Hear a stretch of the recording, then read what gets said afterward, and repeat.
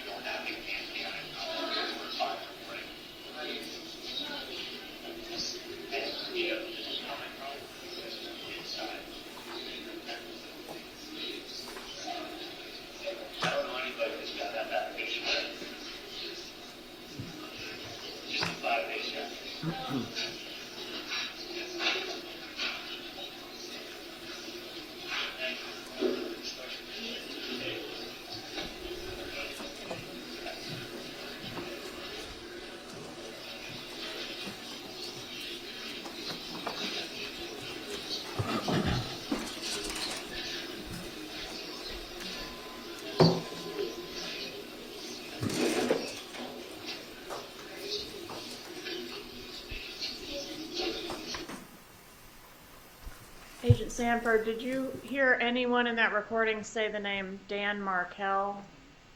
No, I didn't. Did anyone say the word murder? No, I didn't.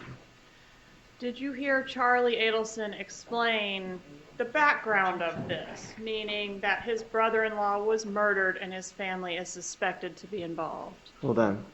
Objection. Motions in limine. Improper opinion. Evidence speaks for itself. Right. He can give his opinion he can give his statement as to what he heard, but we're not getting into any specific statements that are going to be translated in the video. That's up to the jury to decide, but he can give his assessment of the video. I'm going to allow that. You may proceed. So the question is, as far as what we're able to hear here, is there any background explanation to Kathryn, meaning there was a murder of my brother-in-law in Tallahassee, and my family is suspected to be involved. Objection, speculation. There's a half Overruled. hour that can't be heard at the beginning. Overruled.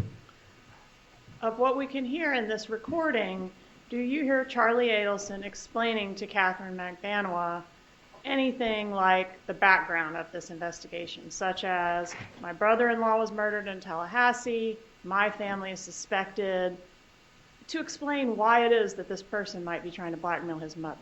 No, I do not. To explain why it is that this could be a law enforcement sting on his family? Correct, I did not. All right, and the defense mentioned that there was time beforehand where we can't hear anything. Time in the car and some time on the video where we can't hear what they're saying, right? That's correct. All right, and are you familiar with a sworn statement given by this defendant back in October of 2019? Yes. And what did she say at that time regarding when it was that she, for the first time, ever learned that Dan Markel was, in fact, murdered? She said it was not until Sigfredo Garcia was arrested is when she found out about the Dan Markel murder. And on what date was Sigfredo Garcia arrested? I have to refer to my notes. I believe it was in May of 2016. May 25th, 2016? Correct. All right, and so according to her, she did not even know that this victim, Dan Markel, had been murdered, that there even was a murder when this recording was made. That's correct. Or during the wire, any of the wire that we're going to hear up until that May 25th date. Correct. And at the time that the defendant made that statement, I didn't even know there was a murder.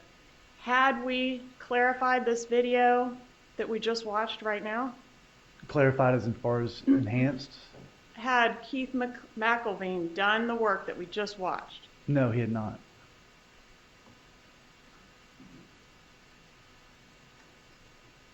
And they are referencing the murder itself on this recording, aren't they?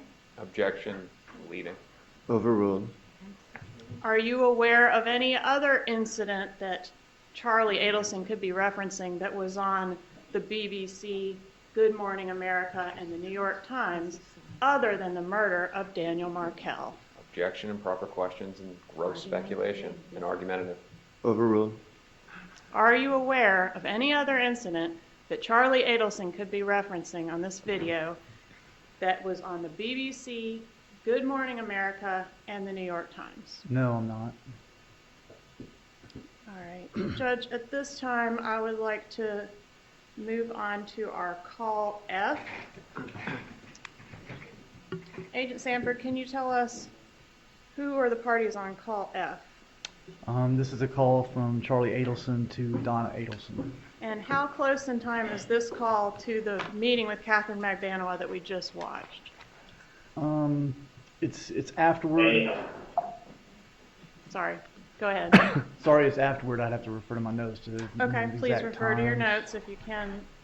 Use them to refresh you on how close in time this call that we're about to hear is to the Dulce meeting we just watched. The Dulce meeting was around 3:45 on the 20th, and it was about an hour long. This call that we're going to listen to is about 4:56 p.m. 4:56 p.m. Correct. So within 10 or 15 minutes of Charlie Adelson departing from the meeting we just watched? That's correct. All right, and he's calling Donna Adelson. Correct. All right, let's publish call F at this time, please. Headphones, everyone.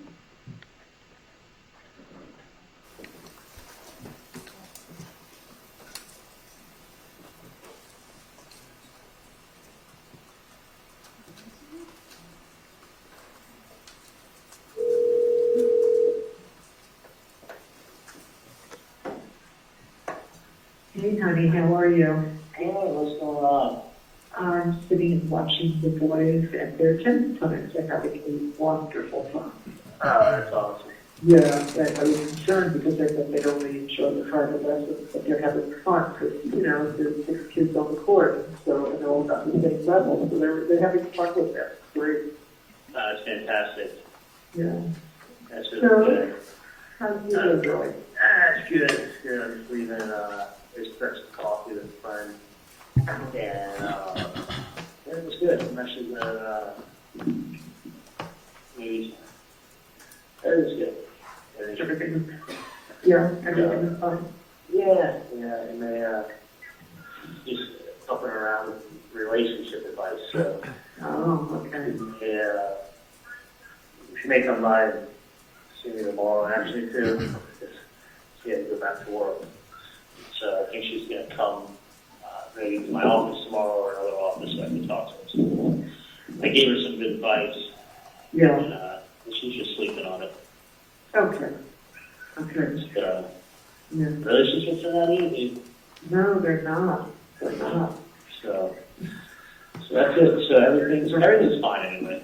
It's Yeah. without a doubt, it's fine. Yeah, no question in the world. I would not. No, I honestly, I wouldn't. I could talk to you more about it, but Yeah, maybe if you want, you can always come up to the office. Well, you're gonna be hanging out with Dad tomorrow, right?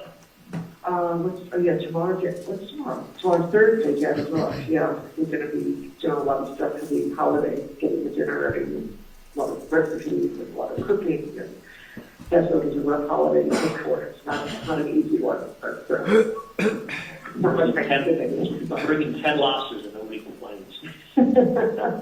You're probably right, no one would complain. Well, it's only us and the kids and Dave, because, Dave doesn't have children. Oh, really? Yeah, so it's just, the boys and us and Dave. That's awesome. Yeah. So, do you think everything will be good for, Saturday night? The dinner should go well? Yeah, I think June's trying out for the young adults and cheerleaders. Oh, no, it's good. Yeah, no, she's Is she a actually, dancer? oh my gosh, she's an awesome dancer. She made it to the 5th round last year and got cut in the last, literally, when they have it down to 60 girls and they take 45. You can imagine how many girls try out for it. Oh, yeah, I've seen it on TV, it's the tryouts, it's like, Yeah, there's bunches of girls. And they're all really good dancers. Yeah, no, June's an awesome dancer. She goes to dance class 3 days a week, and she's been training really hard. And she's actually probably training too hard because she pulled her hamstring 2 days ago. Oh, boy. So no, she could do head kicks and double turns and splits, and no, she's been a dancer literally her whole life, dancer. So she made it. This is her 3rd time trying out, but she made it last time to the 5th round, which is the final round, and it didn't make it. And so it's been her dream. So Saturday. Yeah, Saturday when? Well, she's going to try out Oh, Saturday. that's not yours, you have to, one second, you have to go back and get your racket, honey. That should, he gave you just that to use, go back and get your 2 brackets, because yours are too small. I'm sorry. So after the Dolphin tryouts, she's going to come to, she may come. What time is it? Well, what time do you get, you want to do it early, because the kids don't stay up too late, so 5:30. Yeah, because I'm planning on being up in West Palm at 11. So I'll get done racing 11 to 12, 12 to 1 to 2, home by 3:15. Well, you should tell me if you're coming, because I'll set the table for her. Yeah, I'll find out Let if me she's know. coming or if she's going to, maybe I can have her just drive herself after the tryouts. Okay, if she's coming. Just depends, I mean. I think dinner. Yeah, she may get out at 5 and be in gym clothes. And if that's the case, she's not obviously Right. going to try the gym clothes. She had I shower. think you do. So Okay, that's the only All right. reason why she wouldn't come, otherwise she will come. okay. No, I understand. It's not a problem. You'll just let me know, because I'll set the table, set for one more. I'm excited for her. I hope she makes it. Yeah, oh my God, that's a very exciting thing. Well, that's how she knew. That's how she knew Lauren's sister. Oh, okay. Hold on 1 second. Guys, wait a minute. I have to ask Pat something for you. I have to see if the coach can take that one. Let me just run out to the court for a second. I'm going to call you right back, honey. Okay? Yeah. Okay, bye.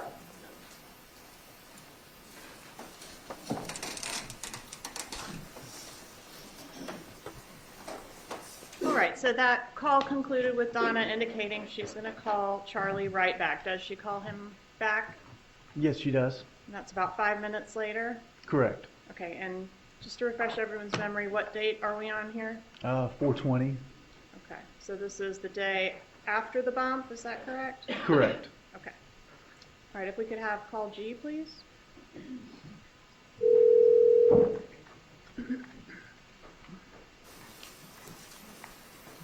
microphones, everybody.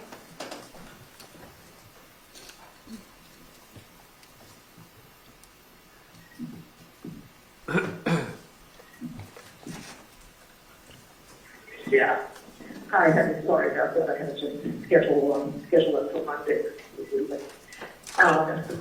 Yeah, So, everything's good. I just, so I hung out with my friend, and then she's gonna sleep on some stuff, and then she's gonna come tomorrow to either my office or Thanos' office and tell me how it No, works. that'll- Yeah, how she Yeah. does that. So I'm still, so I'll talk to her tomorrow. I wish her the best of luck. yeah. Anyway. So, you think she'll be okay? Is everything okay? Yeah. I told her, I mean, like I was explaining to you, with relationships either go one or two ways. Like, Right. so it's going to be one or two ways. Yeah. But that's, How you want it. yeah. It would be best for her. That's fine, you can. All right, Charlie, I love you, What Charlie. are they? Yeah, you're welcome. So I'm, yeah, just, hoping Dad has a good day at the office. oh yeah. Yeah. Because, I like him to have a good night's sleep. So, Yeah. he works on a long day, like busy upstairs. But I totally would not worry about it. Wait a second, listen, honey, look at the girl is on that. Give me a minute. Wait till she finishes and then you'll go on. You don't think so? Yeah, no, without a doubt, I wouldn't. Okay, I hope so. There's nothing to worry about. No. No. So you'll be up at the office, you'll be at our office all day tomorrow? From 11 to probably about 3, I'm going to be gone. Oh, really? I'm done for the day? Well, then I get to Thanos' office. Or Donna, gotcha. Yeah. All right. I hate this area, like I's Dairy and 95. Very crowded. Oh my God, the traffic, to go from like, I mean, literally, for me to go from like, you know, on Biscayne to like, all the way to like 95, it's the same amount of time it takes me to go from my house to South Beach. Wow. Just east-west. It's better for me to go to South Beach from Fort Lauderdale than to be in Miami and go to the highway. I mean, it's so late. There's like 2 schools and everything. So, all right, is That's they're swinging, and I'm pushing as high as I can. That's the squeak of the swing. all right. So I'm pushing that. The old grandma. All right, I love you. Yeah, you probably feel like that. I would worry about absolutely nothing. Really? Yeah, I'm telling you, it's not. Well, if your theory is correct, then that'll be, you don't know that.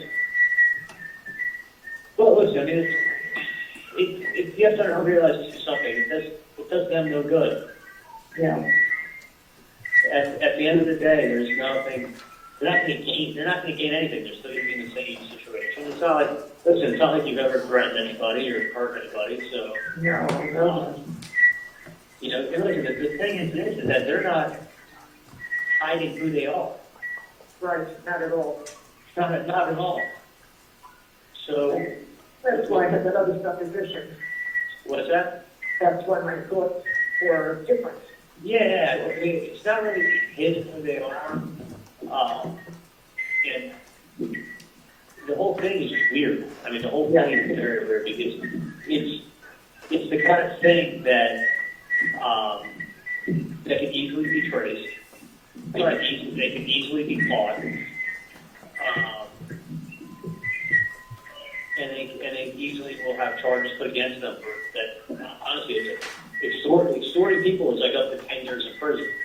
You know, I don't know, why they would make it, just make it so easy to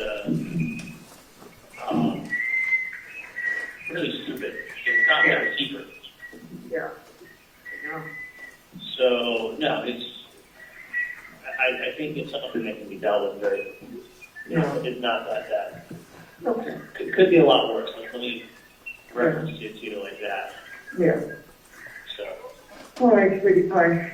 I will talk to you maybe tomorrow during the day or night. You'll let me know. all right, You sounds know, good. if everything is good for the dinner. Everything's fine. I'll come Yeah. later, okay? Okay. Bye. Bye. Love you. Too.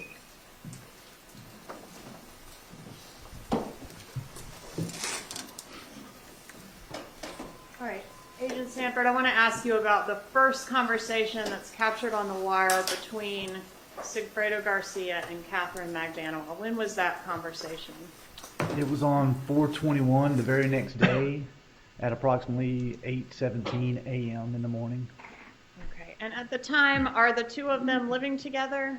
That's correct. Okay, so they've already had an opportunity to talk in private between the call with Kathryn Magdanoa, the meeting that we watched between Kathryn Magdanoa and Charlie Adelson and this call that we're about to hear. Hold on one second. Objection, speculation as to whether there was a chance. Overruled. You can answer Have that. Kathryn Magdanoa and Sigfredo Garcia had an opportunity between the recording that we just watched of her meeting with Charlie and the call that we're about to hear to speak in private? Yes, we were able to see them go home, and they were at the house together that night. Okay, so this call then occurs the next morning at, you said 8:17 a.m.? That's correct. Okay, let's publish call H, please.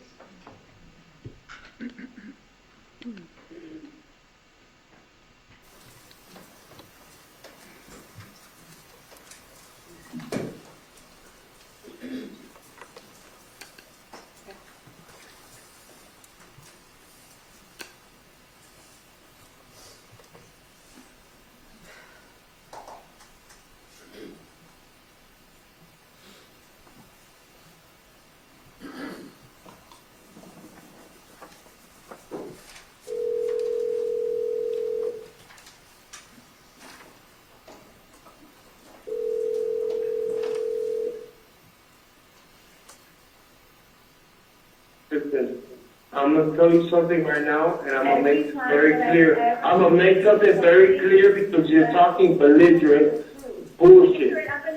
I'm gonna make something very clear, okay? The whole night drinking, and I'm drunk. You haven't spoken to me about anything, and now you're gonna come at me? Why? Because you don't know how to apologize because you were wrong, okay?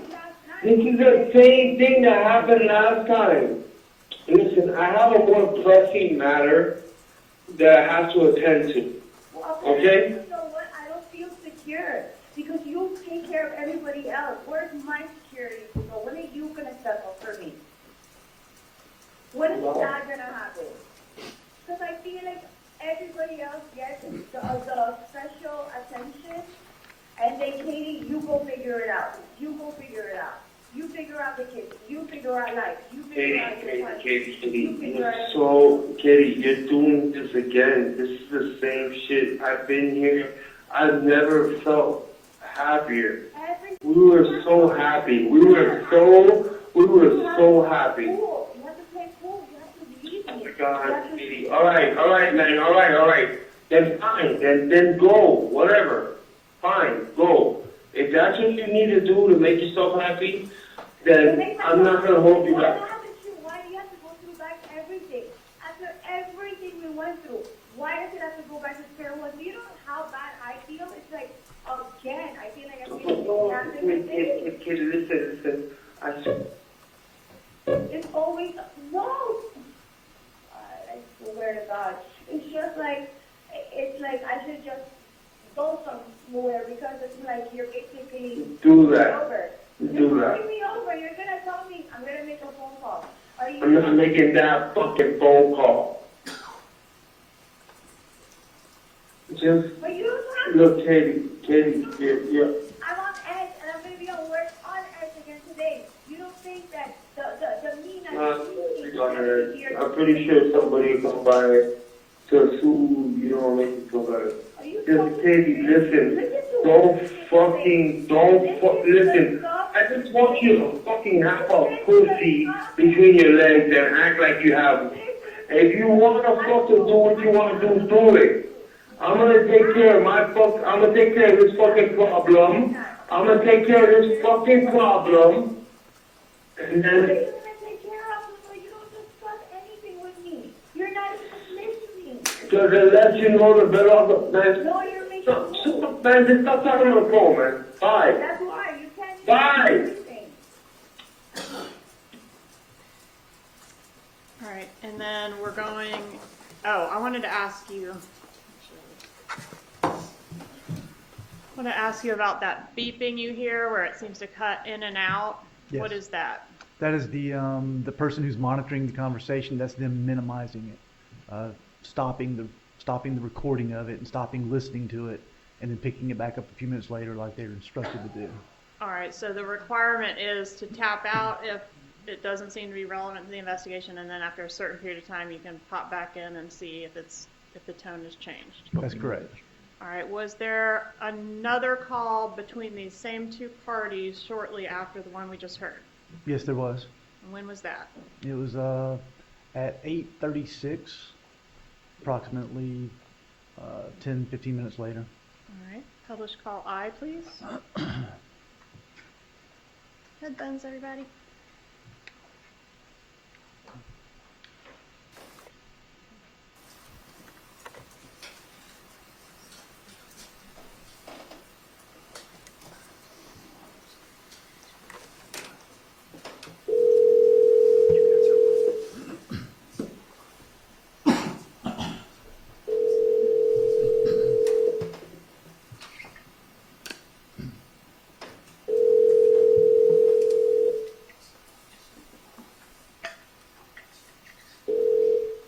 Yeah. Hello? Yeah. I don't remember if it was, I think just in case, I think like you have to pay for Ethan's food, like the balance is $65.70. I have to pay for it? Like I think, you remember that I wrote it down, the amount that you're supposed to put, You can't pay for but it? I'm not sure if it's $60.57 or $65.70. I'm trying to get a secured credit card. Is there any way you could pay for it?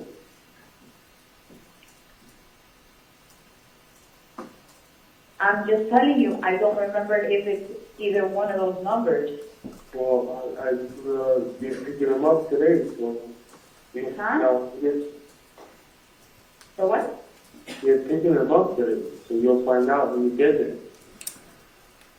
The amount that I gave you on a piece of paper, I don't know if it's $60.57 or $65.70.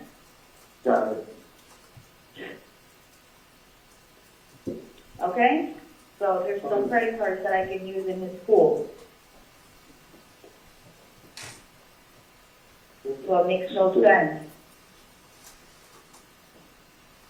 Got it? Understood.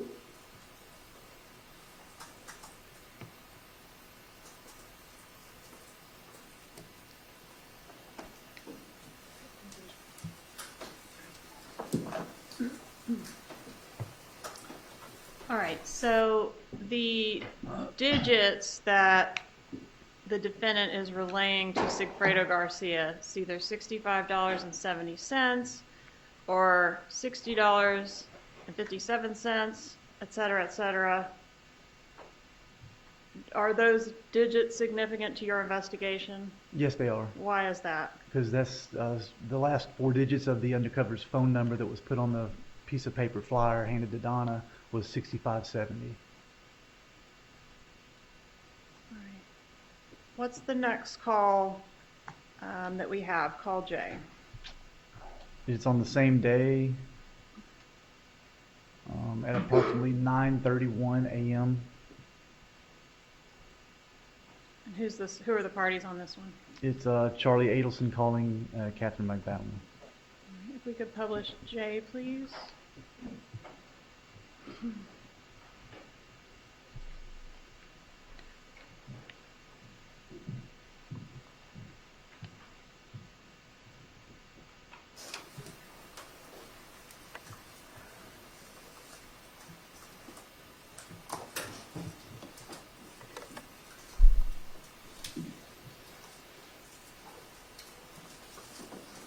Hello?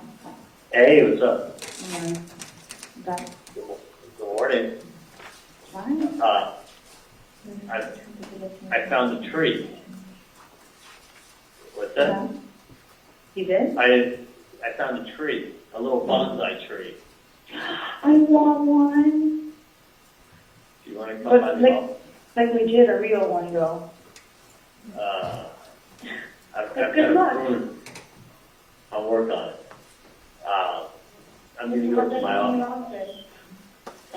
Or whatever, me and Ginger's office. I have to pay rent. Yeah, I'm picking up a corner. A corner. Yeah. You should get the whole block. I know. I have to get a corner of the office. Send her a call and leave it on there. Just hold on, give me 1 second. Just remember okay, whatever. Let me just try this so that this anymore. So So see if you want to come by, I can give it to you. yeah, what time though? 'Cause I At have 2 o'clock. What time are you there? I'll be at my office from 11 to probably like 3 o'clock, and then start heading up to Weston. Oh, shoot. It's not gonna be possible, because I'm here. I have a lot to do every day. My office or Weston? Huh? My office or Weston? I'm saying, yeah, it's gonna be impossible. Because I have Either to one. get kids today. What time did you get up? Like around before 6. Before 6? Yeah. You don't I'll have, be there till 6, but I usually don't have to go like by 5:30, 5:45. there's no way to come up to see me before 6 o'clock today. Well, because I'm here. I have like electrical and meeting and I want to do something. Are you at work? Yeah, of course. Every day. Everything I do in my life. Unfortunately, money doesn't fall in the tree. Oh, I thought it did. I wish. What? Yeah. Anyways, I don't think that's the best idea, regardless. You talking to me or someone else? Huh? Yeah, right here. Alright. I really don't. Like, going over some stuff and I gotta have it. You still haven't heard from these people, right? What's that? You still haven't heard from these people? Well, they came by on Monday. No, I haven't heard from in the morning. No, I'll put another call into them. No, don't worry about it. They're not even No. responding to you. Dude. It's weird. Yeah, really fucking weird. The other choice is, I would say put a star in anyway. I mean, it's got the pool, it's got the food, it's got music, it's lively or anyway. So call them up, find out what it is, and I got you.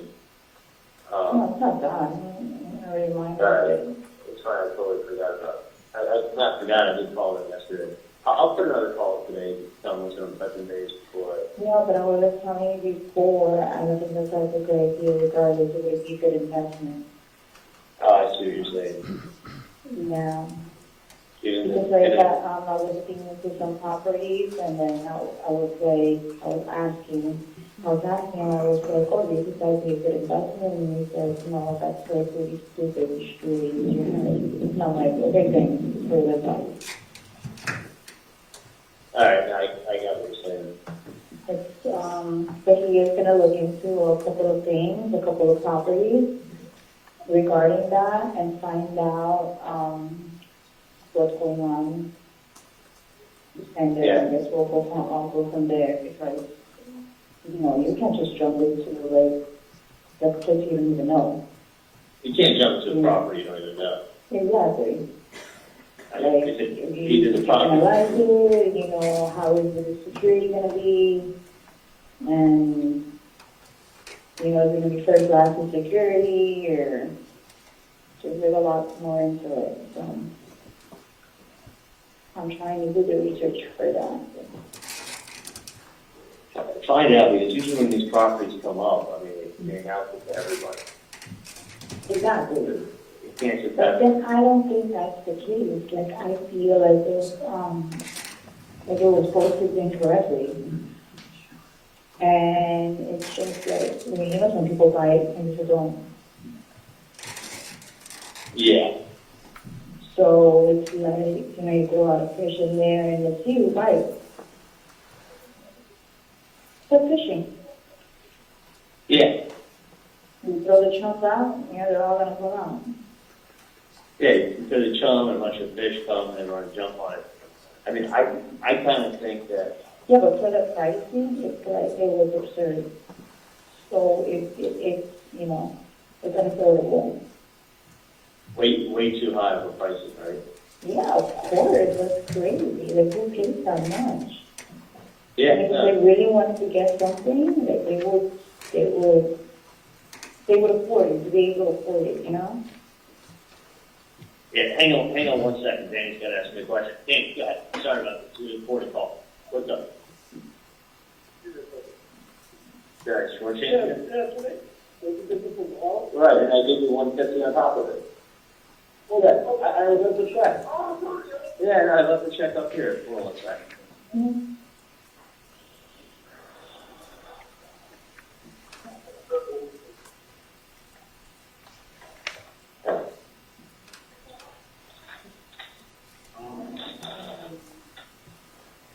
Muchas gracias, Danny.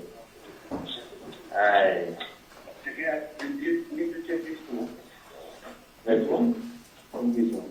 Which is better? You know, the price, you know, still 109 versus 89? But it's the same shit, you're gonna replace it in 2 years anyway, right? And you get the one for 89. You know now. Yeah, I think I need 5 for the house. 5 of those. Yeah. I thought those. No.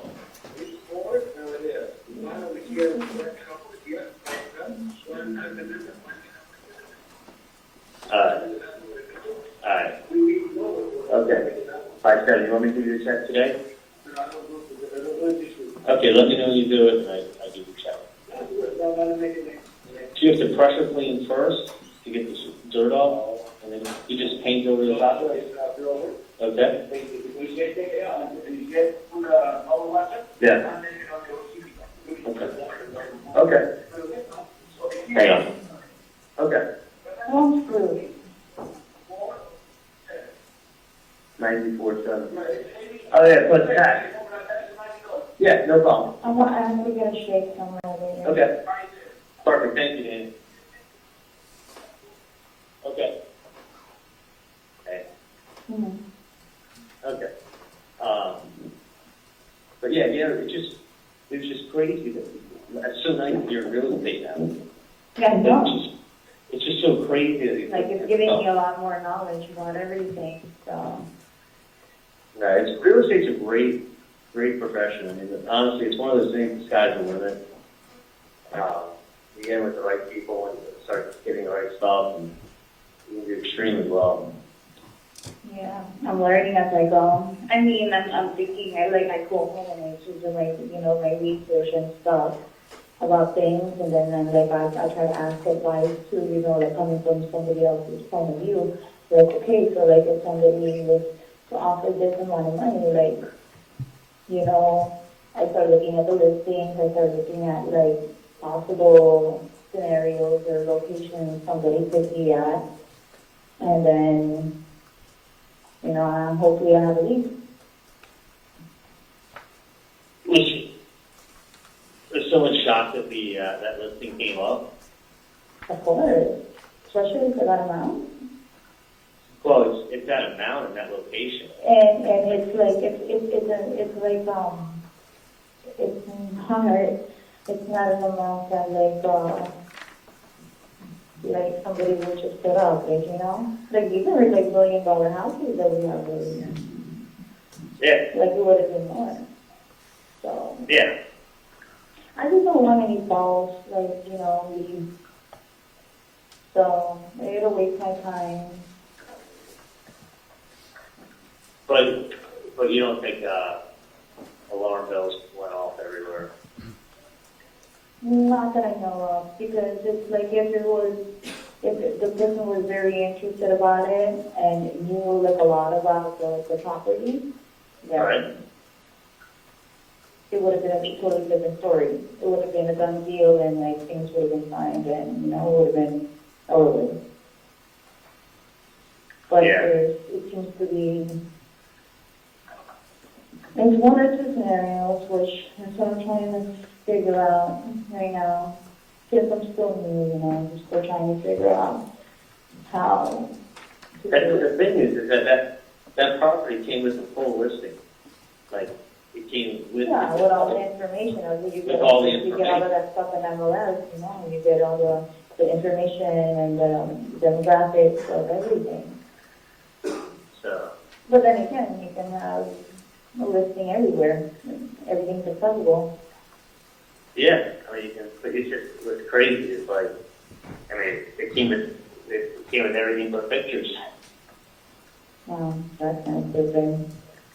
You send out Yeah. pictures for everything. Yeah, no, it was post pictures. Yeah. But anyway, So let me find out first, regarding the property and then we'll go from there. to be very honest with you, I'm not very interested in buying a property. I think you buy a property like that, it becomes, this is the thing, if you buy a property like that duplex that you're talking about, Mm-hmm. it just becomes a headache for life. Because Yeah, but then it it's doesn't like, stop. but you don't Yeah. want to get stuck either in a situation where it's like, it's a false advertisement. Oh, yeah. And It could be, listen, it could be one of two things. This is what happens when stuff doesn't hit the MLS first. Okay? Mhm. And it's called like a pocket listing, meaning that someone's able to list the real estate beforehand. But what ends up happening is that, okay, saying you get that property, it's a great deal and everything. It becomes, you get the wrong people in there, it becomes a problem for life. I've had this with other properties. Okay? It becomes lots of excuses, and then they move in, and then next thing you know, let's say it's even a big headache. Then Yeah, every time somebody's going to keep increasing the amount. exactly, and then what happens is they tell you, I want to pay this for the rental property, or I want to pay that for the rental property, and you're Yeah, like, but how that's not the case, that's the problem. If that's not the case for the client, then, you know, that's what I'm saying, there's always false leads. You get people that like, oh, they'll call and then, oh yeah, well, no, okay, I don't really need it. And it's like you can all this legwork for nothing. well, I think it's without a question, it's one of two things. Either a false lead, someone just wasting your fucking time, or you get the wrong tenant in there with your rental property, and it goes ahead and it becomes, you know, let's say even they move out, let's say they take a little vacation. Next thing you know, and you don't know if you're not at the property all the time. Of course. And their little cousin, while they're on vacation, is like, Moves in and- it moves in, it's like, hey, guess who I am? You can da-da-da-da-da, and then next thing you know, his friend shows up and says, hey, guess who I am? I need this. And then they're constantly breaking things, and they're constantly knocking at your door to fix things.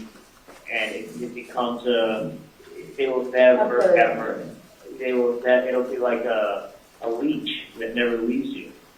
Well, hopefully that's not the case. That's why I need to get everything clarified first. That's why I do all the background checks and everything, make sure like a person really does want it before I even go forth of, you know, trying to look for property for them. Or else I'm going around and around for nothing. I mean, that's why these things also are done with contracts. And you gotta have a contract attorney look over them, and then you buy them, and then after the property's bought, the property's bought. You know, there is no like, oh, by the way, I know I agreed to pay you X, but I'm gonna come to the closing and I'll give you half. No, if you say you're gonna do something, you fucking do it. Yeah. You know, if you say you're gonna pay rent, you pay rent. If you say, I'm gonna buy this building for $50,000 or whatever, or $1 million, or let's say you're gonna buy a building for $10 million. Okay, if you're buying a building for $10 million, you don't show up at closing and go, hey, I decided I'm gonna give you $1 million. Yeah. And that's it. Like, it's just, you know, you just get in a, you I mean, don't I want just to made a feel. couple of phone calls like last night to find out if there's work for the deal, and I'll find out more. Because like I said, I don't want anybody to take advantage of me, especially I'm new over here. So, Well, you gotta look at the popular things. It's good that you're in real estate, but just be careful. Because I'm telling you, if you buy the wrong rental property, like the one that I had in Miramar, these people are such a fucking pain in the ass. They got nothing but excuses. They fuck you over every chance they get. By the way, Jeff, did I tell you I've had to kick everybody out of?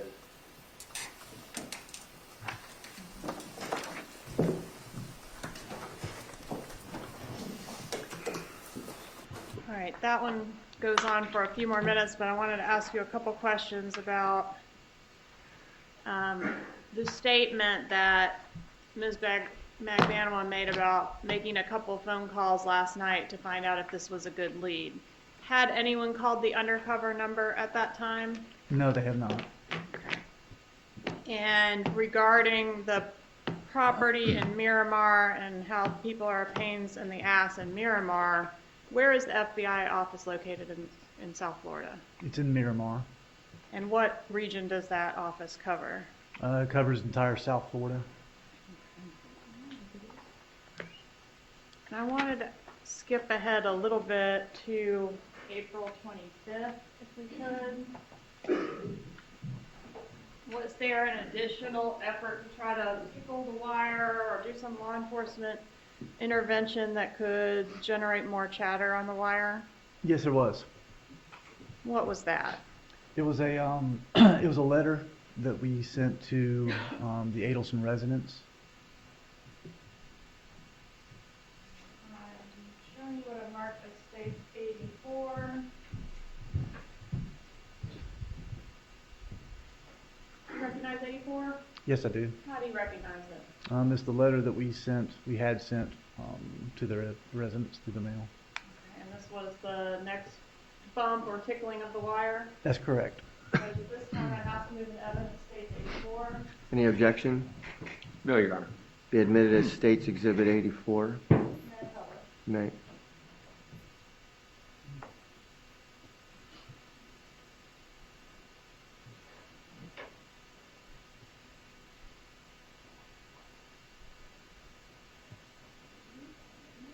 Slide it down a little bit. It's a reflection from the overhead lights.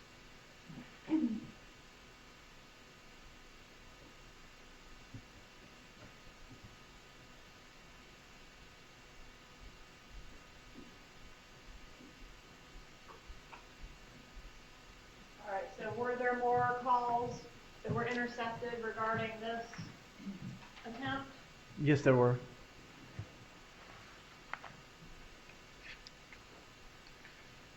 So do you know when this letter was sent? It was sent on April the 24th. Okay. And when did we first hear acknowledgement on the wire that the thing has been received? I'm sorry. I believe. Can I check my notes on that date? Make Sure. Okay.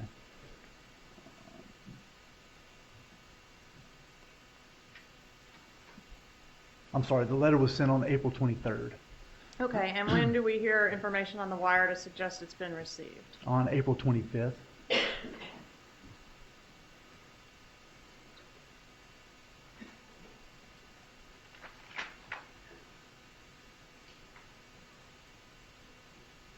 Up until this point of the call that we're about to hear, has anybody called the undercover number yet? No, it is not. Has anyone called to report anything that's happened so far to the police? No. All right, if we could publish call L, please.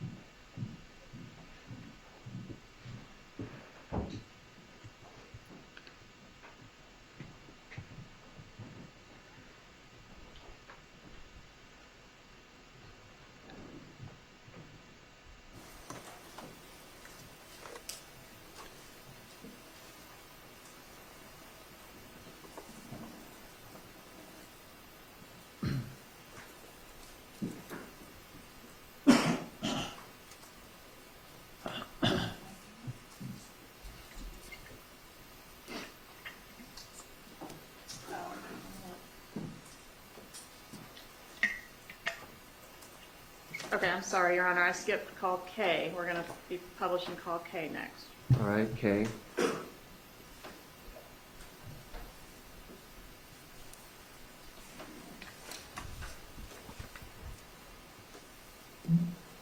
Yeah.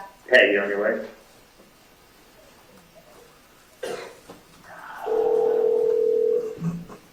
Yeah. Hey, you on your way? Yeah. Okay, cool.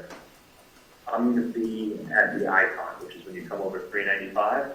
It's right there in the, you know which building the Icon is, right? So all the way to South Beach, right? Like, Yeah, it's fucking far. when you come over, Like, it's a lot of traffic down there. You can go a little bit more north and just go anywhere. I will, I'm standing outside, I was talking to my parents about everything. Huh? I just talked to my parents about my day. I was standing up. No, I was talking to my parents about my day. Oh, okay. So that's, Just like I had to just like get out of my yeah, regular house, like, I know. like, Where, like worried about me every single 2 seconds. of course, but I'd rather, where are you now? I'm on 15. Alright, just do me this one favor, just come down here. Okay, is everything okay? Yeah, I just want you to come down here so I can see you. I mean, you're already in the car. It's on the Icon is on the corner of 5th and Alton. It's that big building when as soon as you're on Alton and you cross over 5th on your right hand side. Okay, we can't be anywhere else besides that? I can get my car and start trying to find you, but then we gotta drive, park, and I'd rather you just come over here. I know, but that is like a part of South Beach, like, kind of stupid for me to walk all the way down here.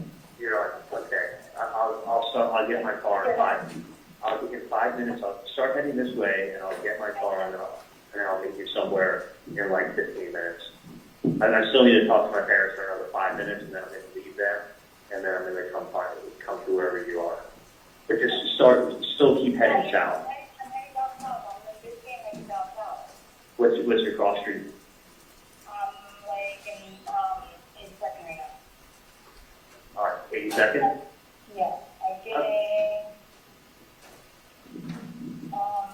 so give me a call when I get in the car. Okay, I'll give you a call and see where you are, and I'll start heading Do you north. get it when I call you through WhatsApp? Sometimes I do, sometimes I don't. I'll put my ringer, I don't know, let me see if my phone was on vibrate. It was in my shirt. Okay.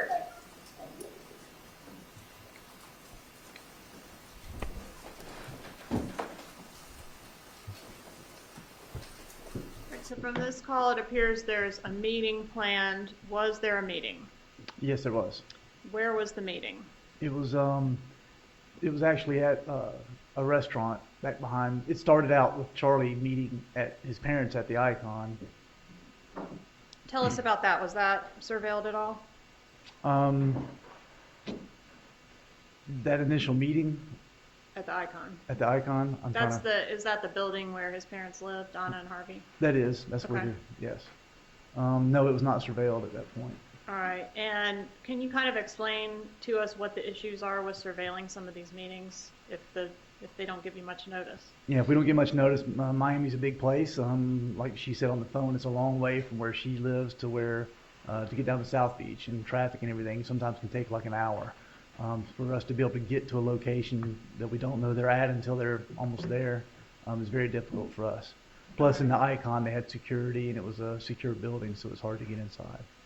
All right, so no recordings from the Icon. Correct. And what about this meeting between the defendant and Charlie Adelson that they're working on in the call we just heard? Any surveillance there? No. All right, and she mentions calling him on the WhatsApp. Do you have any records to tell the jury whether or not there were further calls on the WhatsApp or not? No, we do not. We're not able to obtain the WhatsApp calls. All right, and so I want to go to the next day, which is going to take us to April 26, 2016. What is call M?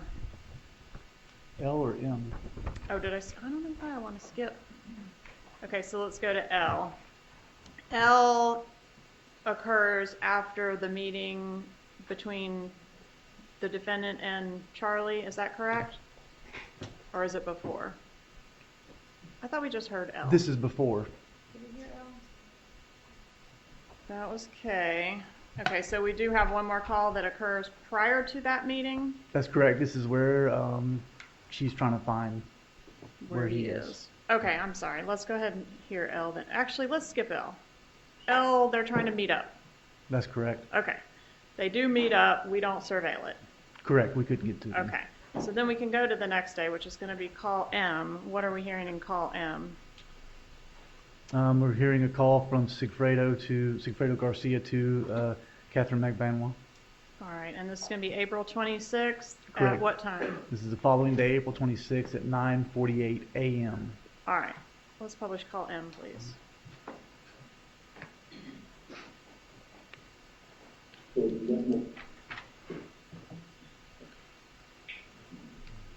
Well, What's going on?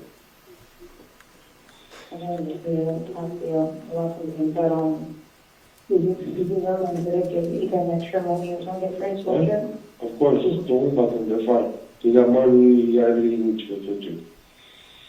Alright, Okay? I just need to talk to you though. Okay? That sounds personal. I don't know what you need to talk to me about. So, What do you mean? yeah, I mean, your son's asking about you, so I'm going to have to set up a conference call, something to you. For what? Your son Well, has yeah, to hire himself obviously I to have to call him. Yeah, you need to talk So to then, him. I will talk. You know, don't call me back. So if anything, I'll drop off to your mom or something like that. What are you talking about? No, don't involve my mom in anything. You call my mom? You call my mom and check on me on shit. My mom said that, said we call her, she's... All right, did that call get minimized at that point? I don't recall it being minimized then. Okay. How close in time is, sorry, we still got some headphones on. How close in time is the call that we just heard to the meeting between the defendant and Charlie Adelson that occurred? I guess it was it the day before? It was the day before. It was the day before, okay. Correct. All right, and we heard a previous call between the defendant and Sigfredo Garcia where they seemed to be arguing. You know which call I'm referencing? That's correct. Okay, and is there any evidence from your investigation that they had actually split ways between the time of that argument and where we are now, which is April 26th? Yes, I believe Ms. McManwell was not staying at the residence with Mr. Garcia at that point. All right. And are you able, during a wire intercept, to receive or intercept the text messaging that's sent in real time? Yes, we are. Okay, and was there a text message which we've labeled as N as our next item on the wire? Yes. And who is that message to and from? It's from Kathryn McBanois to Sigfredo Garcia. At what time of day? It was at 9:52 a.m. on the 26th.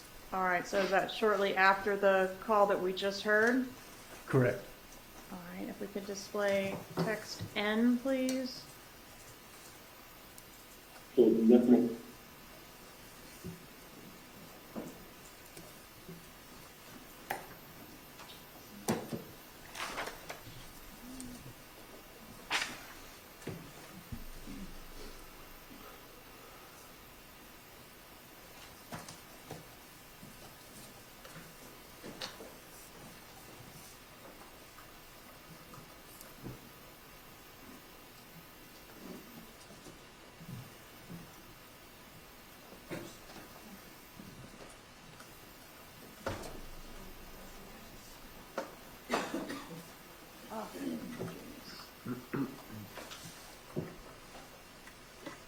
All right, so this is Kathryn McBanois to Sigfredo Garcia, is that right? I believe this is the next text. This is O. All right, so go back to N real quick and do the Yes. enlarging, if you will. Just worried people can't read it.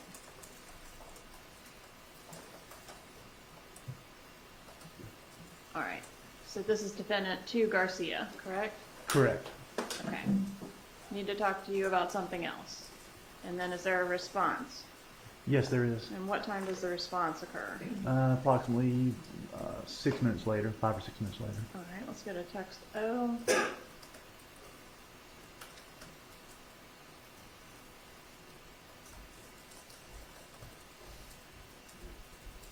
And that's the content there underneath where it says text?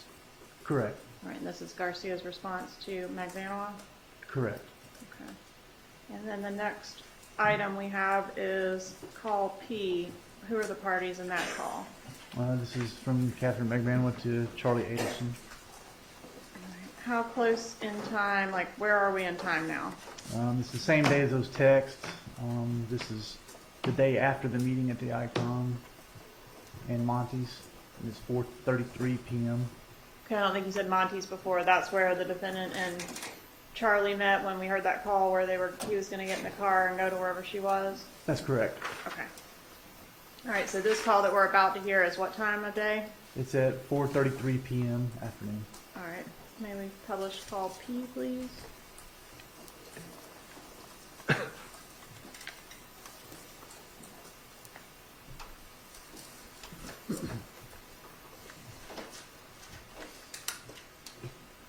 Hello? Hey, Hey, what's going on? well, I don't know what the fuck, like, for some reason, I know you were, like, telling me something about for a client, but I got a mixed up with the number. And, Oh. and I'm calling both numbers, but nobody's picking up, so I need to figure out, because, or else, like, I could set up, with a realtor to show the property. Ah, fuck, it sounds like a really good client if they're gonna rent the place. I actually have the number at home. Okay, but it's kind of like, I need it, like, that. Well, I can, fuck, I wish I Like, I'm would. supposed to, like, it's just like, it's the thing is like, I tried to, remember it, and like, I just couldn't, like, I've been calling so many people today, so it's like, it's been, I'm gonna be home in probably 2 hours and I can get you the number then.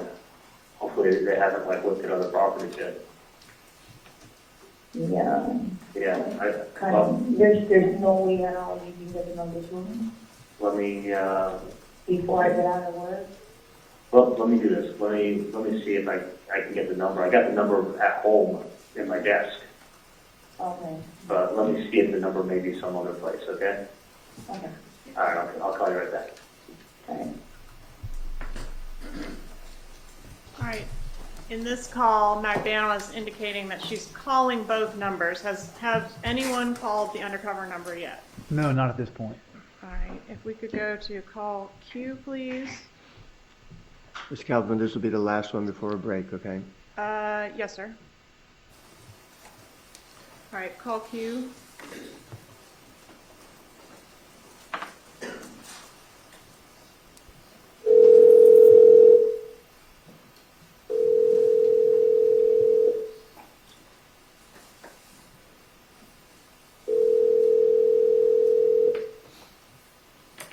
Hey, Charlie. Hey, can you hear me? Yeah, I can hear you fine. Okay. Do you remember the number that was written on that paper the other day? Because I have it at home. I don't. Okay. So someone just called me asking for it because they thought they remembered it, but evidently they remembered it wrong. So I'm gonna have to get. Okay, I got the paper at my house, so don't worry about it. But you didn't write the number down anywhere. No, I gave you the paper and that was the answer. I thought you maybe gave the number down. I didn't. All right, because they're calling me now for the number, and I have the paperwork at my house. Okay. All right, I'll get it done in a few hours. Okay. Yeah, bye. All right, Judge. Okay, we'll take our morning break now, and so we'll give you about 15 minutes, and Deputy will take you back to the jury room.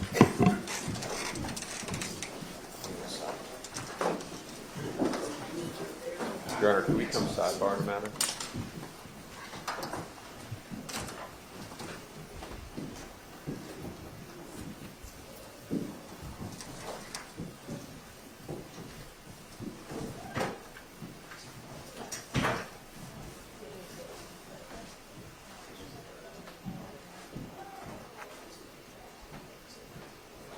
All right, please be seated. Jury's out of the courtroom. The door is closed. Is in regards to a cameraman. If we can go sidebar and discuss it, please.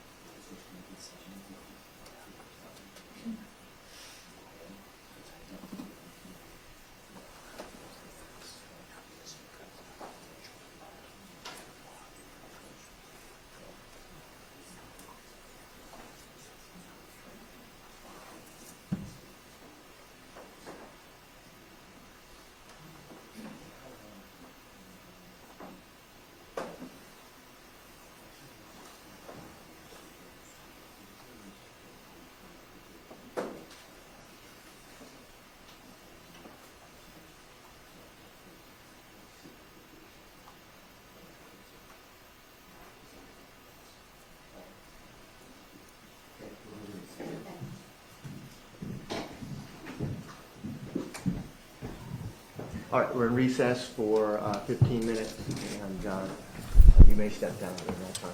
Thank you.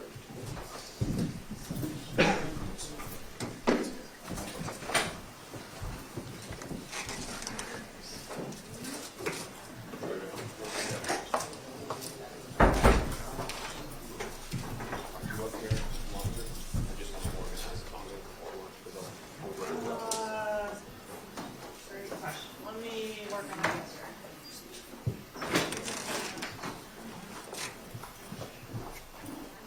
You guys staying?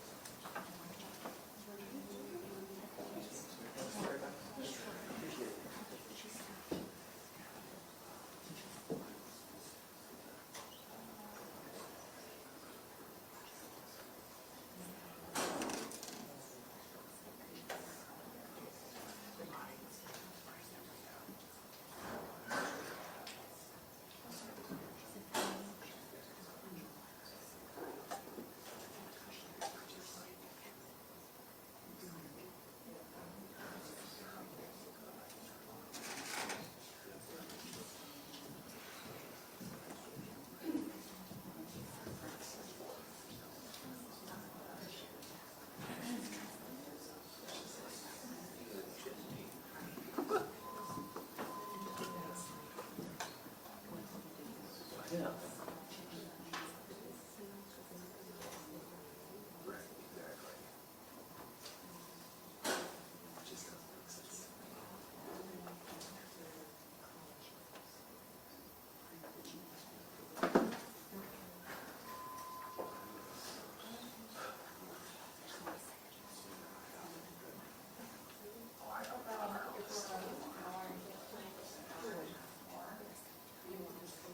Oh, I don't know.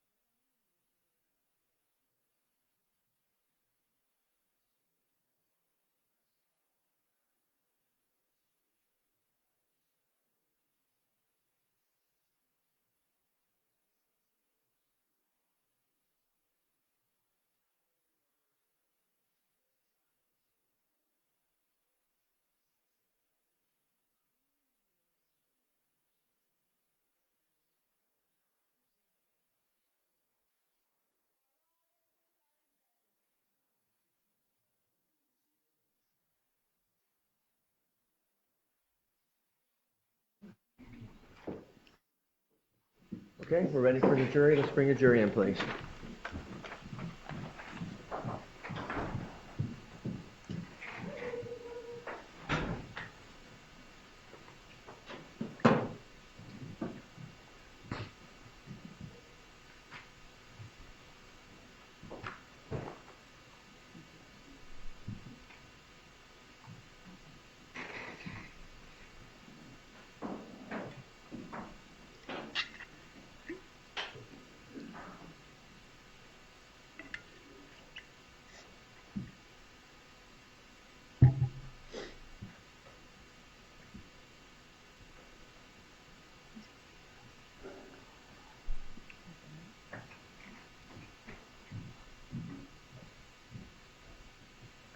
All rise, jury are in the courtroom.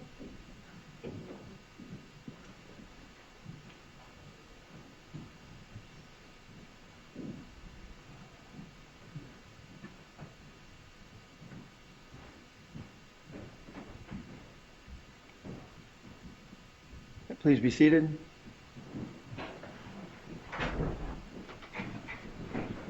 We're ready to proceed. Ms. Kaufman? Thank you, Your Honor. Okay, I'm going to take you back to April 26th, and we were having some number confusion.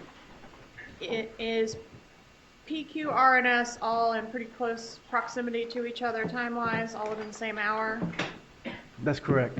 Okay, so if we could go ahead and publish call R then.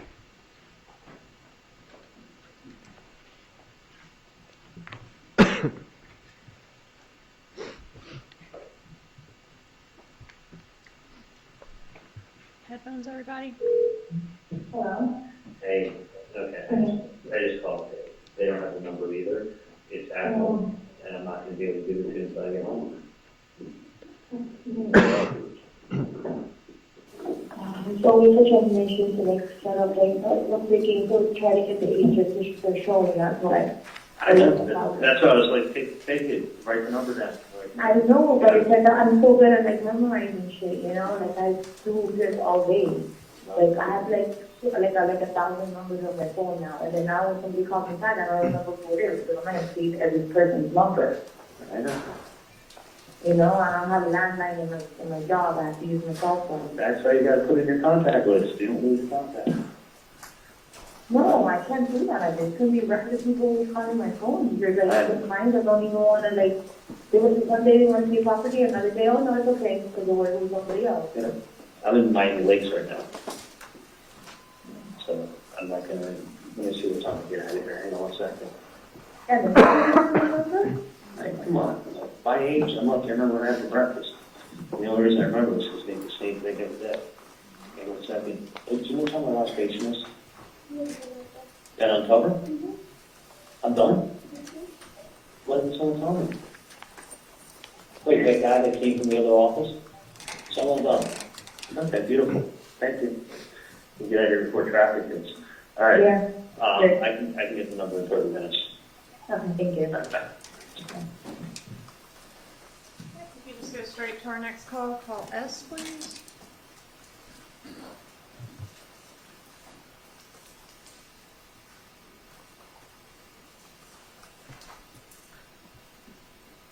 Hello? Hey, Hello?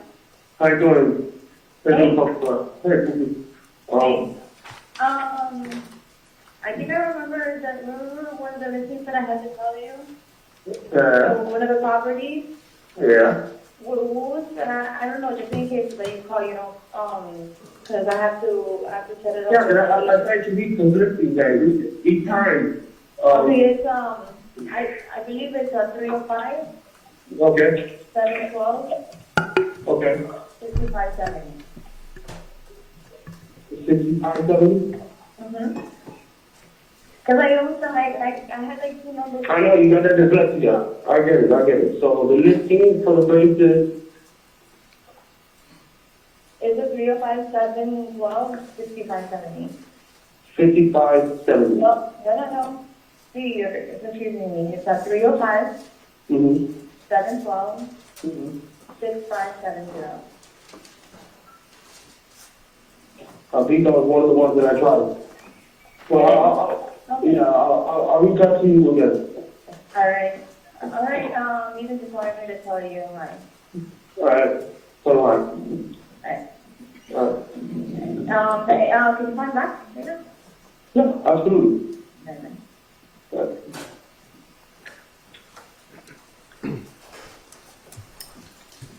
All right, and in this call, is Kathryn Magbanua accurately relaying the undercover number to Garcia?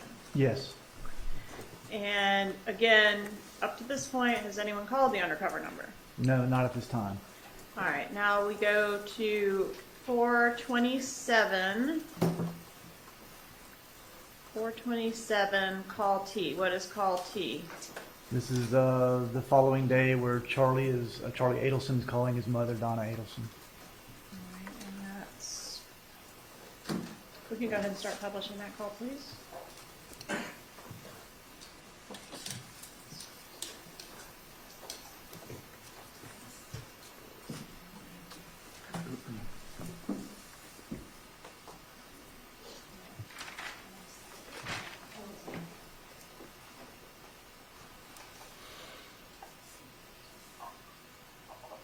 Yeah, At the end of no, he says that he doesn't want it. he doesn't want it? No. Alright. All right, but thank you for the offer, that was very sweet. Is he tied up or is it like, I think he just doesn't feel like going. Right. Yeah.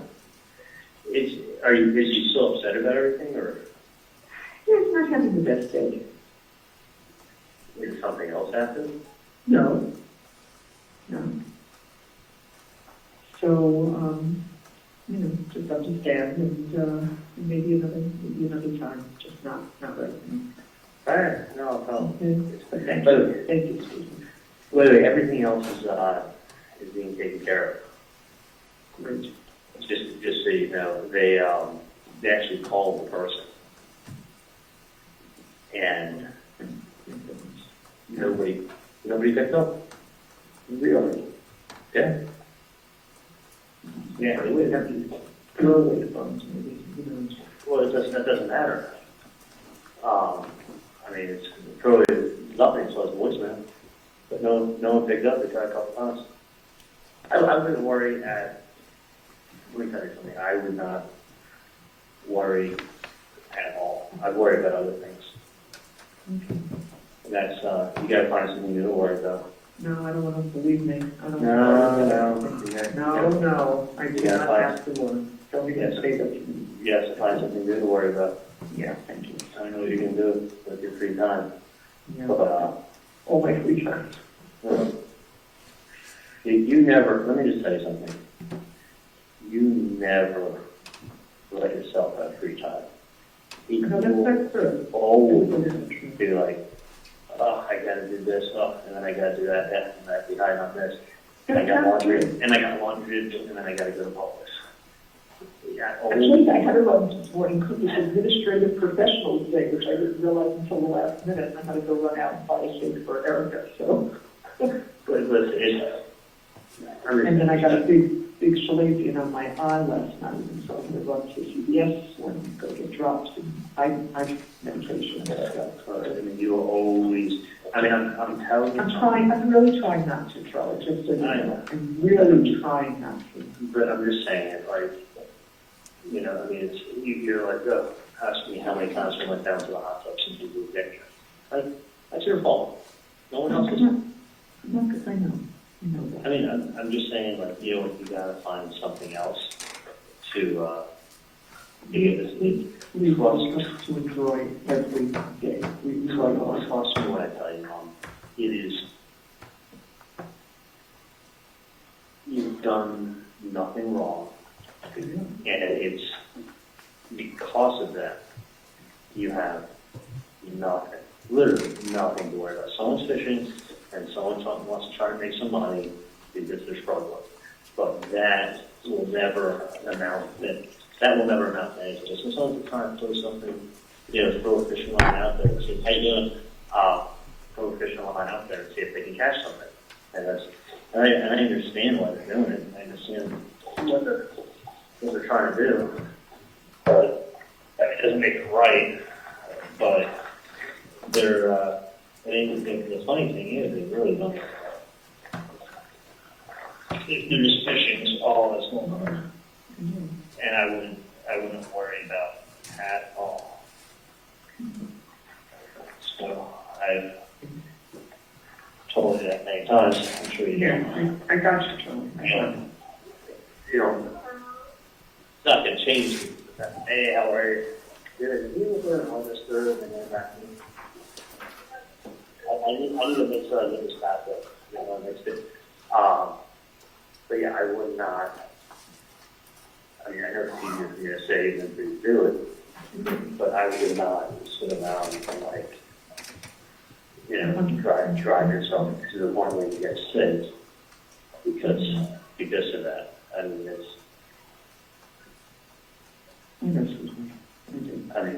just, you know what I mean? Like, you say you know.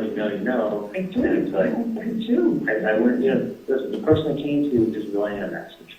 And then some dumb idiot wants to go ahead and they want to follow up with a letter.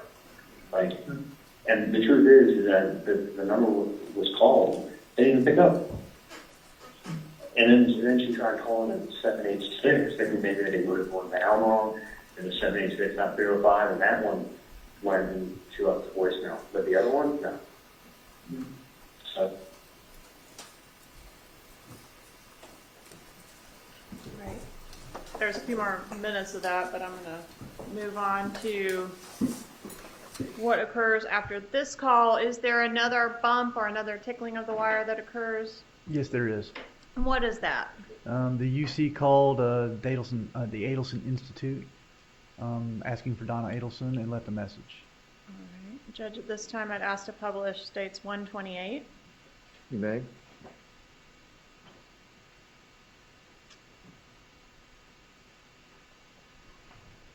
Good morning. Thank you for calling my Adelson's office. This is Erica. Can you move to?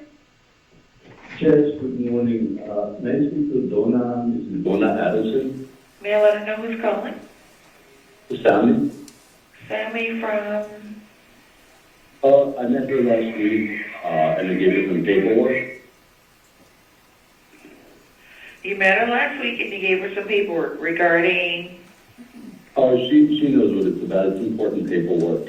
Oh, okay. And your name is Sammy? Yes. Do you have another phone number you can be reached?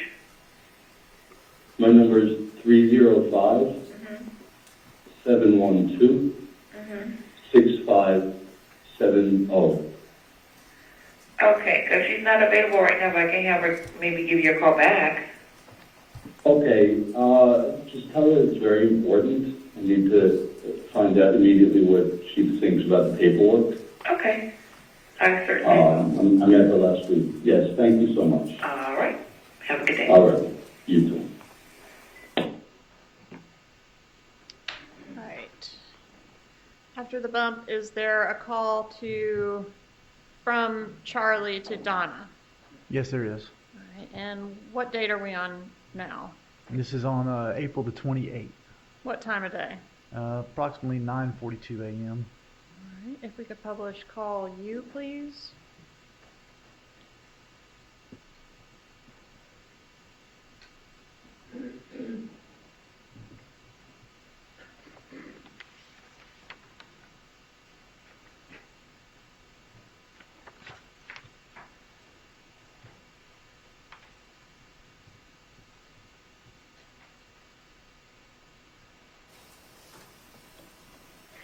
Well, Erica called me this morning.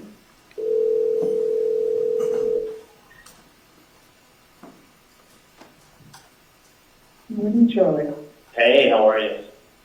Hey, are you in an office or home? No, I'm driving to an office now. What's up? Well, Erica called me this morning, and because Dad was on the road to the office, so Erica called me and she said, I didn't normally bother you with this. She said, I don't know if it's a sales call or what, but somebody called this morning and he said his name was Sammy, and he gave you some very important papers last week and he hasn't heard from you. And he wants you to call him back and hear from him. So. Okay. So I, once we verified the number was the same, was the correct number that I had, told you about. So obviously I'm not going to call the number. Erica said, this just has to be a sales call. Just hit star 67 before you call the number, and then they won't know the number you're calling from. I said, oh, okay, I'll write that down. What's your suggestion? The odd thing is this, is that that's the same number you gave me, right? I don't know, because I gave you the number. I never kept it. You kept it. Tell me what the number was. 305 Right. 712 6570. 6570. Mm-hmm. Yeah. No, the odd thing is that it's 712 6570. Yeah, that's the same number. And it was called, and no one picked up. Maybe I'll pick up the number. Okay, so someone called today? You called the office, and Erica called me. She said, I hope I'm not bothering. It's probably a sales call. Yeah, let me tell you something. I'm looking into it right now. Yeah, I figured you were. I just wanted to verify the number. I know, and that's the odd thing is you think the number would be picked up. I mean, I'll pick it up. so let me do this. Let me call somebody. Yeah. But I wouldn't, trust me when I tell you, I wouldn't worry at all. Okay.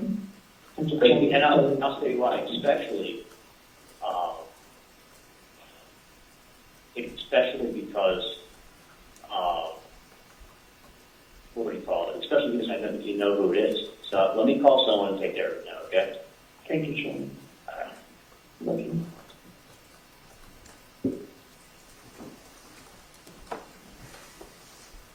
And what does Charlie Adelson do after learning of this information that there's been another tickling of the wire? He tries to call Kathryn back Banwell. All right. And was he successful in reaching the defendant? No, not at first. All right. Did he leave a voicemail? He did. All right. Is that captured in our, what we're calling Call V? Yes. All right. Could we publish Call V, please?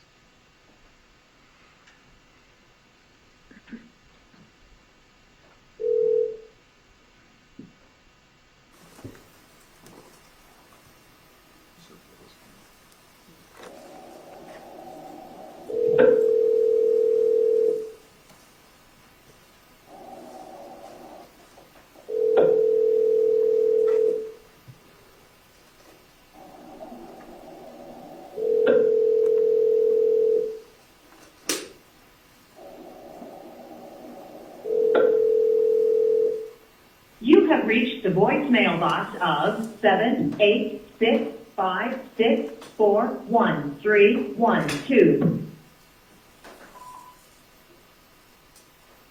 Hey, it's me, supporter calling.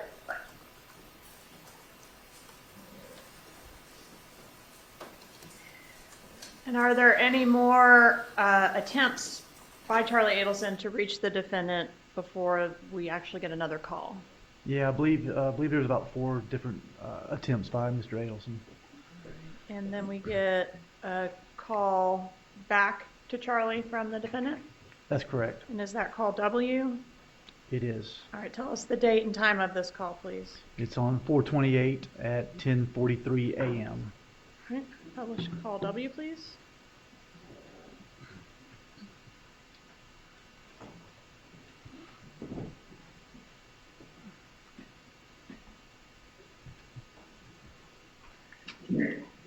What happened? Somebody called my dad's office. They were looking for him.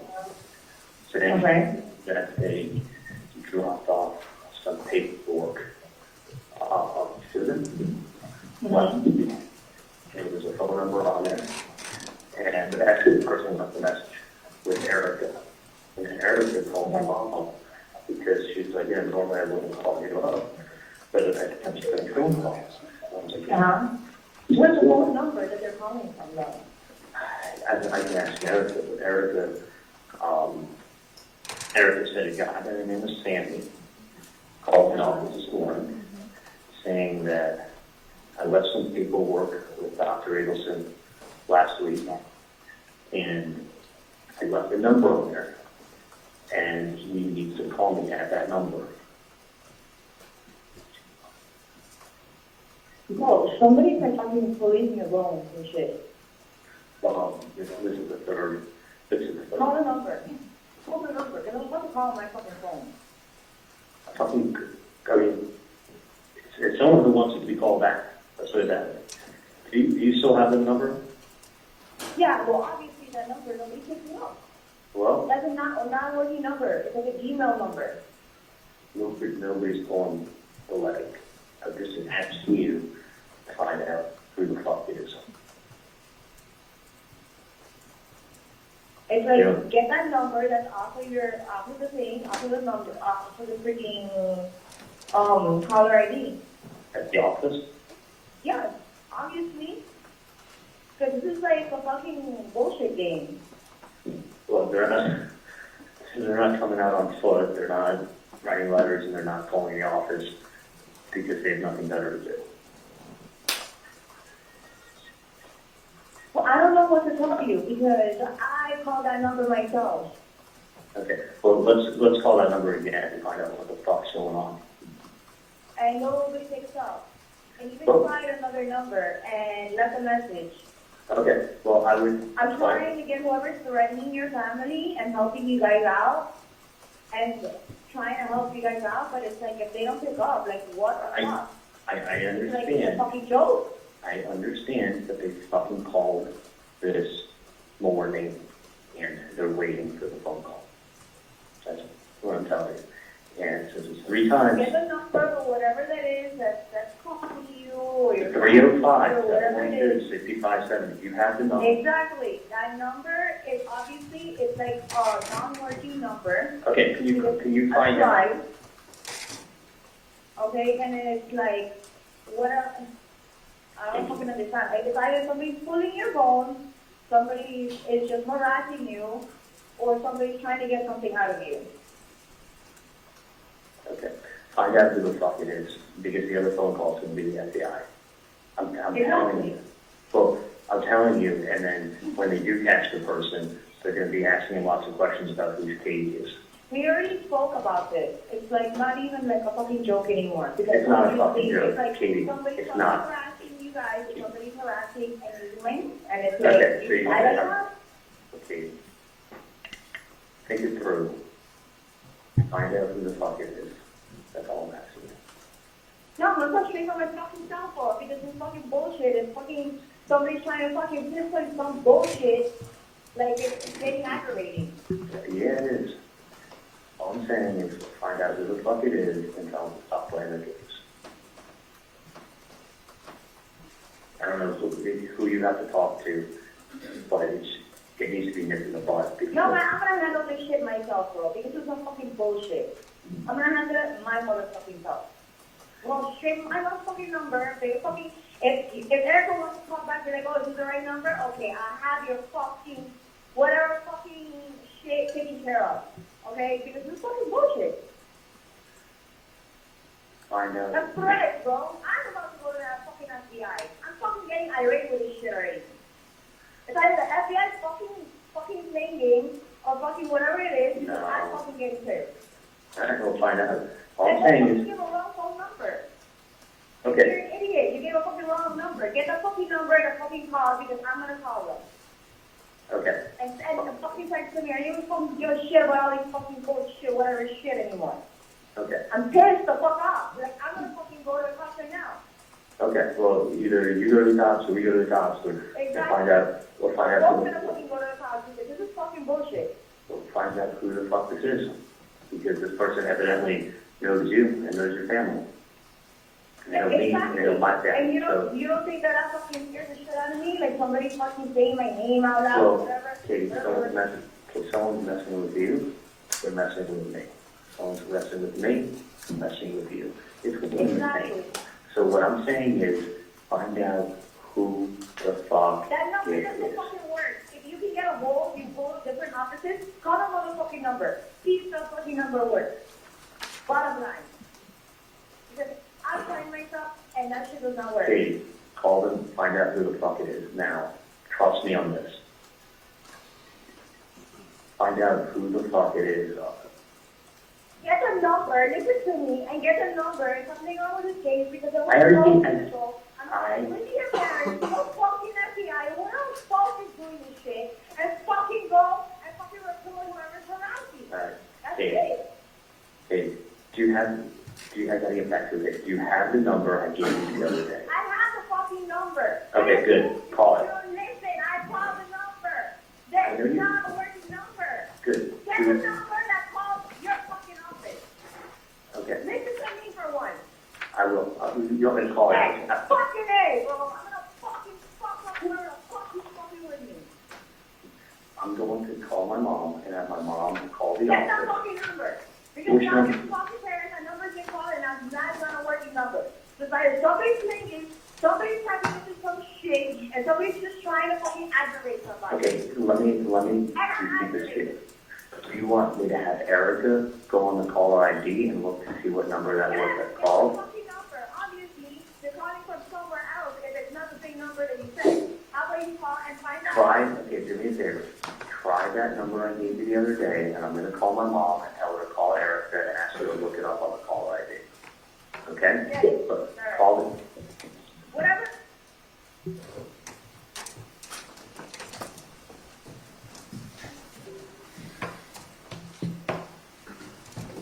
Right, so we heard repeatedly on there, the defendant representing to Charlie Adelson that she had called that number personally, and that it was a non-working number. Had she called that number? What's your objection? Withdraw. Go ahead. No, she had not called that number. And was it in fact a working number? Yes, it was. There was a discussion on there of going to the cops. I'm going to the cops. No, I'm going to the cops. Did anybody go to the cops? No.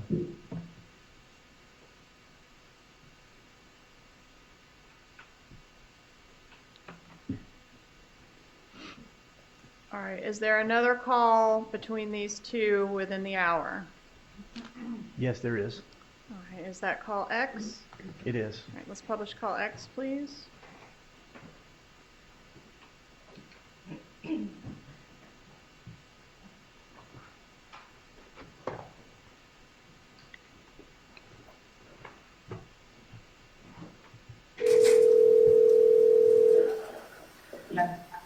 Hey, Uh-huh. I'm going to start 6-7 and then see if it, and see what it is. Okay, do that. Okay, you haven't heard anything from any nonsense, have you? The one? You haven't heard anything from any of this nonsense? No, obviously we're on the same page. Okay, let me do that, see where we are. Okay.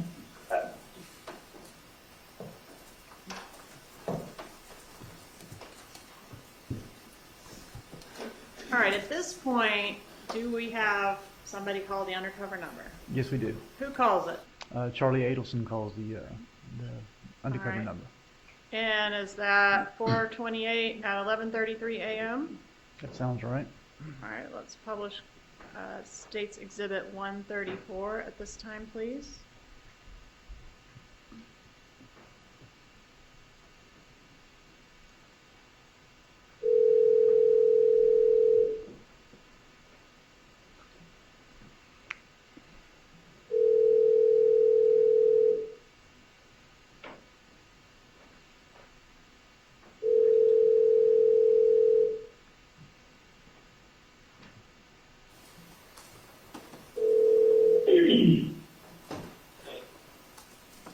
Hello? Hola, diga. Hello, diga. Who is this? Who's this? Someone's been calling my family and trying to figure out who this is.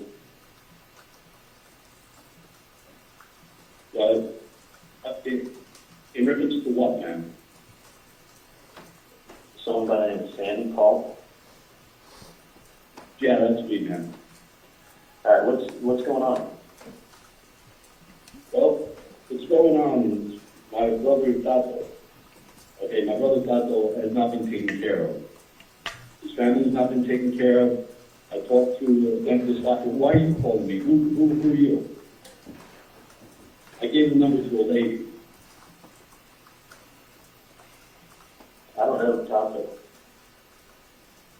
Tato? I'm No. sure you know Katie and Tuco. They've been taken care of since the family problem been taken care of up north. I don't know. I was, you don't? Well, this is going away, my friend. Because let me tell you something. I was at Broward with Tato, and he told me the whole story. He told me nobody was taking care of him. Nobody was taking care of his family.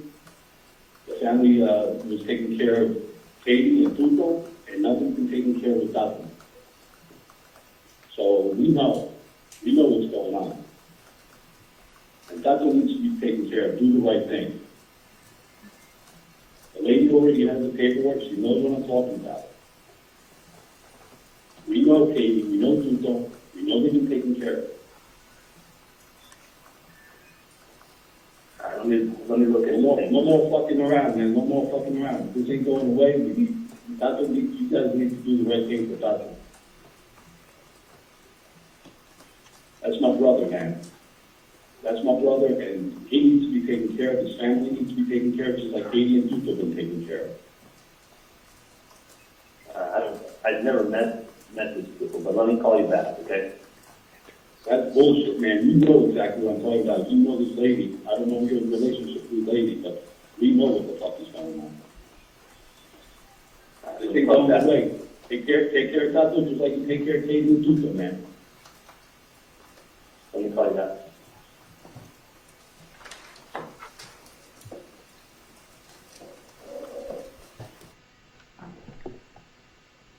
Who is the first person that Charlie Adelson calls after making this contact with the undercover agent?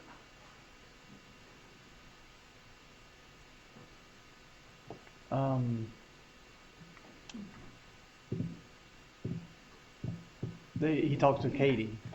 Does he make some unanswered calls first to Katie before he actually talks to her?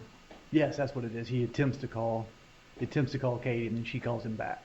All right. Does he attempt? Hold on a Objection, second. Your Honor. If the witness is looking down at a list right now, if we get a copy of whatever he's looking at. All right, you're refreshing your recollection? Yes, sir. And what do you have there? It's the call list. The call list that was written down with the letters on it. Okay. And has that been provided to the defense? Is it the exhibit list or what, or it's the call list that, let's make sure what it is and let's make sure that, I just want to have on the record when he's refreshing himself. all right. So you're okay just on the record refreshing recollection, or do you want a copy of this? Oh yeah, we want a copy of this.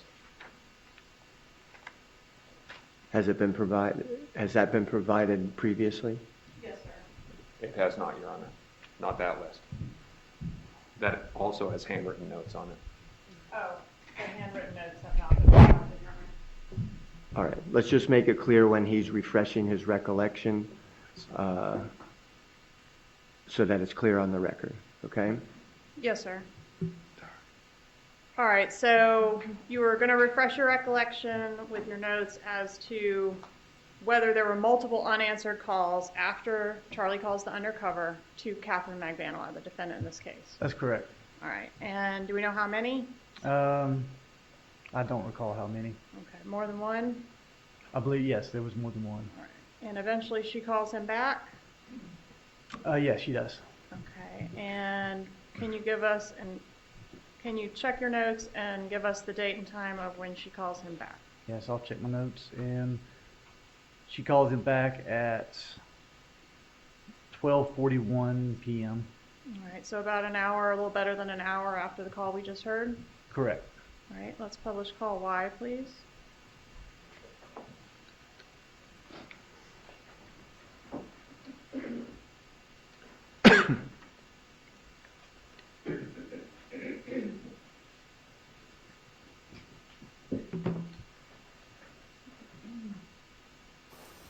Huh? Give me 2 minutes. Oh. Hang on a second.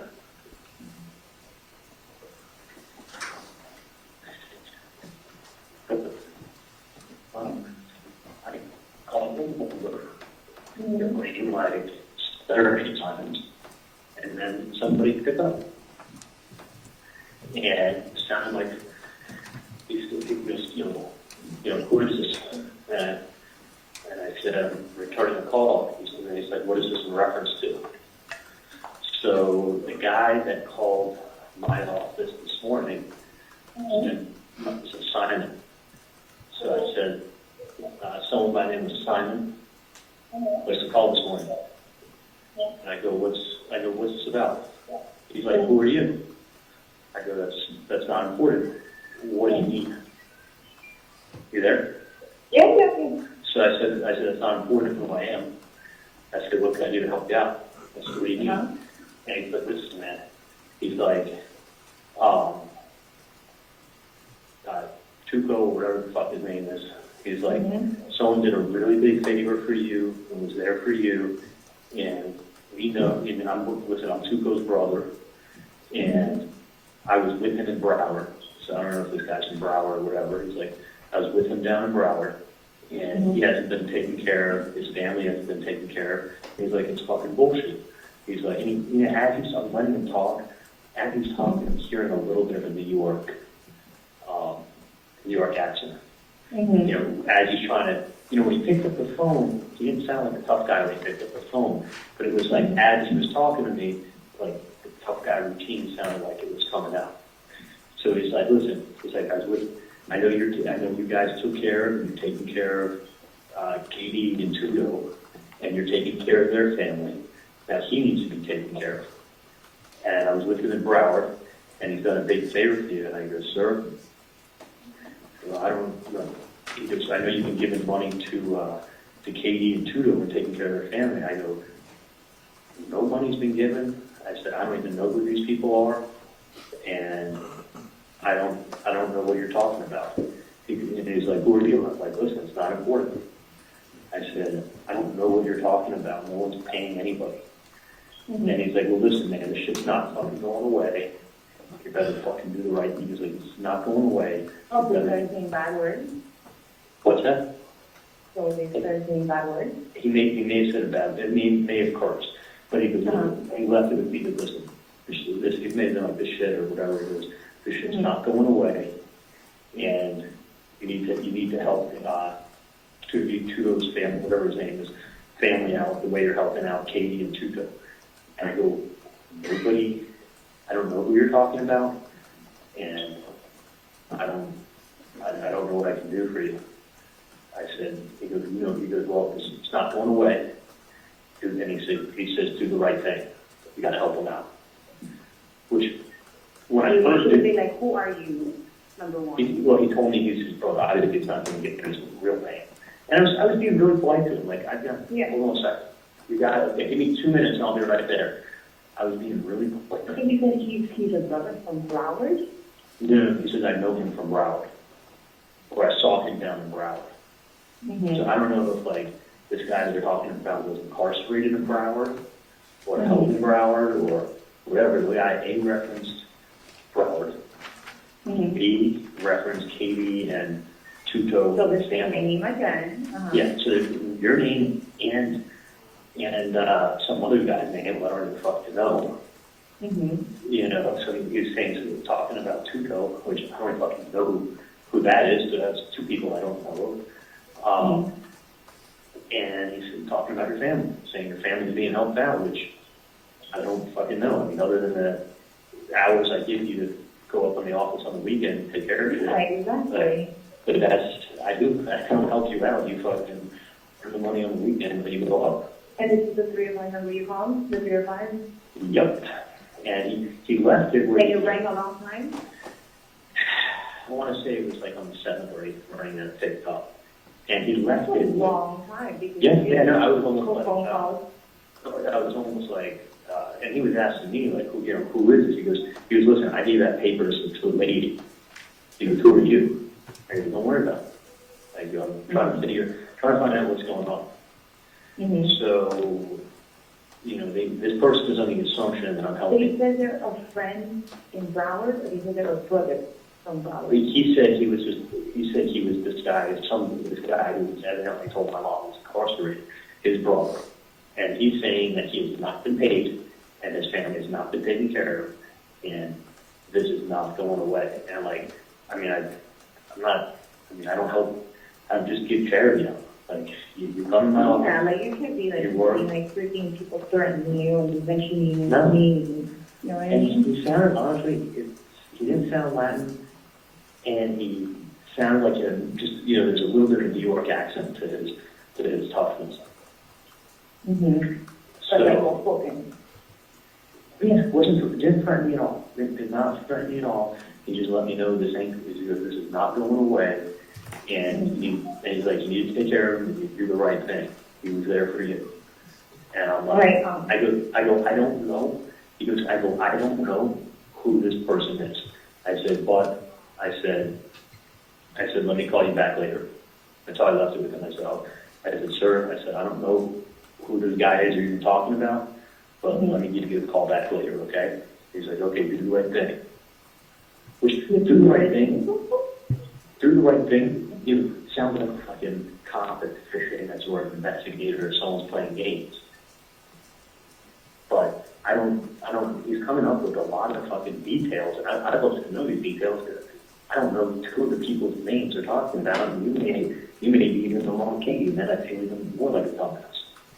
Exactly. Just one a little quick recap, just because I don't want like, you know, like how did like the conversation start? It rang. He goes, who is it? He goes, hello? I go, hi. He goes, who is this? And I go, I'm returning a phone call. And he goes, what is this in reference to?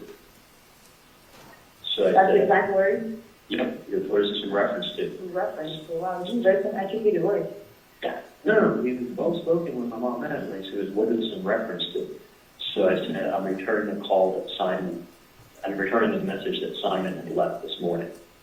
That was the name, Simon? That was the name when he called up my office and spoke to Eric and said, listen, I gave a piece of paper to Mrs. Adelson last week with a number on it, tell her to call me, and this is Simon. Okay. So I said, okay. I said, I'm returning the message from Simon. So then he knew that it was in reference to this fucking nonsense. Mm-hmm. So I said, you know, what I told him. I said, you know, I go, he goes, well, I know that your family, the family is giving money. He kept referencing that, like, we're giving all this money to a fucking family, like, and referencing, there's two names, there's Tudo and Tuco or whatever, that supposedly I'm giving money to you and some other dude and your family. I don't know these people, never met them. So it's really interesting. Is he brothers with this person that he's saying that's incarcerated? Yeah, he's saying he's his brother who's incarcerated. And he's saying he's from Broward. He said he referenced something that was with him in Broward. Oh, with him in Broward. So I don't know, is this guy incarcerated in Broward County? Is he from Broward? I don't know who these people are. But I don't like the reference to your and your family, and I don't know who the dude is that you're with, or if they're just making up names, or if we should just go to the FBI and say, you know what, let's play phone tag. Exactly. So I don't, you know what I'm saying? I don't You want should have been like, while you're doing all of the rest, number one, I don't know what the fuck you're talking about. Well, he never said he was in a hurry, and he was, you know, I just wanted him to keep talking. Uh-huh. That's why I wanted to. Just to get a feeling of who the person is. Yeah, because he wasn't like, you know, he was wanting to know who I was, and it was kind of important. And but when he left, he was, listen, he goes, you gave him money, he has not been paid, his family hasn't been paid, it's fucking wrong, and they're like, it's wrong, and he goes to me, this ain't going away. He's like, do the right thing, take care of it, and he helps people out. I'm like, I don't know, I don't know. I don't know him. I go, my family. His teeth out or what? Like, what the fuck I does that mean? It could be a lot. Be a patient? You run across so many people every day. Listen, in 2 seconds, you read something in the newspaper, and you Google the last name, and in 3 minutes, the homeless man today has technology to know where you live, where you work. Right. Because there's now they're calling me in, and I was in the air, I thought, okay, let me find out what the fuck is referencing all of this. Well, but I will call that number. They're picking it up, whether you want to call it or if you know a friend that you can convinced him to tell someone to like stop the shit. 305-712-5570, correct? 65, yeah, 357-5570. Nothing? They need to know that I'm not, it's fucking stupid what they're doing.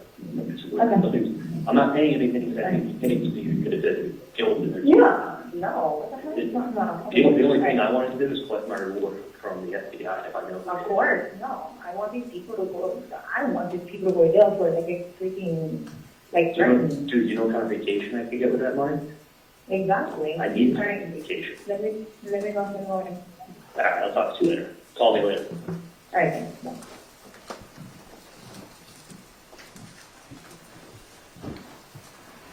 So obviously, we have the undercover name morphing from Sammy to Simon, right? Nobody ever said Objection, Simon, counsel did they? testifying. Move to strike.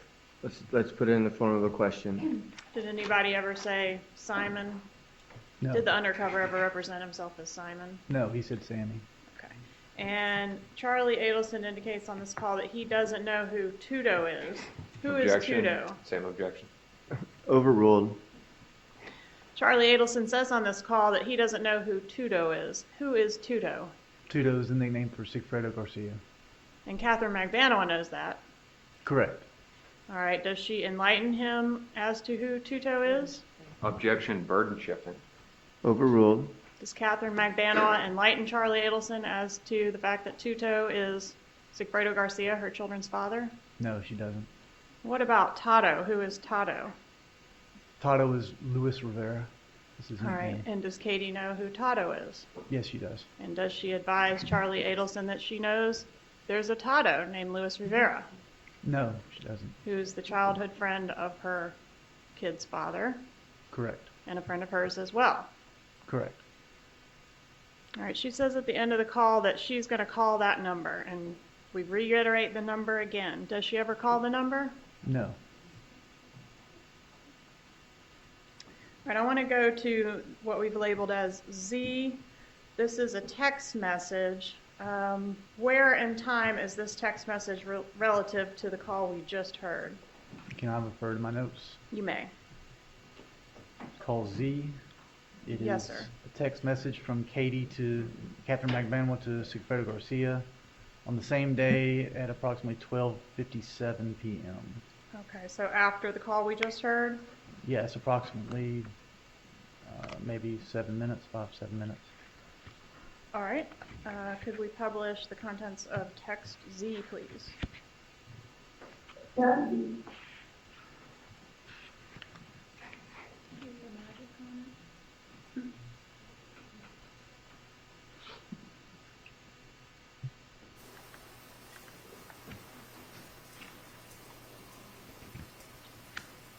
All right, and does Kathryn Magbanua wait for Sigfredo Garcia to call her back, or does she begin calling him? She began calling him, I believe. I have to refer to my notes, though. You may.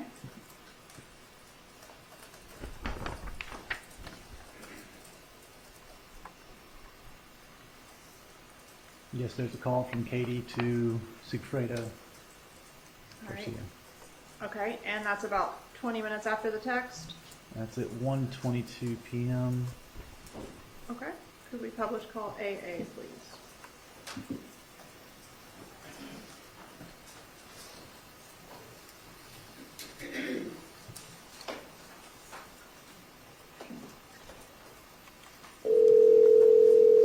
You want to start it at a 50-second point?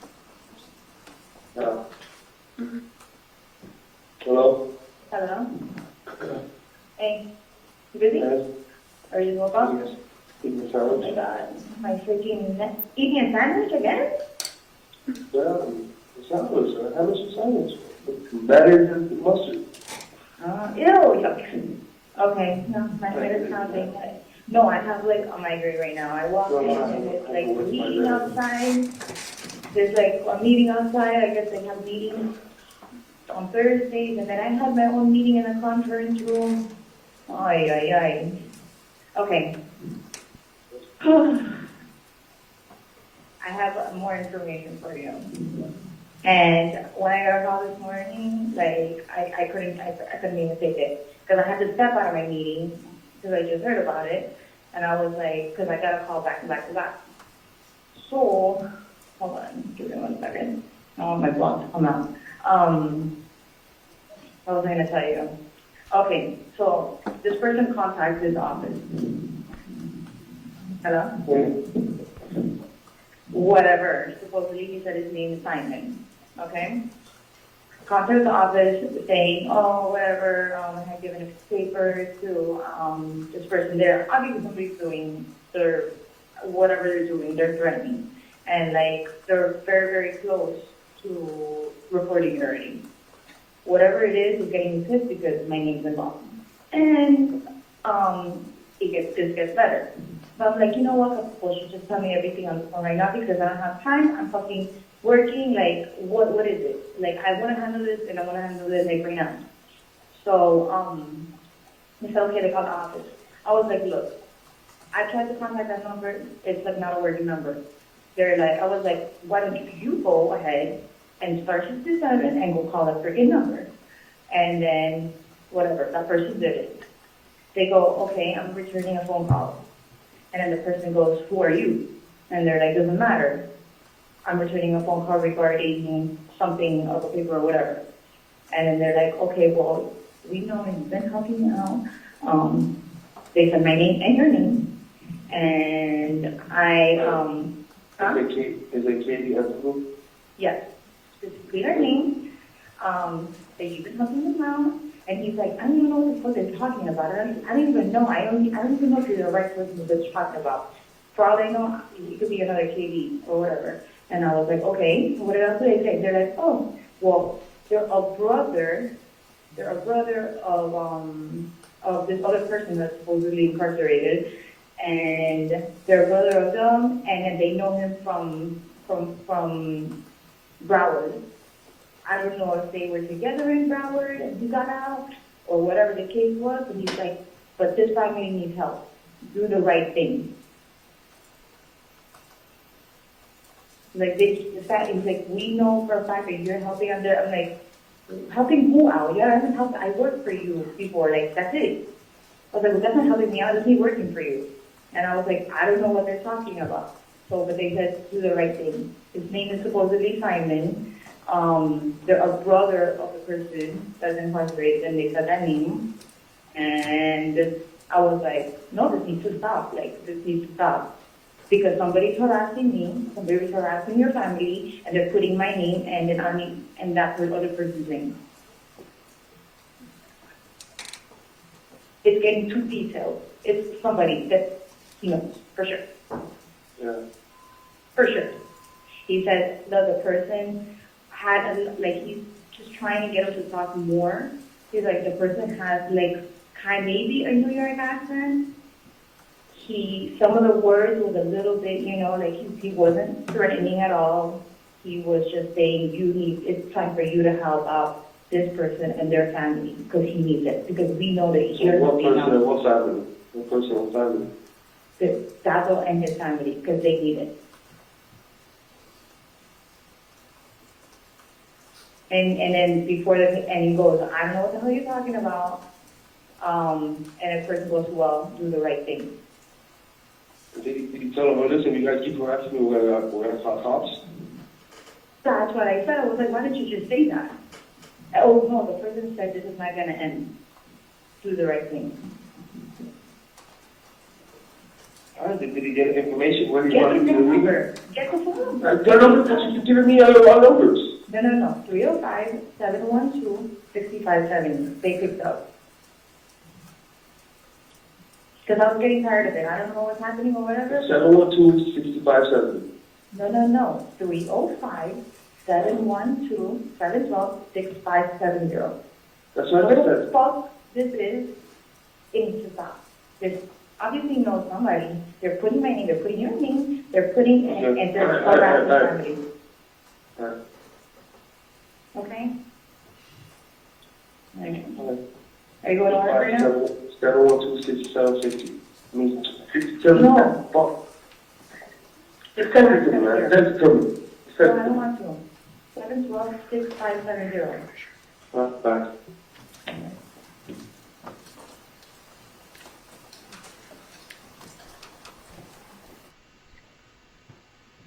Does the defendant say the name Charlie or Charlie Adelson to Garcia? No, not at that time. She calls him that person. Correct. She indicates, I worked for you before, talking about she worked for Charlie Adelson before. Was Kathryn McBanoa still getting paychecks from the Adelson Institute as of the time this call was made? Yes.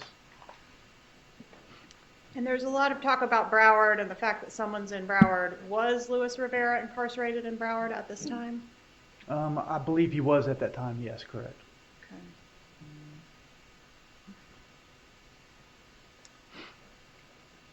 All right, our next call is BB. Can you tell us about that call? I refer to my notes. You may. BB is a call from Sigfredo Garcia to Kathryn McBanoa on the same date at 1:46 p.m. May we publish BB, please?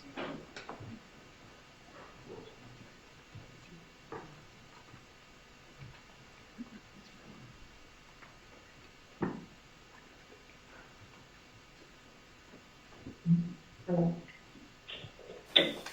Hello? Hello? Hello? Yeah. Well, I went to the fucking phone again. I was going to talk on my phone and then dump it out. I think that.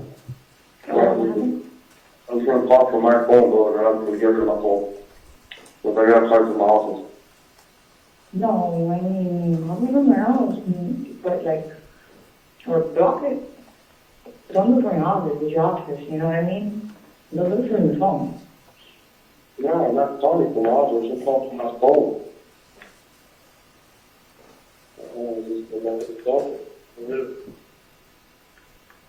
I don't know, I'm finding fucking take phones impossible, bro. No, but that's not just because you're done. Use a friend's phone to put the resign. Not yours. A friend. Oh, alright. Okay? Alright.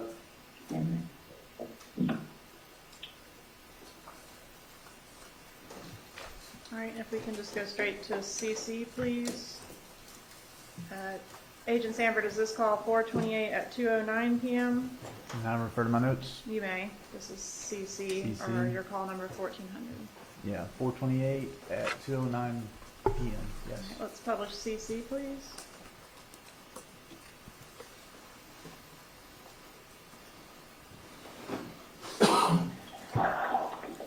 Yo. Oh. 712-6570. Sure, that's the number, right? Say it one more time. 305. 712-6570. Yes. So fucking Puerto Rican answering machine still, I don't know who the fuck. I'm trying to call him again, though. Okay. But that nigga's just fucking, I'm gonna call him, this is a real fucking person, I'm calling from my fucking phone. This ain't your local. Alright, Is, remember the other one? Do you think it's that one? I don't know. It sounds like fucking, it does the message, sounds like a New York nigga. Yes. It's a little puto, I'm busy, I'm asking if she called me back. Got it. Like what? That's what that machine said? Yeah! That's what I'm saying. I swear to God. Shut up. Swear to God, don't come back and she said, hey, puto, I'm busy. Ya no le pagas. Oh, I got time. Dale. Like, what the fuck? It's like, yo, are you stupid, bro? Are you some kind of fucking moron? That's what they told you? No, that's what the answering machine said when you call the number. No one answered the phone. Okay, that's weird. That's odd. That's what I'm saying. Very. Okay. I was like, fucking, are you that stupid? I have to use the number. Like, pretend to be that stupid so that we can think they're that stupid. Okay. I'm That's fucking what lost. in New York and. New York, Puerto Rico. Mm-hmm. New York. Mm-hmm. Broward. That's your phone number. It's how they phone. No, but I'm saying, you said that. The nigga ain't got. It's And like, it's not right, it's not right, it says it's not right. I don't know, man, I don't know. okay. All right. Okay.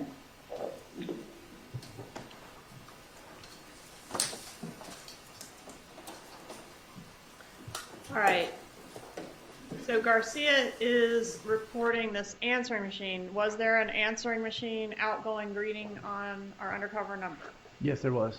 All right. And did Garcia call the number and get the answering machine? There was a call to the voicemail. That's correct. All right. And did he ever actually talk to the undercover? No, it went to voicemail. All right. And was that the only time Garcia ever called? Correct. Okay. So he got this voicemail. Was he accurately relaying the nature of the outgoing greeting on the undercover? Yes, I believe so. It was in Spanish, but yes. All right. And I can't remember if I asked you, did he leave a message for the undercover? No, he did not leave a message. All right. All right. And then in the next call we're about to hear, defendant tells Charlie Adelson that she called the Objection. number. Facts not in evidence, counsel testifying. Evidence All speaks right, for they're in itself. evidence, but let's put it in the form of a question. In the next call that we're about to hear, defendant tells Charlie Adelson that she called the number, not that she had Garcia call. Did she ever call the number? No. Okay. And in all of these calls, does she ever say Garcia's name to Charlie No. or Charlie's name to Garcia? No. All right. Let's publish DD, please.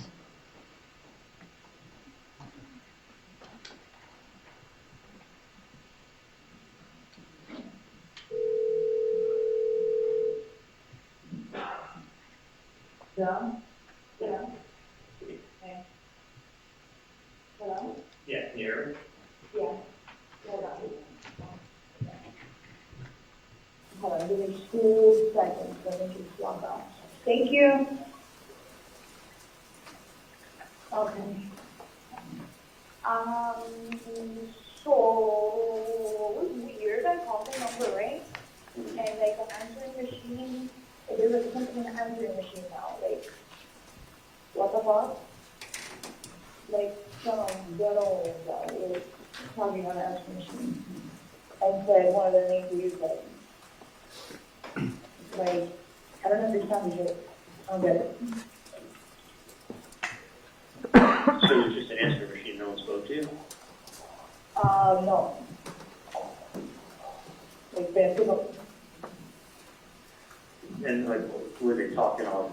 And then the answering machine, all of a sudden, I don't know, like, because I can't hardly remember, like, what I had to find out for me, you know? And it was like, they said, I don't know if they said their name was whatever, Zero or Daco or whatever shit they put on the answering machine. All of a sudden. Now it has an answering machine. Like a voicemail, I mean. What did the voicemail say? Yeah, like, I don't know, let me find out, because it's like, I can't, like, really talk at work, and then I couldn't understand. Call, when you call, do you call with the call block? Huh? Yeah. Do you call? Yeah. Yeah, but it doesn't matter. No matter what phone you use, it still show, you know?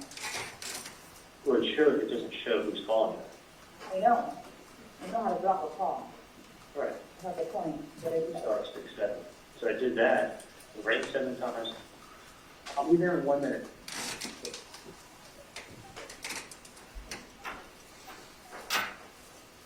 Without Tylenol, Vicodin is acetaminophen, ibuprofen, it's not Tylenol. Yeah. Okay. You know, it's like fucking lady, get the fuck out the way, figure out. Yeah, I would do this. I would, you just call again later. And Yeah, but it's like, you know what, with all this current happening, I'm gonna call from every fucking bloody phone and fucking leaving a message in everybody's fucking phone. For everybody's phone. I'll play games, I'll play games. it was really fucking hot. The lady that picked up on the For cell, you. and they called, and I mean, the only thought in my head is just that one day, maybe you could find out, or I'm gonna wait a couple days, and then I may call the person back. So the person was, when they answered the phone first, they weren't that ghetto, and as they started talking with me, they started talking more tough, but it was more like I could hear a New York accent in there. And it sounded like that. The voicemail sound is New Yorker, but I gotta find out what's going on. But I'm saying I'm gonna call from somebody else's phone, because I don't want like phone, because I use this phone for work. Right. And the thing is, it's like somebody trying calling me. right, listen, one thing is it's either maybe that person will want to meet someone and talk to them about what their issue is, or I want to ask them. No, they're gonna have an issue because you don't just go threatening people throwing out names. There's saying that I'm helping a Katie, or not me, but my family's helping a Katie and her family, and some other guy that's named again with a T, and I'm not doing that. Never met any of these people. He goes, well, you not, but the family has been, and they've been helping him, her and her family, and this other You guy. haven't met, but then it makes no sense. But he's like, he asked me who I was, and I was like, so I was almost, in hindsight, what I should have said was, because I have a big, because this is a big family and there's lots of cousins. Yeah. Who in my, the Adelson family is a big family. So Yeah. what I should have said to the guys, who in my family, who in the Adelson family owed somebody money, give me the name. Yeah, of course. Give me the name, and then I will go to that person in that family and say, who did you not pay? I want to know the name. I want to know the name. The only thing that keeps rolling out is that this Nicholson family is helping out Katie and some guy named T and their family, and this guy needs your help, and it's not right. And he's like, this problem's not going away. This is not going away. He's like, it's Okay, fucked that's up what that you you're not like helping. right there. That's fucked up that you're not helping. Like, who the fuck are you? I don't know. Like, who are you? Listen, like me calling someone up and being like, yeah, I know you told JFK, you didn't pay me. Okay, well, that's like, you didn't tell JFK. It's the wrong example. Like, what does that have to do with anything? Well, I'm dead. my point is- All these examples. Because JFK died in 1963, and you weren't born then. My point is that I had nothing to do with any of this craziness. I want to know who in my family owes somebody money, because I'm going to go to that person and say, what's going on?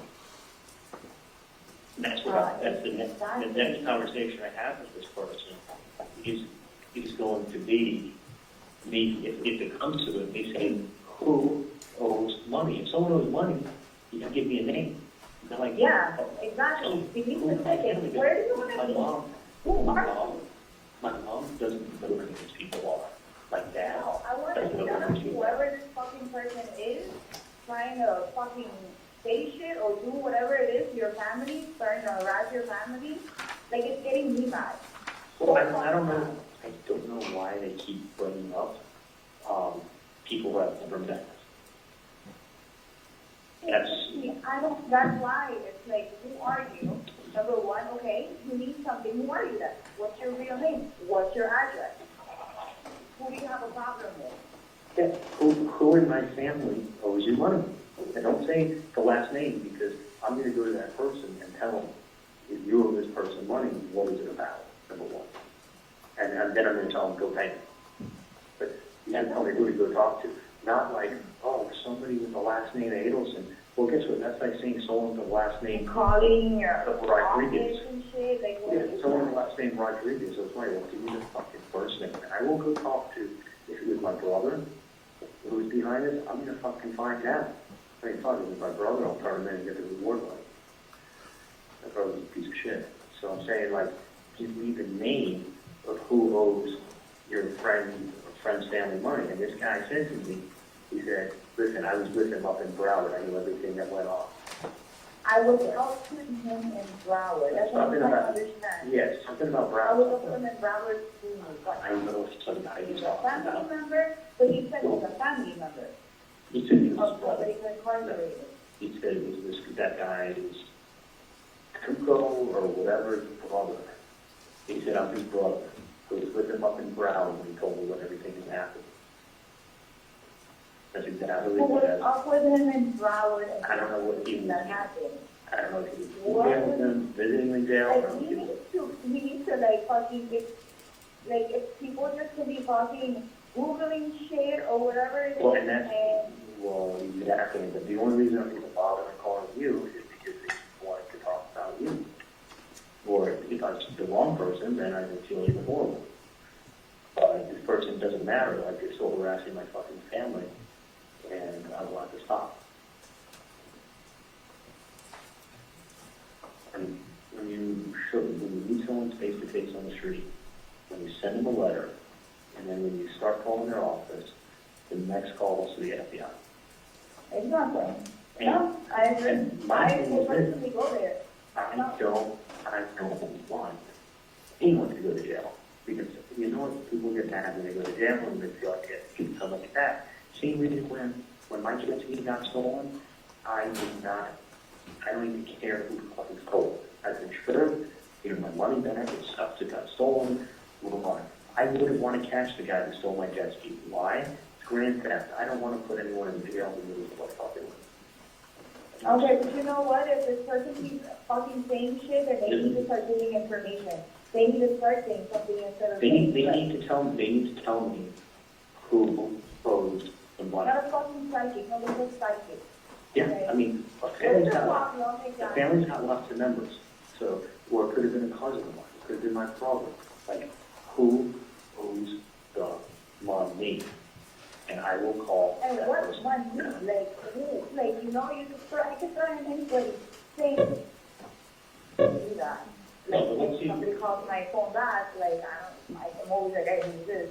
I'm just curious to see who's so interested in your family and what's going on. That's why. It's like, that's why it's pissing me off. It's like, why am I being thrown into something?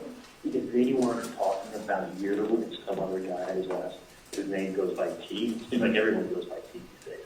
But whatever the guy's other name is, he said it so quick, I don't even remember.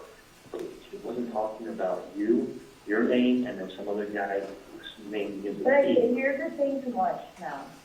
I don't even know what the fuck you're saying. That's what I'm repeating to you what the guy said. I know it's going to be the first time. That's the now only reason. I know, it's that's fucking repetitive and like it's just become nonsense. The only reason I called you is because this guy is blowing you guys up, which has nothing. I know a million people that first with a T. I know a million. I know a ticket, a freaking, a cookie, a freaking taco, a freaking raw. Everybody has a nickname. Like, You know, so that no. I think I called the guy Simon or Sammy or I don't even know what the fuck I Who called him. I don't even know what I fucking called That is him. such a fucking white person's name. But then when I told my mom I called Simon, my mom goes, Sammy. I go, well, it began with an S. I thought they were. Now it's Sammy, like, oh, it's into the Sammy farm. or Oh, Simon. what is your last name? What is your address? So Yeah. that I can send your mother a fucking letter, or leave your mother in the freaking middle of the street. Yeah. Let's That's find gonna him. be the next call. Yep. Let's find him. Alright. What's his problem? Because he's about to have a big problem. He's gonna have a fucking decent problem. Yeah. And I'm going, oh my God, I am the fucking wrong person. God forgive him that he fucking said the wrong fucking name, because now it becomes my business. I'll pick a new name next time as a reference.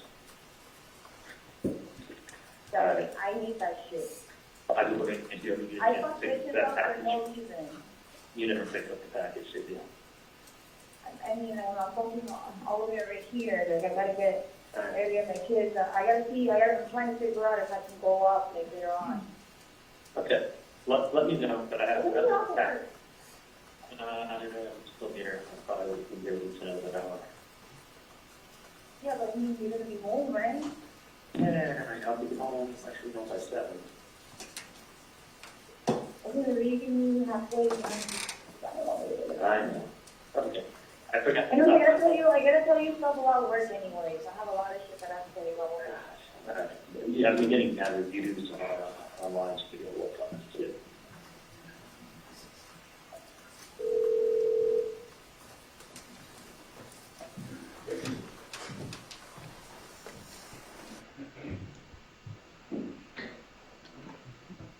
right, Agent Sanford, was the name Tudo or Tato on the outgoing message from the Undercover's answering machine? No, it was not. Right. In this call, the defendant indicates that she will personally go to the FBI. Did she personally go to the FBI to report these matters? No. All right, I want to go to the text message EE. Could you please reference your notes and advise us when this is and who it's to and who it's from? EE is from Sigfredo Garcia to Katie Mambanwa. It's on 4/28, same day at 7:39 p.m. Right, and he's indicating he called 3 times and did not get an answer. Do we know if that's true or not? We only had one call to the Undercover number. And then call FF, what's that? Refer to my notes. You may. FF is call from Kathryn McManua to Charlie Adelson on the same date at 7:49 p.m. All right, let's publish FF, please. I don't have this one. Hello? Hello? Hey, what's going on? Hey, call that number 3 times. The first time, like, leave a message in Spanish. And then for some reason, like, that voicemail says, puto, you know what puto is, right? Like a bitch. Like, what would you puto? Like, why would you have that as your voicemail? In Spanish, I know this is puto. Yo, puto. Puto is like, puto in my language is a food, it's like a food. But supposedly that voicemail that they have set up, the guy says puto, what sounds like puto. And then what does he say on the voicemail? Like it's something in Spanish. Like you read puto, whatever, and it's in Spanish. So he left a message in Spanish saying, what the fuck this is? You can fucking call me and to stop threatening my fucking family.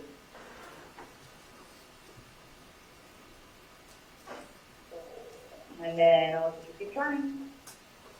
Yeah. But they don't pick up. So now somebody either spooked because what the fuck is going on? Or, I don't know. All right. Well, that's good. That's good. The person's gonna. Like all the things are like running in my head because it's like with the names that you're saying and like maybe it's like somebody trying to like be like, you know, try to be an informant or something or whatever. Like, you know, there were so many things like going on. Yeah, I'm thinking the same thing too. But then it's like, yeah, but then, you know, these people you could trust and you can't.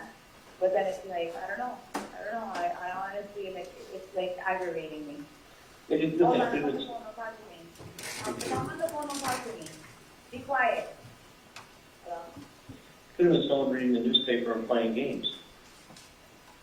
And like I said, Saying the wrong person. yeah, and I don't know how the fuck they got your name, but they didn't use a last name, so if they, Exactly, it could be anybody. it could have been another Katie and another Taco, or whoever the fuck they said, I don't remember the name. But the point is that they need to stop. No, exactly. Well, I'm on the phone. Okay, I don't care, but I'm on the phone right now. So don't talk to me right now.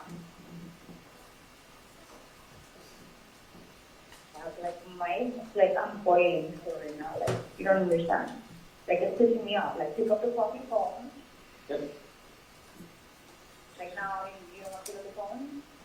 And- You're right, so you don't want to pick up the phone. Yeah. So it's one of two things. Yeah, no, I got you with that. And I just, fucking call it, Basically, he said, hey, you're messing with my family, and if you don't stop, we're not a problem. In Spanish. So whoever they're gonna have a problem with us no matter what. They do have a problem with me. So what? They do have a problem with me too. I mean, Exactly. listen, if you're going, They're gonna have a problem with either one of us, or even if I'm in the mix or not. dude, you're coming up to my fucking mom on the street. Then you're sending letters to their house. Then you're fucking calling my dad's office. The office. Leaving messages. Like, that's No, 3 times. Like, no. he was living. My friend, I told my friend, and I was like, look, can you do me this favor? Because it's like, I'm not a guy, and I don't know if it's me they're talking about. And then he's like, that's some fucked up shit. And Yeah. it's like, don't worry, no matter what, like, whatever it is, like, I'm gonna handle it. Point blank. Yeah. Well, I feel better. I definitely feel better. I apologize for not getting a Hallmark card, but I got a little something, so. I'm just, it's like right now I'm about to go to like 15, like I'm taking a group of classes, I'm like, Right, there's a few more minutes to that call, but I'm gonna pause there. Judge, I have about 20 to 25 more minutes. Would this be a good time to take our break? Yeah, I think it's probably the appropriate time at this point, if you're going to have that much longer. So we'll take our lunch break now, and so we'll give the jury till 1:30. Again, no conversations, no with each other, with anyone else, no internet searches. We'll see everybody back at 1:30, and we'll continue with the testimony at that time, okay? Thank you.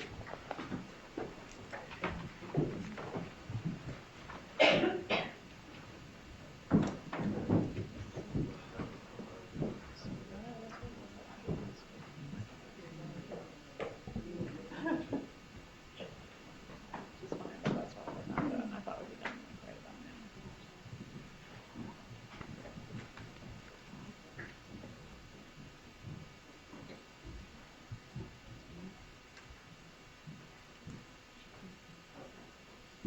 now. All right, please be seated. Jury's out of the courtroom. The door is closed. And so we'll have about 20 minutes or so of direct. And so let's be prepared to go right into cross. After that, we won't take a break in between that, but we'll take a break later in your cross-examination. So, Your Honor, it would be a little bit difficult with the government with the podium over here. I needed to set up sort of like I did for Rivera with the table with that hook into the HDMI so that I get the projector. If you need to put a table up here now or whatever, I'm not going to take a break in between. So just make sure that you're prepared to go right into cross-examination, okay? Would Your Honor allow me to come into the courtroom earlier than like 10 minutes before, and I can set up? Sure. So in about a half hour, I'll come in? Yeah, that's fine. I don't mean to So we'll cut make the- accommodations for that, for you to get in a little bit earlier and set up. I don't have a problem with that. Okay. Okay? All right. We'll be in recess till 1:30.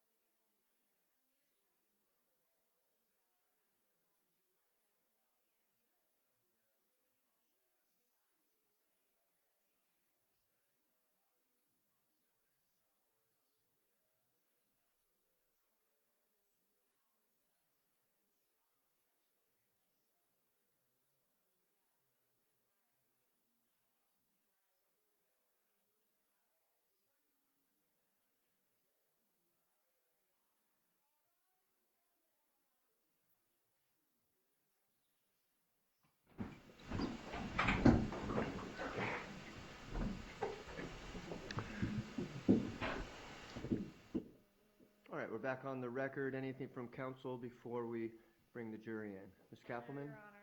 No, Ms. Your Honor. Quaz? Okay, let's bring the jury in, please.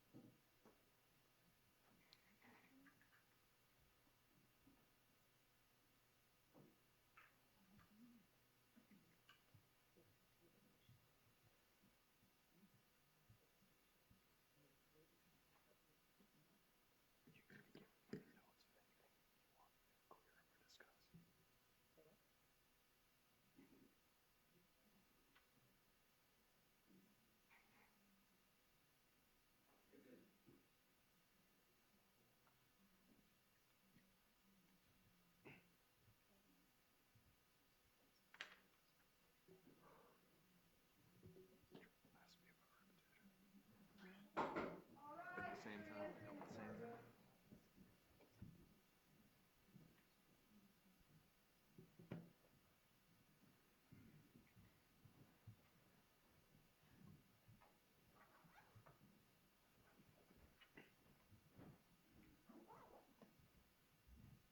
Please be seated.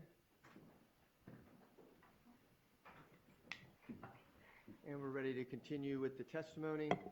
And Ms. Kappelman, you may proceed.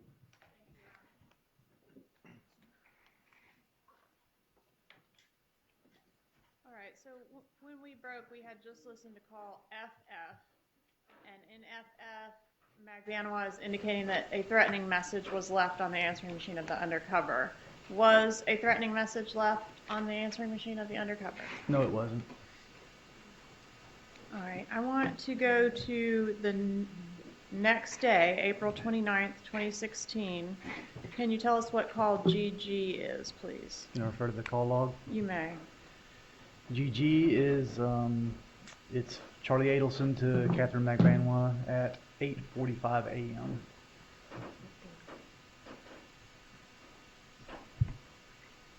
All right, if we could publish GG, please.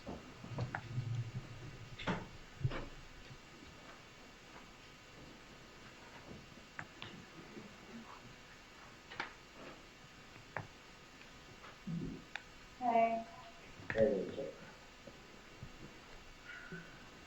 Oh.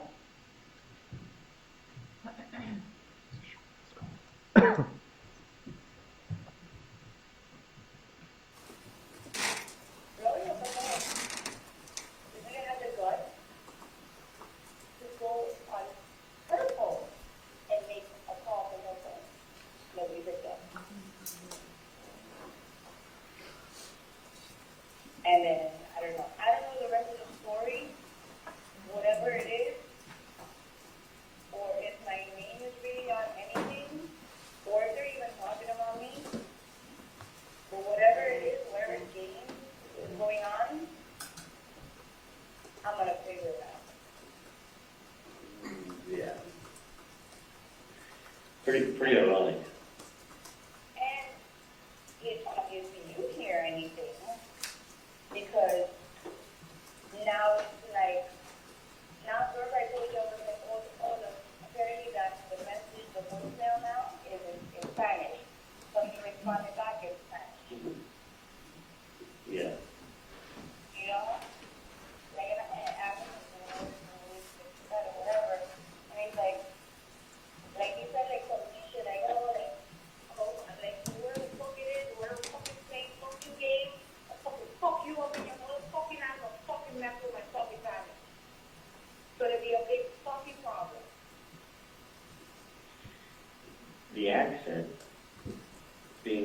came from. There's not a lot of that.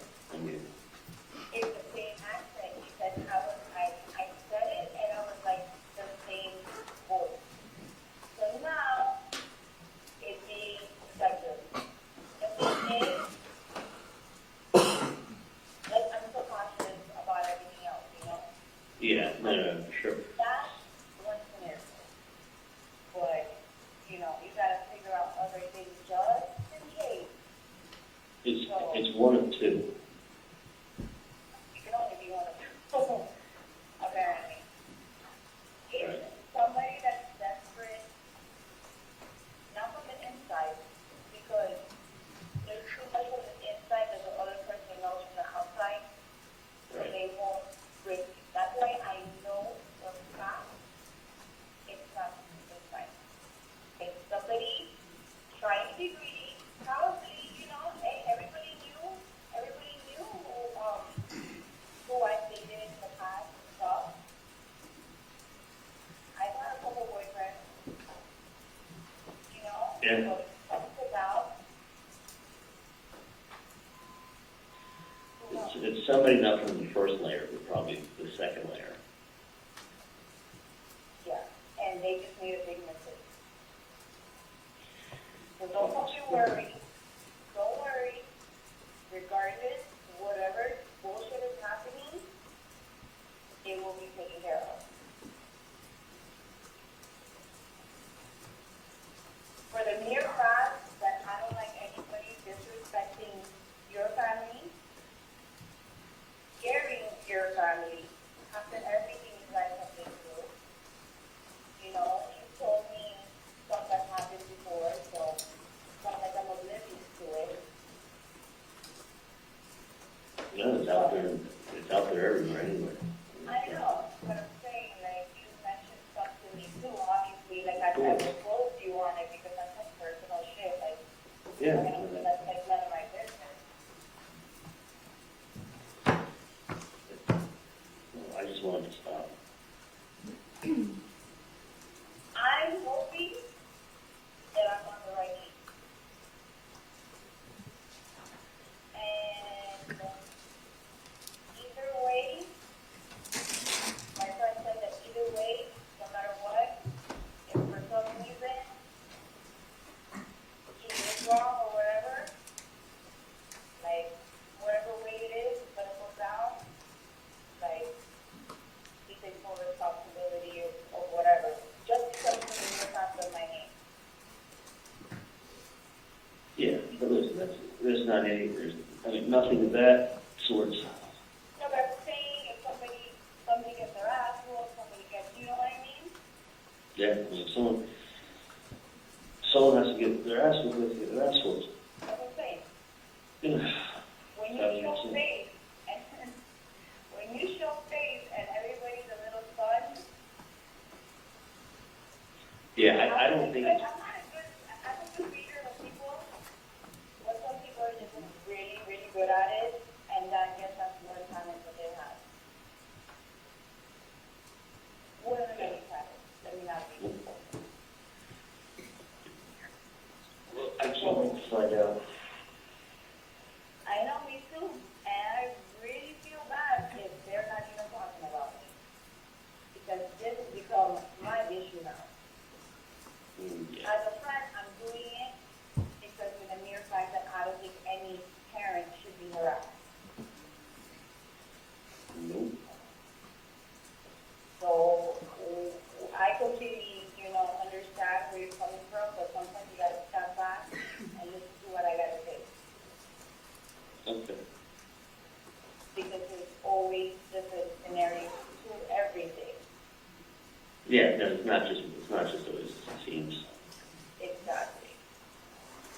So let me caution you to fucking never know. There's fucking people that will try to fuck you over every fucking day.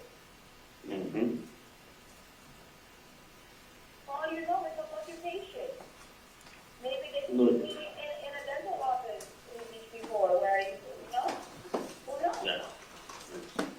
It could be a lot of things. That's what I'm saying. You never know. That's right. You gotta go over that fucking thing. That's it. You can't just base on one thing.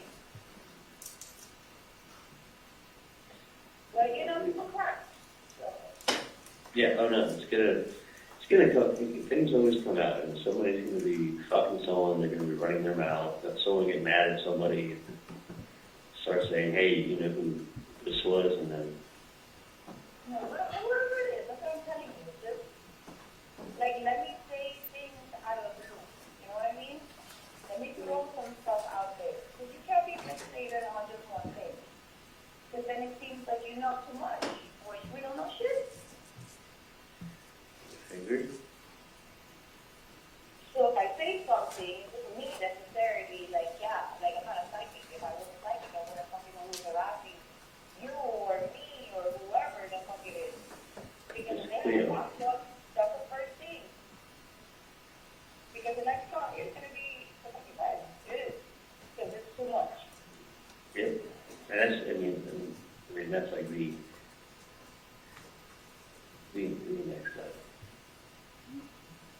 So, but just one thing to you guys. Just listen to what I say. Don't always go against it. Don't take it to the heart. Don't make it seem like that's really what I mean. Read between the lines. And go with the flow. I definitely. The style is apparently true, right? That's what people.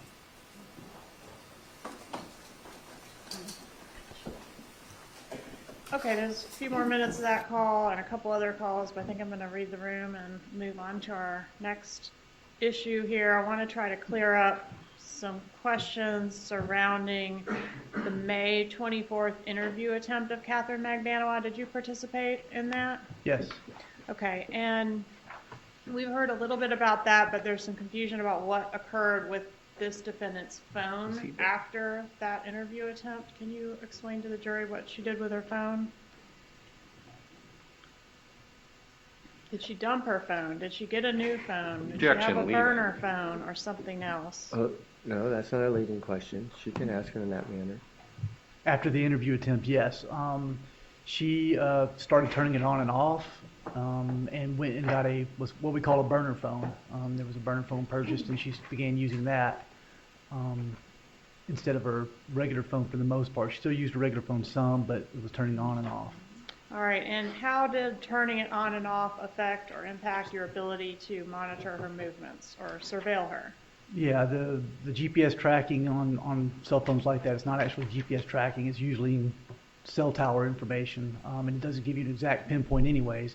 So when you turn it off, there's no way to actually ping the phone to see what tower it's hitting off of to be able to triangulate the approximate location.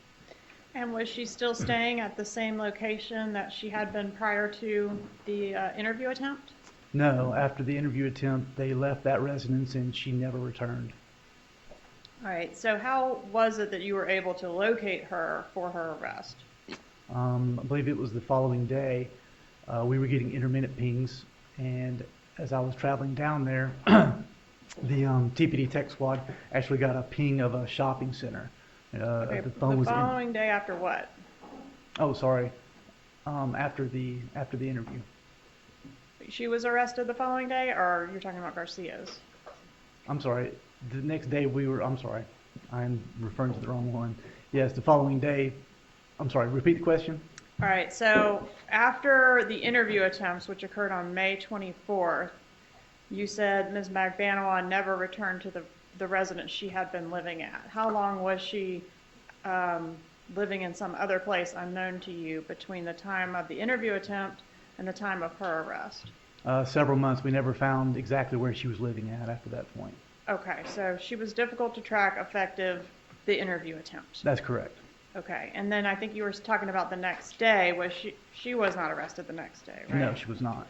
Okay, do you know when she was arrested? Not until, I believe it was October. All right, and in October, you said you were having a difficult time tracking her. How were you able to locate her to make the arrest? In October? Yes, sir. Yes, when we were getting intermittent pings, and one of the pings ended up at a shopping center, a large shopping center with a bunch of businesses. We got in the area of the shopping center. We're riding through it looking for her, and we saw her coming out of a store going through the parking lot to a vehicle.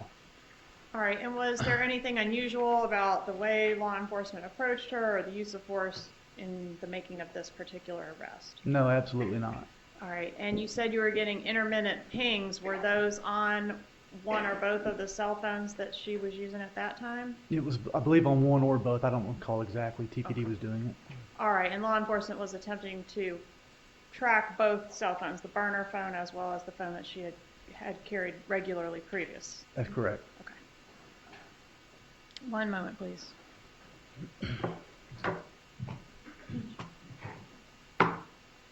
No questions at this time, Judge. Cross-examination? Yes, Your Honor. One quick second to set up there. Sure.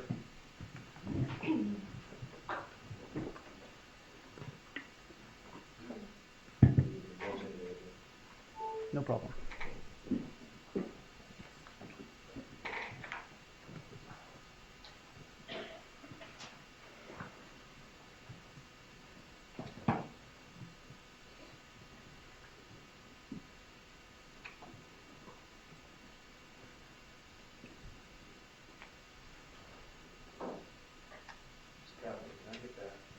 That's right behind you.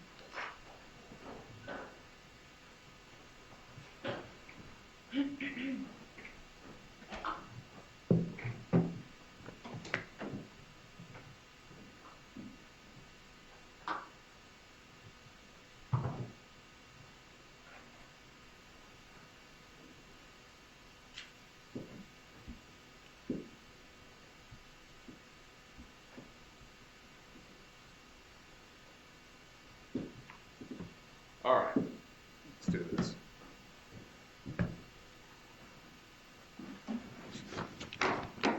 You're law enforcement, you work for the FBI, right? Correct. You would agree with me that your job is to objectively investigate, Correct. present the good with the bad, right? That's correct. And give that over to the government. Correct. It's culpable and inculpable. Perfect. You answered it before I asked it. Now, let's talk about FBI, Department of Justice, and reports. Your reports are called 302s, right? Correct. And the purpose of those 302s, and that's the way that I'll refer to it if you're okay, Sure. is to record your activities, right? For the most part, yes. Now, that's important both internally to the FBI, right? It's more externally for prosecution. They don't want to keep a record of all the investigation that was done in case an agent, it dies in the line of duty, passes away, or quits. As long as there's documentation somewhere. Correct. You want to document the actions that you're doing, right? Correct. It's also important to you as an agent when you're testifying. You had to refer to some notes. It helps your memory, right? Correct. You're not just investigating one case at a time over the years. You're working multiple cases at any given time, correct? That's correct. Now, again, you provide that to the prosecution. It's important because, at least on the state level, it gets provided over to the defense, right? Yes, sir. Now, you had said at the beginning of your direct examination yesterday that you investigated the defense's theory, right? Correct. And I want to make sure that we're clear on what happened and what we're saying. I'm showing you it's been entered as a demonstrative. I'll focus the envelope.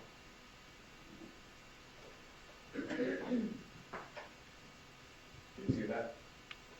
It's a little blurry, now it's better. All right, so it's blurry by design by the government's version. You understand this to be the government's version of the demonstrative, just the removal of the snake animal, right? I'm sorry, repeat that?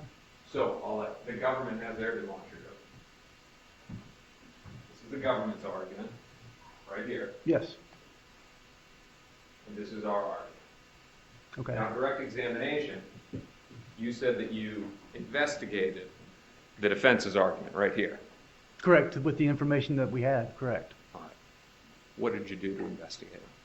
We scrubbed all the phone records through all the intelligence agencies across the nation. I sat down with DEA and ATF, scrubbed all of their phone records, looked at every phone record that any of the individuals had that were associated with them, any investigations that those phone numbers are associated with, and identified who those phones were, and did everything we could to figure out if there was other phones out there that they could have been talking on. Agent, You would agree with me that sometimes crimes are committed not using phones, correct? Sometimes, yes. All right. Now, in this case, it's weird. At times, there's arguments of burners, and there's times that there are arguments of non-burners. Your investigation was limited to the phone numbers that you knew for these participants, right? It was limited to that, plus all the records that we were able to search for other investigations. Correct. Okay, so, and that's what I'm asking. How many 302s did you draft about investigating that theory? I wouldn't do a 302 on not finding anything. You wouldn't do a 302 saying, I investigated this so that somebody else doesn't have to at a later time? No, that would be investigative analysts that would actually do the scrubbing of the numbers, not me. So my understanding of what you did is you looked at Garcia, and I'm doing this off memory, his 5986 number? One of his numbers, yes. Okay, and then Charles Adelson, his 9923 number? Yes. And you didn't find anything, so that theory is knocked out. We tried every which way. We tried all the numbers in the past. And I'm not saying you didn't, but what I want to explain to this jury is that the investigation was limited to cell phones. I wouldn't say the investigation was limited to cell phones. Okay, so I'll ask again, what else did you investigate beyond phones to determine any link in between these individuals? We tried everything. We looked at all bank records. We looked at all credit card statements. We tried to do surveillance. We tried to see if there was any connection. Social media. We tried to do everything to find any links. Did you ever meet with Juan Marcos Vega? No, I did not. Did you ever meet with Anthony Ortiz before he died in July of 2017? No, I didn't. Okay. Let's not talk about Kathryn McMahon. And we're going to sum up here the evidence against her. So the direct evidence is Luis Rivera, correct? He's the only witness that's saying she was involved. I would disagree with that. That's saying that Kathryn McMahon was involved. There's another witness saying that? Saying those exact words? No, there's not another witness saying those words, no. Okay, so the only witness that's saying that Kathryn McMahon is involved is Luis Rivera. Correct. All right. And essentially what he's telling you, there's three things. That Garcia said she was involved. Garcia told Rivera she's involved, right? Correct. He overheard some phone calls. Correct. And then the morning of the alleged payment, right? Correct. Ultimately, what he tells you is Katie is the one in the middle doing everything. Correct.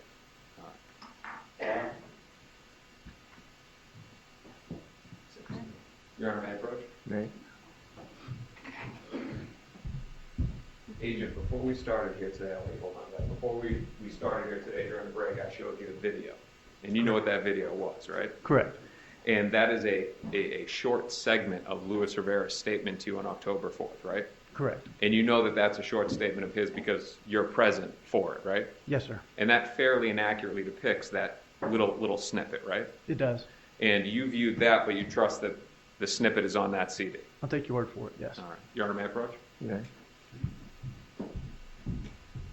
My apologies, I'm doing this a little bit backwards because it's after the break, so it's not pre-marked yet.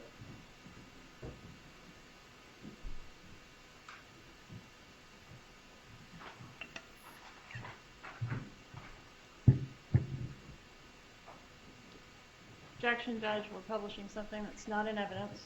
I haven't published it yet. Okay, well, Right. I can see it. Well, I don't know what that is, but if that's what it is, then it needs to come up.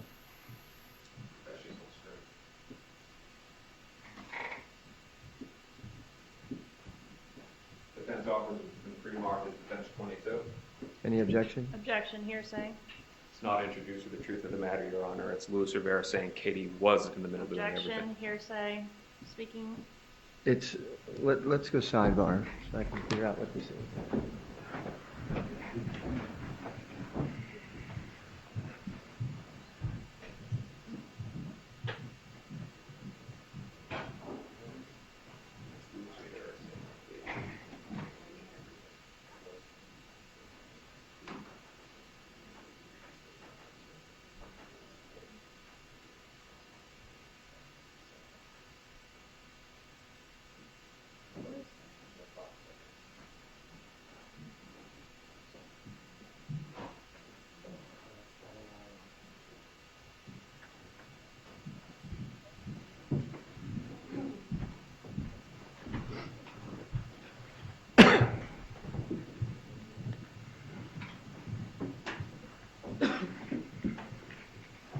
Okay, it's marked as what number? 22. Okay, it'll be admitted as defense 22. May I vote? You may.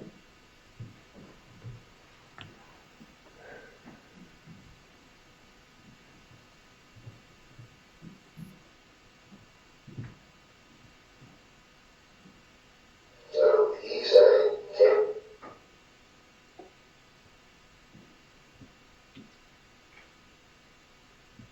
so he's saying Katie is the person between the woman that wants this done. Katie's the one in the middle doing everything. Put it like that. Okay. And that's what he tells you. Okay.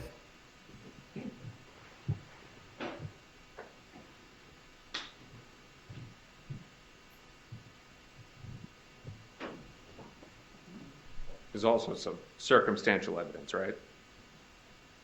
His statements? No. So we're moving on. That's Luis Rivera. That's what he's saying. She's in the middle doing everything. And we talked about the 3 points that he gives. But there's circumstantial evidence too, right? Yes, there is.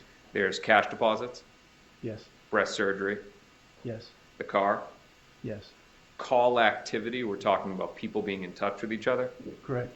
paychecks, Yes, intercepts, yes, and Dolce Vita. yes. Okay. I hit all the major pieces of evidence, right? I believe so, but I haven't been sitting in court, so I don't know what was presented.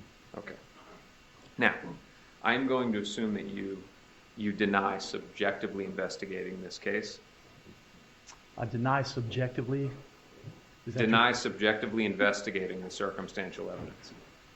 I would agree with that. All right. You maintain that you objectively investigated it for guilt or innocence. Yes, Instead of being personally or professionally motivated on building a case against Miss Magbanel. that's true. I was not personally motivated. You agree with me, though, that you wanted her to cooperate. I want everyone to cooperate and tell the truth. And we're going to come back to that. Now let's go to the direct evidence. Rivera, he cooperated, right? Yes, Took the needle out of his arm. I don't know about that. You knew he was charged with first-degree murder, Yes, and you do know from your experience that that could carry the death penalty. it could, yes. His words resulted in Katie's arrest, right? That and other things, yes. Okay, so September 30th, 2016, Rivera named Katie, right? What was the date again? September 30th. Yes, The following day she was arrested. yes, I forget if there's 31 days in September, but 9:30 statement, 10:1, you're in South Florida putting cuffs on her, right? I believe that's correct, yes. Okay. Let's go back and talk about the Federal Bureau of Investigation and Department of Justice, specifically recordings and reports. You'd agree with me that to do recordings on witnesses that are out of custody, you have to get special permission, Correct. and it has to be pertinent, right? Has to be pertinent? Or you tell me, you work there, I don't. Yeah, it has, we have to have special permission, yes. All right. In custody is different. If they're in our custody, it's different, correct. So your testimony is that they have to be in your custody? That's correct. If we arrest somebody under FBI charges, we are required by DOJ policy to record them. Now I'm going to go to some questions and we're going to come back to that. Real quick here. Isn't it true that it's required by the Department of Justice, no matter whose custody they are in, to record? That is not my understanding, no. Would it refresh your recollection to take a look at your deposition? Sure. Counsel, 169 to 170.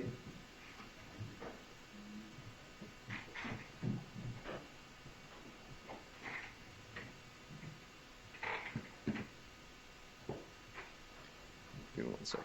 All right. And then page 20, 10 through 15.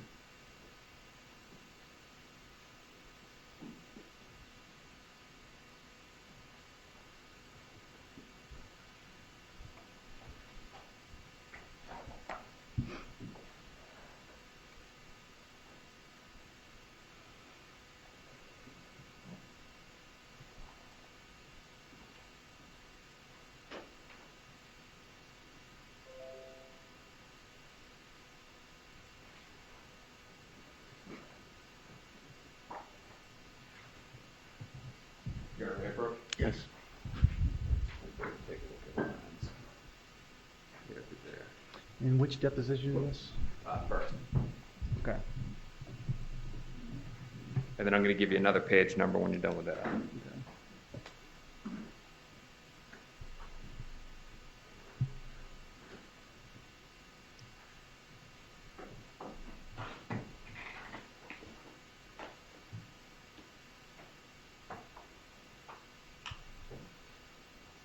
Okay. Then 169 to 170. You're referring to the pages, correct? Correct. You got it. Yeah.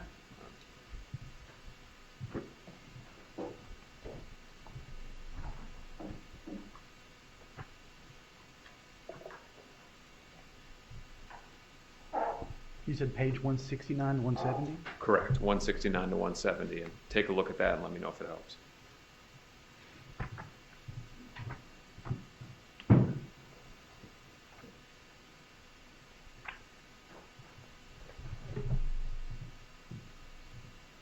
Both pages? 169 to 170? Right, read both pages. Is it your testimony that? I'm sorry, I'm still reading. Oh, I'm asking you, should I read both pages? Please, yes. Okay. They're short pages.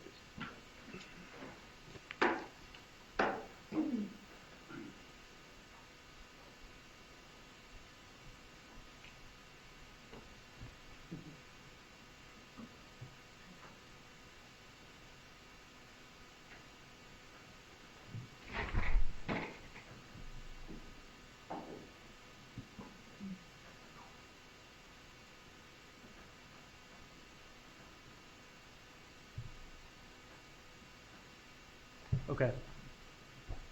That help your memory? It does. Your Honor, if it's okay with the government, so we can just leave that up there? Any objection to that, Ms. Kaplan? No, sir. You can just close it and then we'll reference it as needed. Is your testimony that if somebody is in state custody and an FBI agent goes inside to meet with them, that they're not to record it? That's correct. Okay. That's not law though, is it? It's just policy. That is policy, correct. Now, Tallahassee Police Department, they have a completely different policy, right? Correct. You interviewed several people with investigator Sherry Bennett, Yes, we did. all out of custody. I don't remember if there was ever anyone. No, I'm going to give you the list. Oh, okay. There was people that you met with that were out of custody, right? Correct. Jessica Rodriguez, Yes. Juna Mchinda, Yes. Samantha Shez Magbanwa, I believe she was in custody. Francis Magbanwa. Yes. Okay. Now, all of those are recorded, correct? I believe so.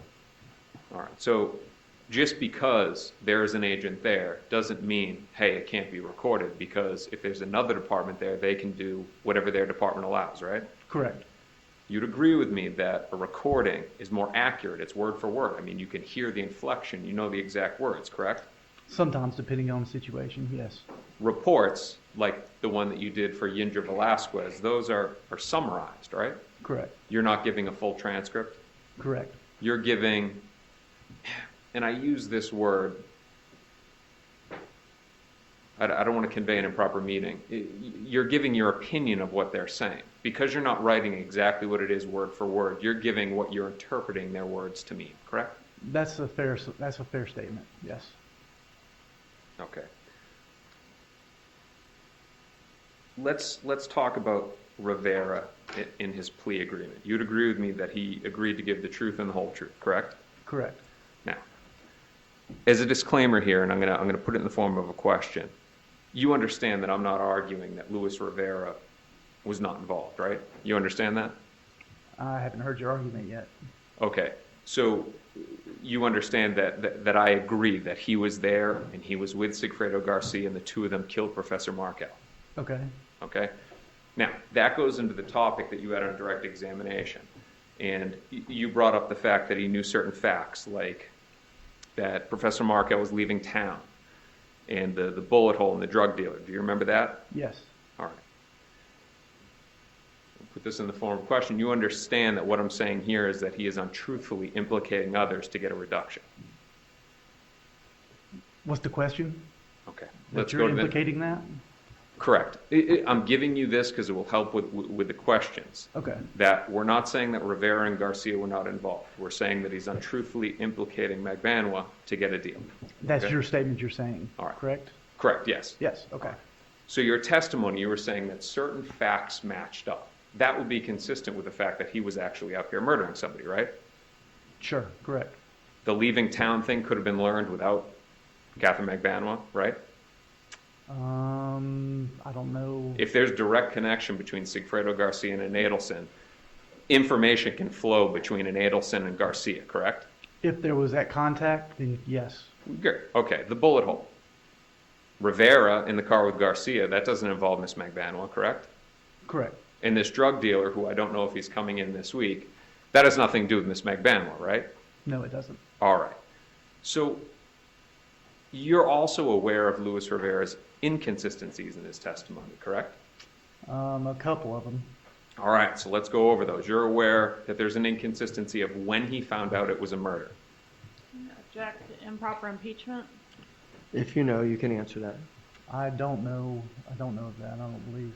So correct me if I'm wrong. Luis Rivera on 10-4, what he tells you is that he learns before the car's even rented, before they've left Miami.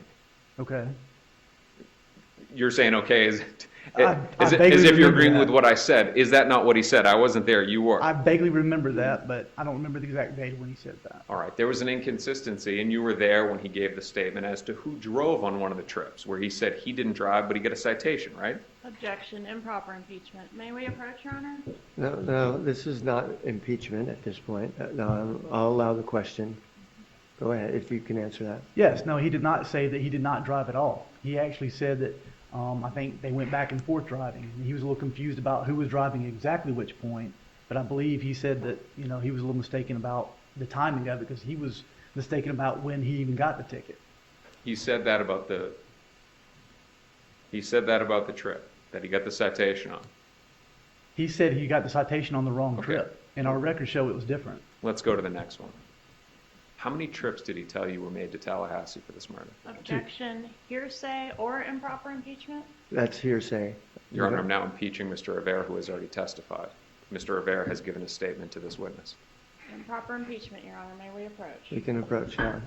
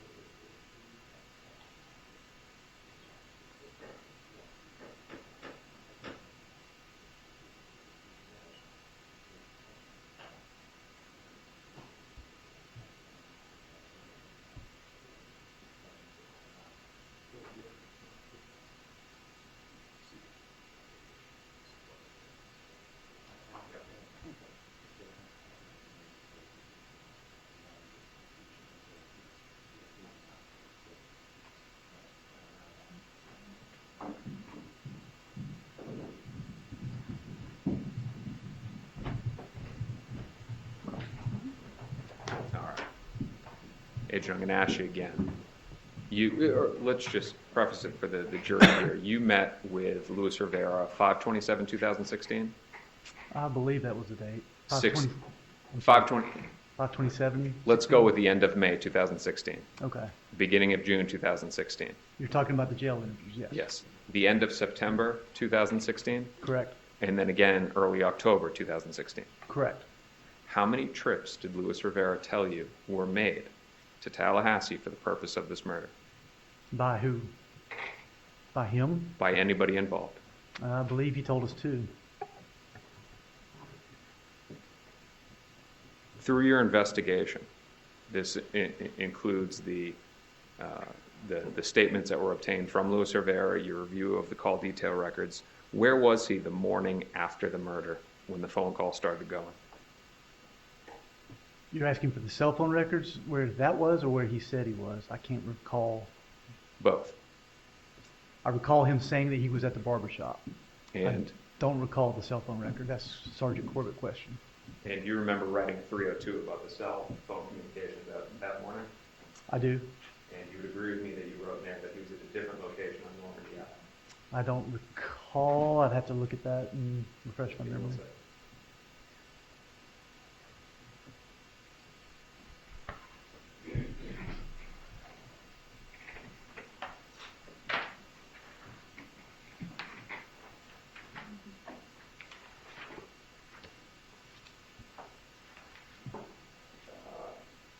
His report, bottom left, the 302 bottom left-hand corner, January 20th, 2016. Can I approach on it? Yes. All right, take a look at this. Yes, sir. Okay. Which day am I looking at? July 19th, the morning after. Okay.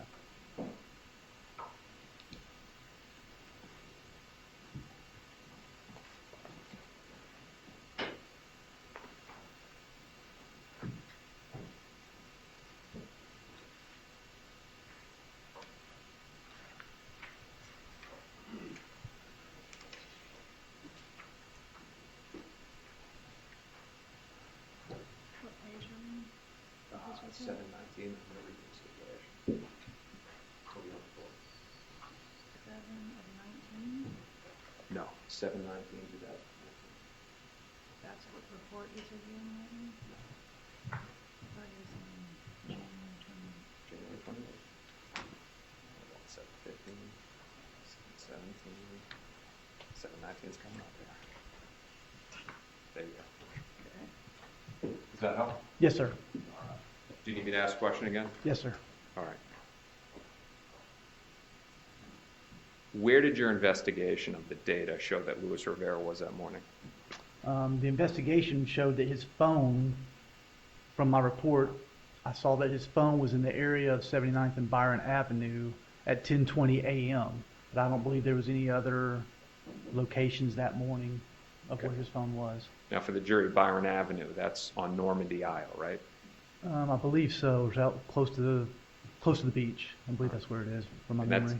that's a wholly different location than where Jessica Rodriguez lives and that barber shop is at, right? I believe it's across the bridge, yes, right across the water. And that's when the communications start, right? Communications with Mr. Rivera?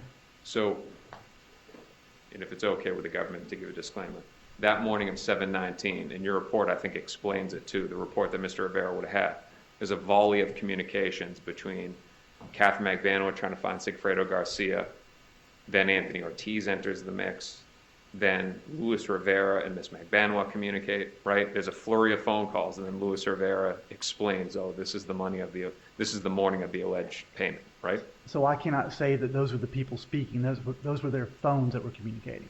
Okay. And you've always operated under the belief that Luis Rivera had that 8153 number, that handset with him that morning, right? Yes. Because that's the phone number that's communicating with Miss McVanoa, communicating with Jessica Rodriguez, right? Correct. And that was something that he built his testimony around, the fact that he said, I spoke to Kathryn, then I spoke to Jessica, and I went back to the house, right? I don't know what he testified to today or this week. I'm talking about the statements that you've received, not the testimony in this trial. Okay. In fairness to the jury, you're not allowed to watch that. Correct. Okay. So, who called who that morning? Who called who first? Did Kathryn call Luis Rivera, or did Luis Rivera call Miss McVanoa? I don't have the complete phone records. What I did on my 302 was take what I thought was pertinent out of the phone records, because there's a lot of phone records, and that's what I put in my 302. So I can't, that would be a Sergeant Corbett question, because he was the expert, This was something for my reference to be able to go back to and remember if I needed to. So what you're saying is that there was a communication between Luis Rivera and Kathryn McBanwa that morning, but the report that Mr. Rivera has did not say who called who. I don't know. Does it say it in there? Does it say what again? Say that again. Does it say who called who?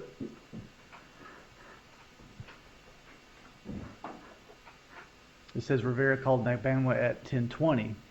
Yes. Okay.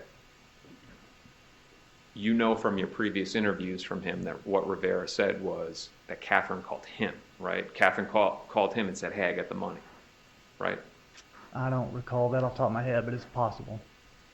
If he did, that would be an inconsistency, correct? And that's what we're talking about here, his inconsistencies. It could be.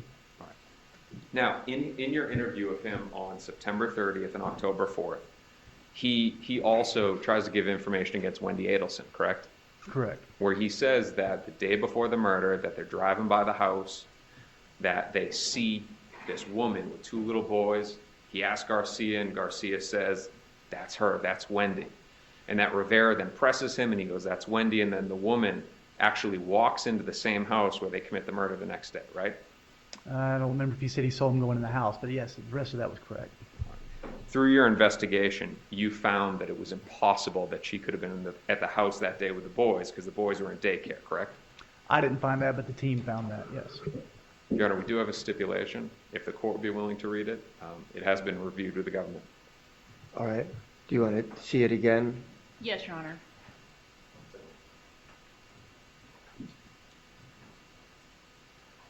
Yes, Your Honor, I have reviewed it. Okay, Second representative. please.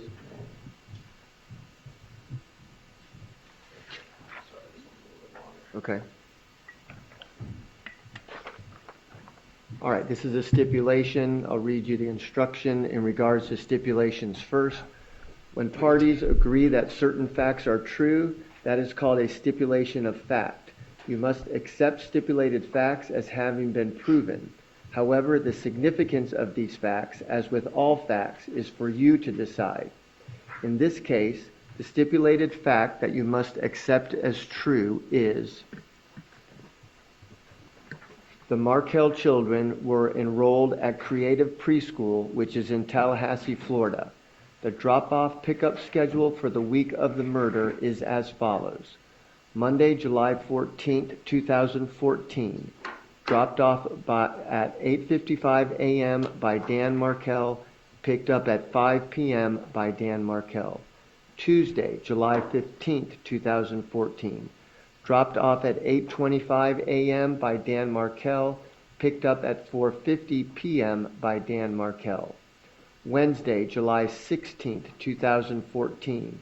Dropped off at 9 a.m. by Dan Markel, picked up at 4:30 p.m. by Wendy Adelson. Thursday, July 17th, 2014. Dropped off at 8:30 a.m. by Wendy Adelson, picked up at 4:45 p.m. by Dan Markel. Friday, July 18th, 2014. Dropped off at 8:50 a.m. by Dan Markel. Thank you, Your Honor. Agent, that would be another inconsistency of Mr. Rivera, correct? It would be on what he was told, correct? Or what he told you. It could be, possible. Let's go back to FBI, DOJ, and the work that you do. And you said that, the hope is cooperation. You would agree with me that on the federal level, many times the goal is, on these bigger federal cases, to get people to cooperate against each other. I find that in all cases, not just federal cases. But you find it that that's usually a drive to get the dominoes to fall, right? If we don't have evidence on other people, then that is one technique that you can use. And you would agree with me that on the federal level, to get your 5K, your Rule 35, which are the legal terms for reductions, many times you have to actually lead to an indictment that leads to a conviction. In some cases. And you understand that Luis Rivera had just come from the feds, right? He had just been federally prosecuted? Yes, he was in the federal system. Where he had gotten cooperated against? I don't know if he got cooperated against or not. All right, so he had just come from that system that talks about getting other convictions for reductions. Now he's involved in this case, and you're involved, right? Correct. And he knows you're involved. Correct. And he knows from your lapel pin and the badge probably on your hip that you work for the FBI and the credentials that you showed him. Correct. So he knows again that the feds are involved. Yes. All right, let's go now to 5/27/2016. That's the first time you meet with Luis Rivera, right? Yes. You interviewed him in custody. Correct. You recorded it and you did a report. Yes. June 21st, 2016, you interview him again. Correct. He's in custody. Yes. You recorded it again. Correct. Sometime in August or September, he comes to an agreement with that office, right? I don't know when they came to an agreement. But you do know that on September 30th, 2016, you interviewed him again. That's correct. He was in custody, in state custody. Correct. It was not recorded. Correct. Could have been. Could have been. You were notified on September 29th, 2016, so it wasn't, a last minute thing. You could have gotten the gear. Correct. Retired investigator Isom actually had a camera with him that was used in the van ride right after, right? No, I believe that was incorrect. All I believe right. that was somebody else's camera that he borrowed when we went on the van ride. But what I'm saying is he had it. No, he didn't have it with him. He borrowed it Okay. when we went on the van ride. Now, you were in the Jefferson County Sheriff's Office, right? That's correct. You were in the same interview room where on October 4th it was recorded, right? That's correct. So that room could have recorded it. It could have. You would agree with me that on the September 30th interview, you did not write a report either. No, I did not. That was a proffer. So, Agent, is that non-breaking policy? No recording, no report? No, it's not. Not for a proffer. And again, I'm just going to ask you one more time. If they're in state custody, your testimony is that you don't have to record it. That's correct. Counsel, pages 169 to 170. 19 to 25, 1 to 7.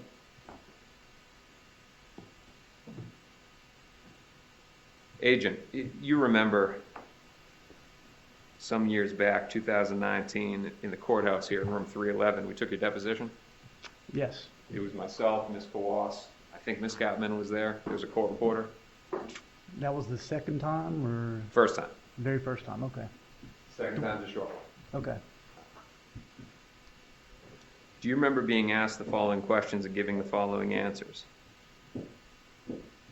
Question, so you will not record? Answer, unless it's special permissions or it's DOJ policy when they're in custody, we have to record. Question, if it's an inmate, you. If it's an inmate, if they're in our custody, if we arrest somebody and we're going to interview them, DOJ policy is now, it's a newer policy, just a few years ago. Question, Varela was recorded by you. Answer, he was in the jail, yeah. Question by me, but not your custody. Answer, it's both. It's in custody. In our custody or in custody jail. Doesn't Yes. that mean any jail? And I was mistaken at the time, and I believe when we made those recordings, the policy wasn't even in place yet. But you didn't say that when you were asked the questions in 2019. No, you didn't ask specifically, but no, I was confused about exactly which recording, and I've gone back and reviewed the policy since then. When I asked the question to you, Varela was recorded. And this is George Varela, a.k.a. Shooty, right? Correct. And he was in state custody. Yes. And you said, and I said he was recorded, and your answer was he was in the jail. And I said, but not your custody. And your answer was, it's both. It's in custody, in our custody, or in custody jail. And I was confused at that time because I actually interviewed him the first time and did not record him, and I went back the second time when the state attorney's office asked me to record him the second time. Agent, but what you said in 2019 when asked this question is that it's DOJ policy to record, correct? And I just said I was mistaken when I told you I understand that. Okay. But what you told us before under oath was it's DOJ policy, right? Yes, and I was mistaken. There wasn't a jury when you were going to ask those questions before, right? No. Okay. It was just us talking, right? Yes. About a lot of things. All right. And thereafter, you never updated Ms. Kappelman to update us that you were incorrect in your deposition and that you were wrong on the policy, correct? I forgot that I had that one little statement there. Yes.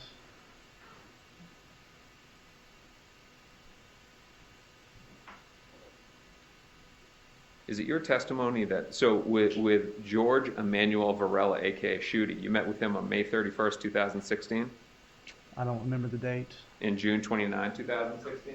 That's the 2 dates that you have in my reports. Yeah, is it your testimony that you didn't record both of those? That's correct. Let me ask this in a different way. Were they both not recorded? No, I believe the second one was recorded. The first one was just a 302, I believe. All right, so Agent, if I have a Hawk, what's a Hawk video? Hawk Video's a type of recorder. It's a type Okay. of software. Used by the feds. Yes. And if I have a Hawk video from May 31st, 2016 and June 29, 2016 for George Emmanuel Varela, does that not mean that the feds recorded it? You're telling me you have 2 recordings for him? I am. I don't recall that. If that's true, doesn't that just impeach what you've just said about the fact that the state told you to go back and record it again? No, it's not true. No.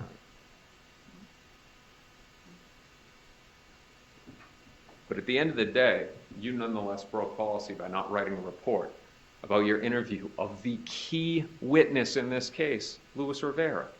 Like I said a while ago, it was a proffer. We don't record proffers. We don't write reports on it unless it's requested to by the prosecutors.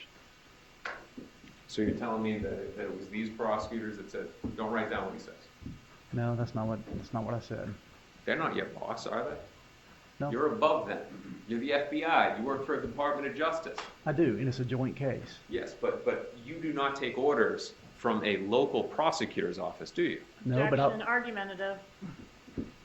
All right, you can answer the question. I wouldn't do that with a federal prosecutor either.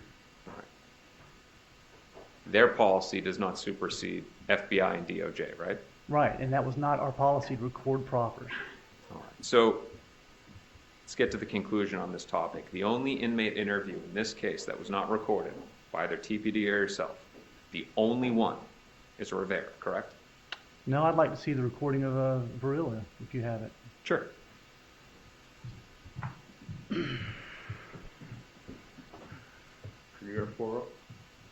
Gardner.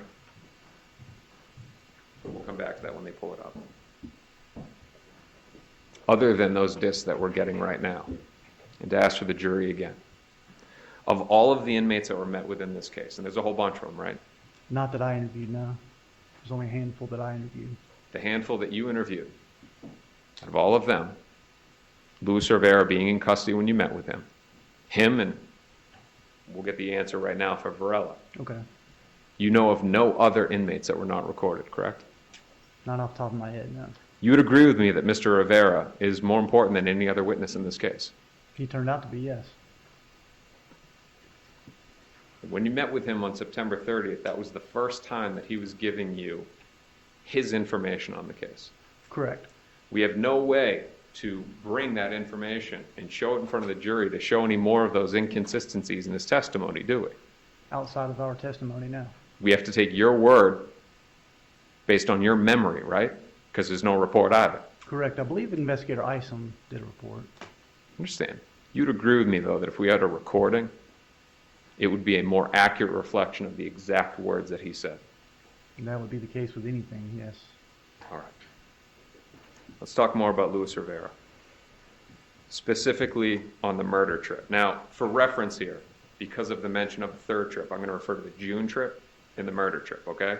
Okay. Because I don't know when the third was, if it was before or after. So on the murder trip, you did an investigation into the hotels in the area, correct?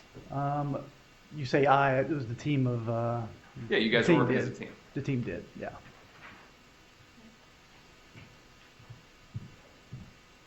And that investigation involved going to all the local hotels and pulling all their registration cards, all their databases to find out if these guys stayed anywhere, right? At this point, you already had the names of the people, right? No, I believe they started early on with the hotels and then went back and did it again after we got the names. Now, for this murder trip, you were able to, and when I say you were saying it was a joint effort, so I'll just say that the team, you were able to uncover a registration card that tied back to Luis Rivera, correct? Correct.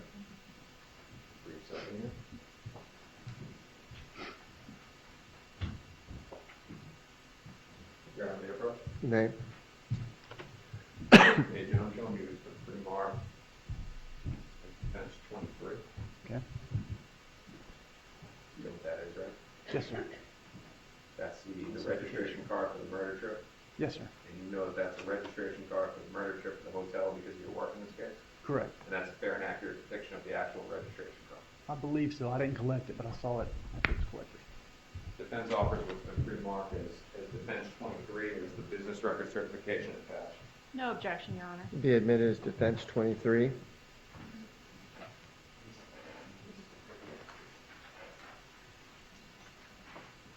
Permission to publish? You may. All right, so Agent, what we have here is a registration card for the budget in, correct? Correct. It's got Luis Rivera, right? Correct. Norm Dial address. Correct. And he puts on there that there's two people, right? Yes. All right. Now again, I don't disagree with you. Sigfredo Garcia is there. All right. But now I want to reference to you the June trip. You don't have any hotel paperwork for the June trip, correct? I don't believe so. All right. So there's nothing that's establishing that Luis Rivera wasn't alone on that June trip, right? With respect, let me rephrase that. Okay. There are no documents from any hotels like this. Like this shows number of people in the party too, right? Correct. There's no documentation like that supporting Garcia being there for the June trip, right? No hotel documentation. Correct. Correct. I'm not saying that there aren't other things that's been discussed, but we're just focusing on this paperwork. Okay. All right. Now let's talk about Anthony Ortiz. Thank you. She has better questions than me. So, did Luis Rivera not say that he stayed at that same budget inn on the first trip? I believe he did, yes. All right, but somehow no records were able to be retrieved.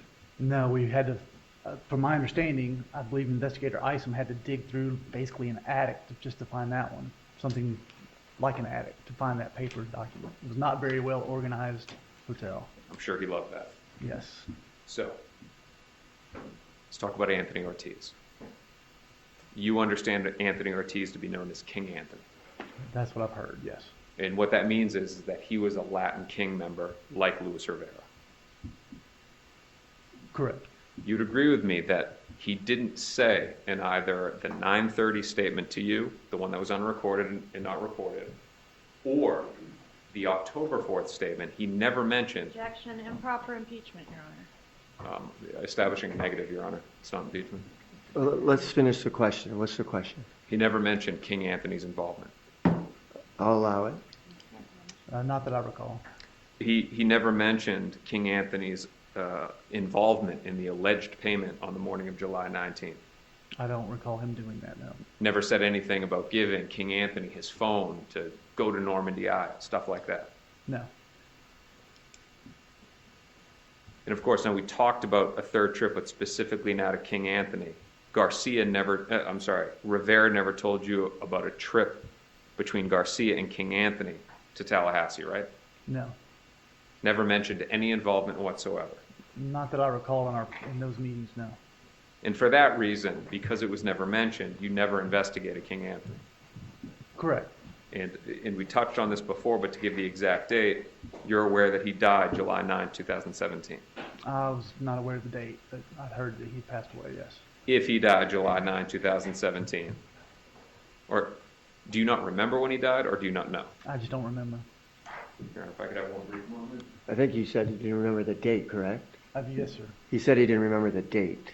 Would it refresh your recollection to take a look at the obituary posting? Probably not. So I think somebody else saw that, not me. If he did die on that date, well, he did die.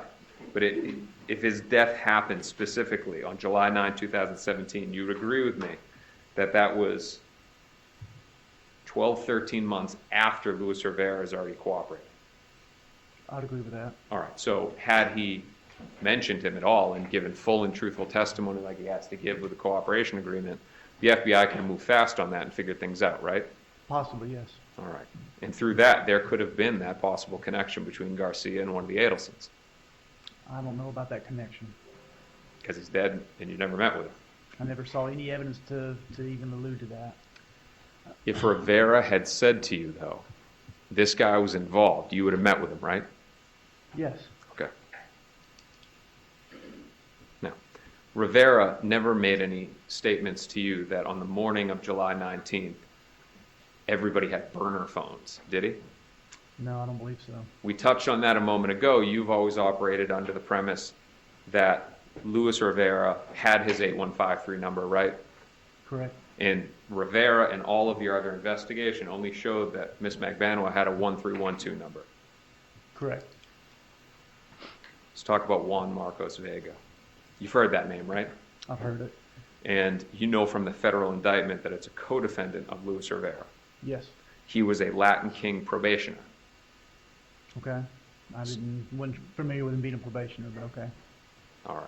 Have you taken a look at Mr. Rivera's indictment? It's been years. Would it refresh your recollection to take a look at the indictment? Refresh my recollection of what exactly? What his status was in the Latin Kings. You've reviewed indictments before, right? Yes. You know that in all federal indictments that there's a factual section that explains who parties are, who businesses are, stuff like that, right? Yes. You read that before. Yes. If Juan Marcos Vega is a co-defendant, which you know him to be, there would be a description of his involvement in this RICO indictment within the indictment, right? Sure. I'm not contesting that he's not a probationer. I just don't remember. Do you trust me that he was a probationer of the Latin Sure. Kings? Sure. All right. Did Jason Newland, he's an investigator with Ms. Kaplan, right? Correct. So he's law enforcement but works for them. Correct. Did you receive any information from investigator Newland about Juan Marcos Vega? Not that I recall. Would that be why the FBI yourself did not investigate Juan Marcos Vega? Didn't investigate him because I found no other evidence of him being linked to any of these investigations. Well, you didn't get the evidence because Jason Newland didn't tell you, right? If he had evidence, yes. Okay. And if he had evidence and he gave that to you and said, hey, look, there's a lead here, we need to do something, you would have done something about that, right? If it hadn't already been followed up on by them, or if there was something valuable there, then yes.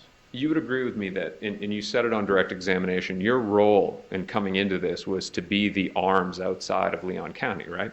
For the most part, yes. It's not that they can't do it, but yes, I have a better mechanism to be able to make that happen. Yeah. So their jurisdiction is local, whereas yours is, it's national, actually, but yours is throughout, you have an easy reach throughout the state.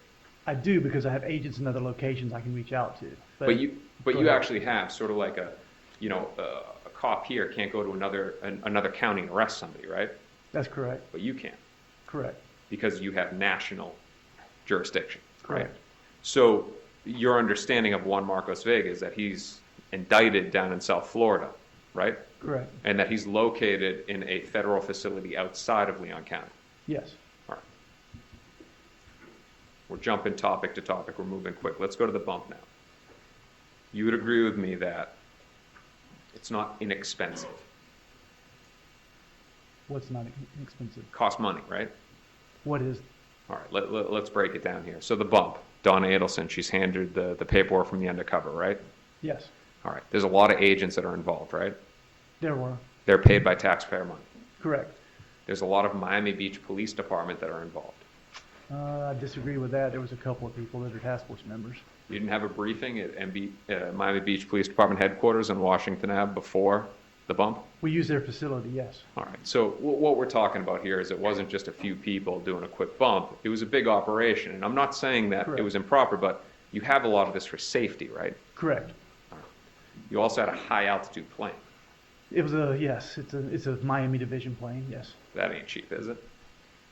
I don't know the cost of it, but they have it. All right. This is a plane literally just flying in a circle, filming what's on the ground. Yeah, a single engine plane, yes. All right, people look like ants running around, right? Yes. Understanding it's for safety, but there's a lot that goes into it, right? Correct. Now, there was a letter that was handed by the undercover to Donna. You know I'm going with this question, right? Yes, sir. This is the best copy, and I'm showing State Aid Group. This is the best copy we have, right? Yes, sir. Nobody thought to make a copy or take a photo of the actual paperwork that was given to Donna Adelson. We thought about it, and the problem was the amount was being disputed between TPD and us on scene, and couldn't decide on the amount. And next thing we know, it was time to run out the door and get out there and get in place. So the undercover wrote the number on there real quick and took it with him out the door. I was worried about everything else during the briefing, and I should have taken a photo of it, and I forgot. Agent, before you could answer that question, I took a photo of that on my phone. Before you could even, you'd agree with me, it can be done quickly, Sure, right? absolutely, and I forgot. Your words are, it slipped our minds. Yes. You agree that you should have copied. Correct, yes. And you, as the lead agent, you cannot say that the document that was actually handed did not have additional things put onto it. I can very strongly say that is accurate. There was nothing else written on there because Oscar, the undercover, was only doing what I told him to do, and that was it. All right. But you didn't see it before it was handed over. No, I saw it when he walked out the door with it. All right. No report details exactly what was on it, right? I believe there is a report saying the amount and the phone number was on there. Okay. But at the end of the day, we don't have an actual copy of it. Right. All right. Let's go to our next topic. Let's talk about Instagram. Louis Rivera, in his statements to you, he talks about a time when he posted a photo on Facebook or Instagram, right? Correct. And how somehow Katie then orders the boss of the Latin Kings to take it down, and he takes it down, right? Correct. All right. Now, before we jump into it, and I want to make sure that I get this clear, he tells you it was an owl, right? He did. Not a lion. No, I believe it was an owl. Yeah. Definitely not a lion. There's a big difference in between an owl and a lion, right? Yes. You'd agree with me? Yes. All right. Now, I'm showing you it's been edited at the fence and not.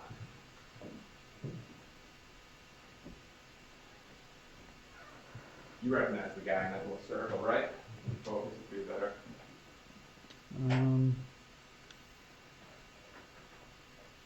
It appears to be Mr. Rivera. Okay, so this is Mr. Rivera's Instagram page, right? Now, in this case, to make sure that it's the chance that somebody doesn't know, your understanding is that Facebook owns Instagram, right?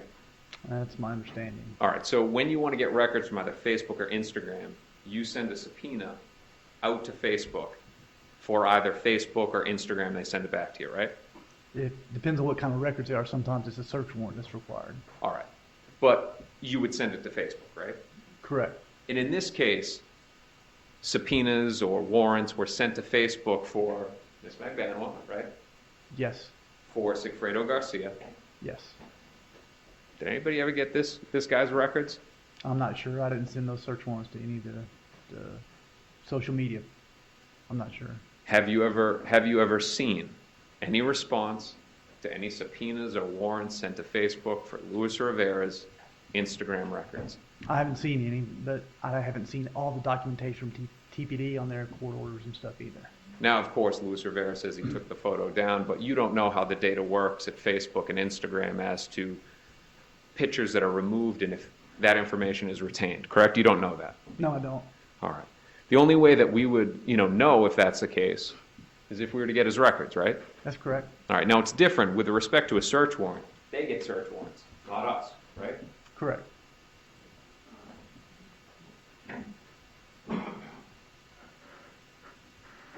Is the reason why this was never requested out of a fear that the deeper we dig into Louis Rivera, the greater the chance that we find more inconsistencies in what he's telling us? Absolutely not. My understanding was that they did dig into it, but I never saw it. You would agree with me that it would have been smart to get his Instagram records after that claim? If it was available, yes. You don't know whether it was available or not? I personally do not. And he gave his statement less than 2 years after the murder? That sounds right. You're not aware of the retention period of Facebook? I don't. You have Not no of Instagram. You have no reason to believe that it's less than 2 years. For Instagram, I'm not sure about that. I know Facebook is not, but Instagram's a little different. Okay, but we'll never know. I don't know. You can check with the TPD officers. All right, let's go through circumstantial evidence now. Let's start, and we'll go in order of what we talked about before. Okay. If Your Honor wants me to stop at a point for No, an you can afternoon break. continue for just about 15 more minutes. Cool, all right, yeah, I can do that. So, circumstantial evidence. We'll start out with the cash deposits. The theory here is that it's payment from a murder, right? That's what the evidence led us to believe, yes. Okay, and that's good for your theory. Right. It's evidence. It's evidence for your theory. We'll phrase it that way. Okay. All right. You agree with me that you sitting here as the lead agent on it, you cannot say where that money came from. No, we tried to find where it came from. We looked at all possible avenues to try to figure out where it came from.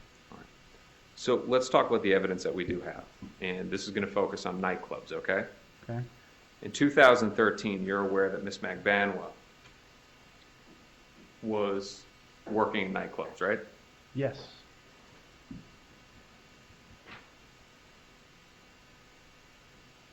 Actually, we're going to back up here. That in 2013, she was doing liquor promotions. Okay, yes, I believe that sounds right.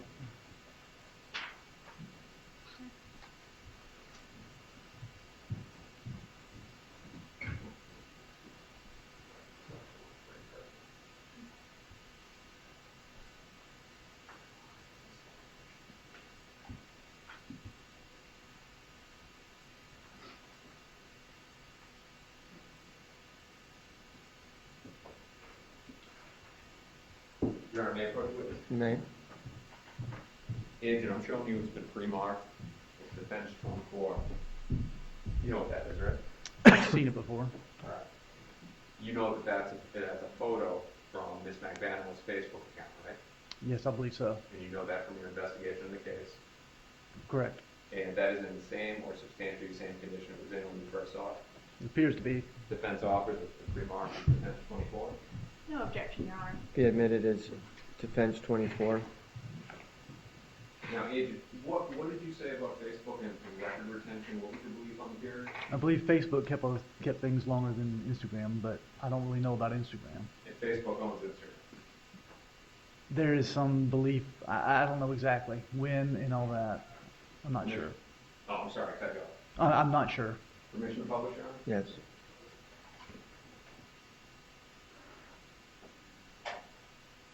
So, Agent, sometime Miss McBanwell was arrested in 2016, right? Yes. And you're able to get a photo that had been uploaded in 2013?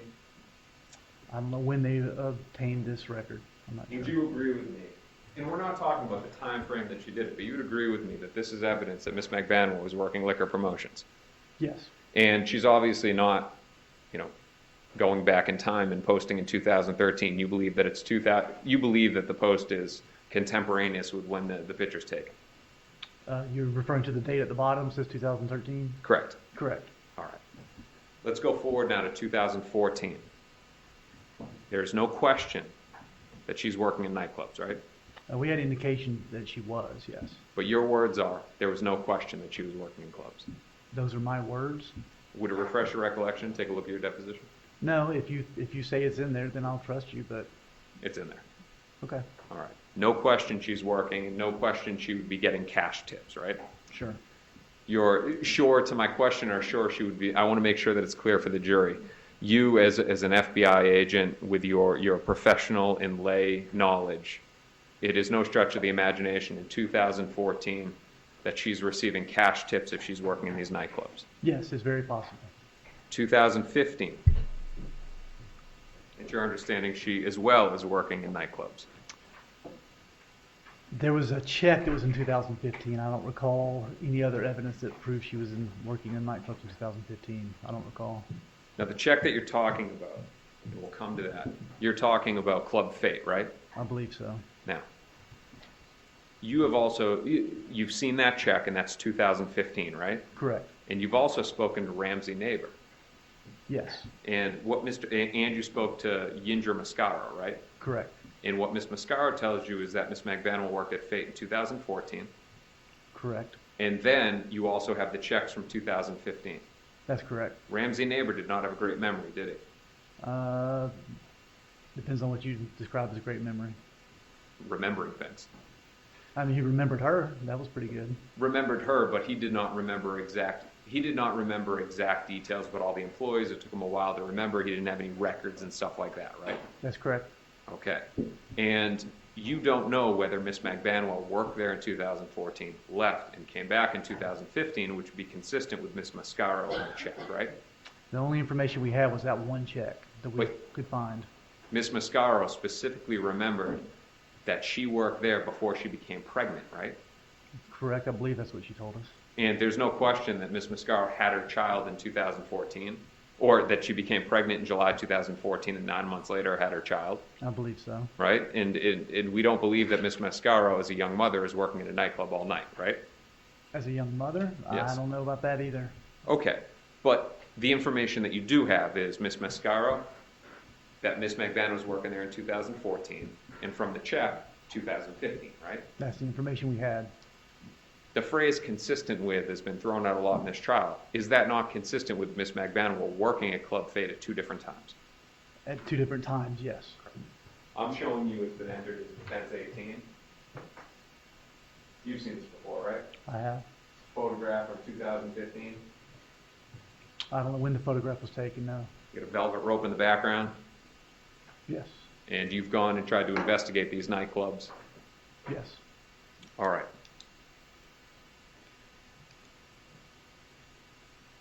It's as if you read my mind.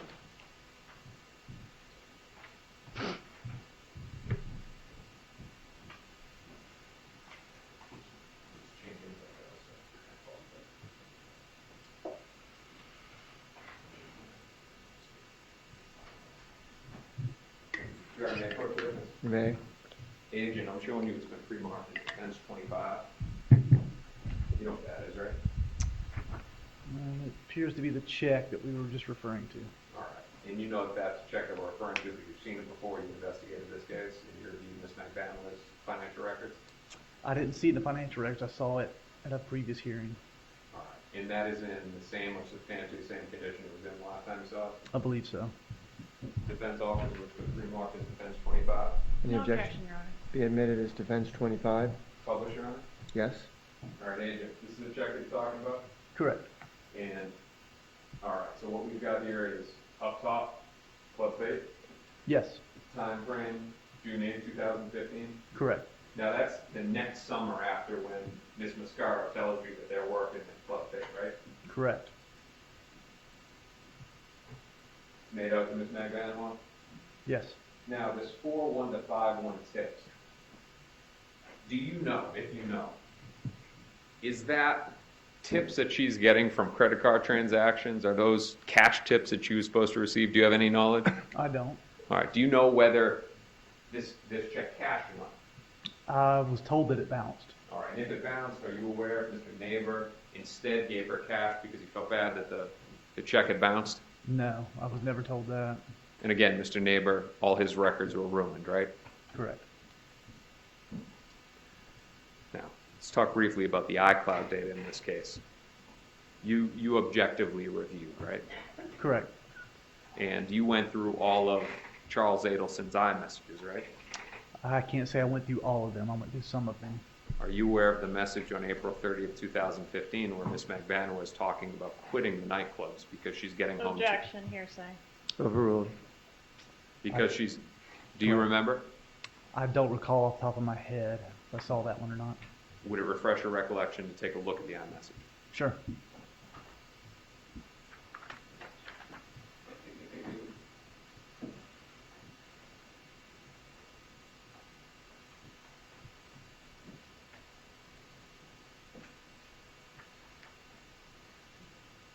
Paper? Yes. Take a look at that.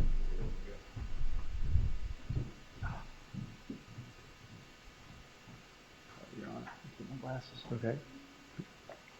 Tried not to. And Your Honor, I'll get through this topic and then I'll advise the court for that. Okay. break. All right.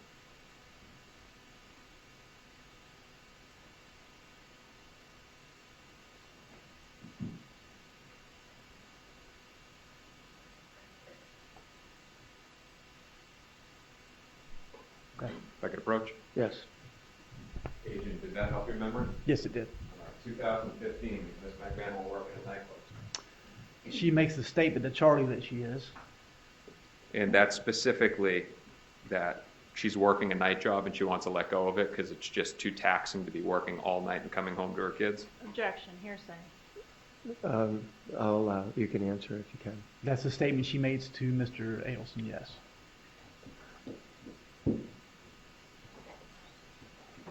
Now, in direct examination, there was a lot of talk about the intercepts in this case. And you've listened to all of those intercepts, correct? Not all of the intercepts, no. I was in Miami a lot, and out elsewhere we had other officers monitoring, things like that. All right. Are you aware of the phone call between Miss McVanwell and Susanna Garcia? Susanna Garcia is Sigfredo Garcia's mother, correct? That's correct. Where on April 23rd, she's talking about working. Objection, hearsay, Your That's Honor. sustained. All right. So, Agent, what I'm asking you here is the evidence that you're able to deduce. So, we'll back up. You believe to be the cash deposit circumstantial evidence of Miss McVanwell's guilt, right? Correct. And we're asking about what investigation you did to objectively investigate the source of that money, right? Correct. And what we have is that the response is that there's limited evidence that she was working at those clubs, right? Correct. So what I'm asking you now is, are there any phone calls where Miss McVanwell is talking about working in those clubs as part of the intercepts that this government has?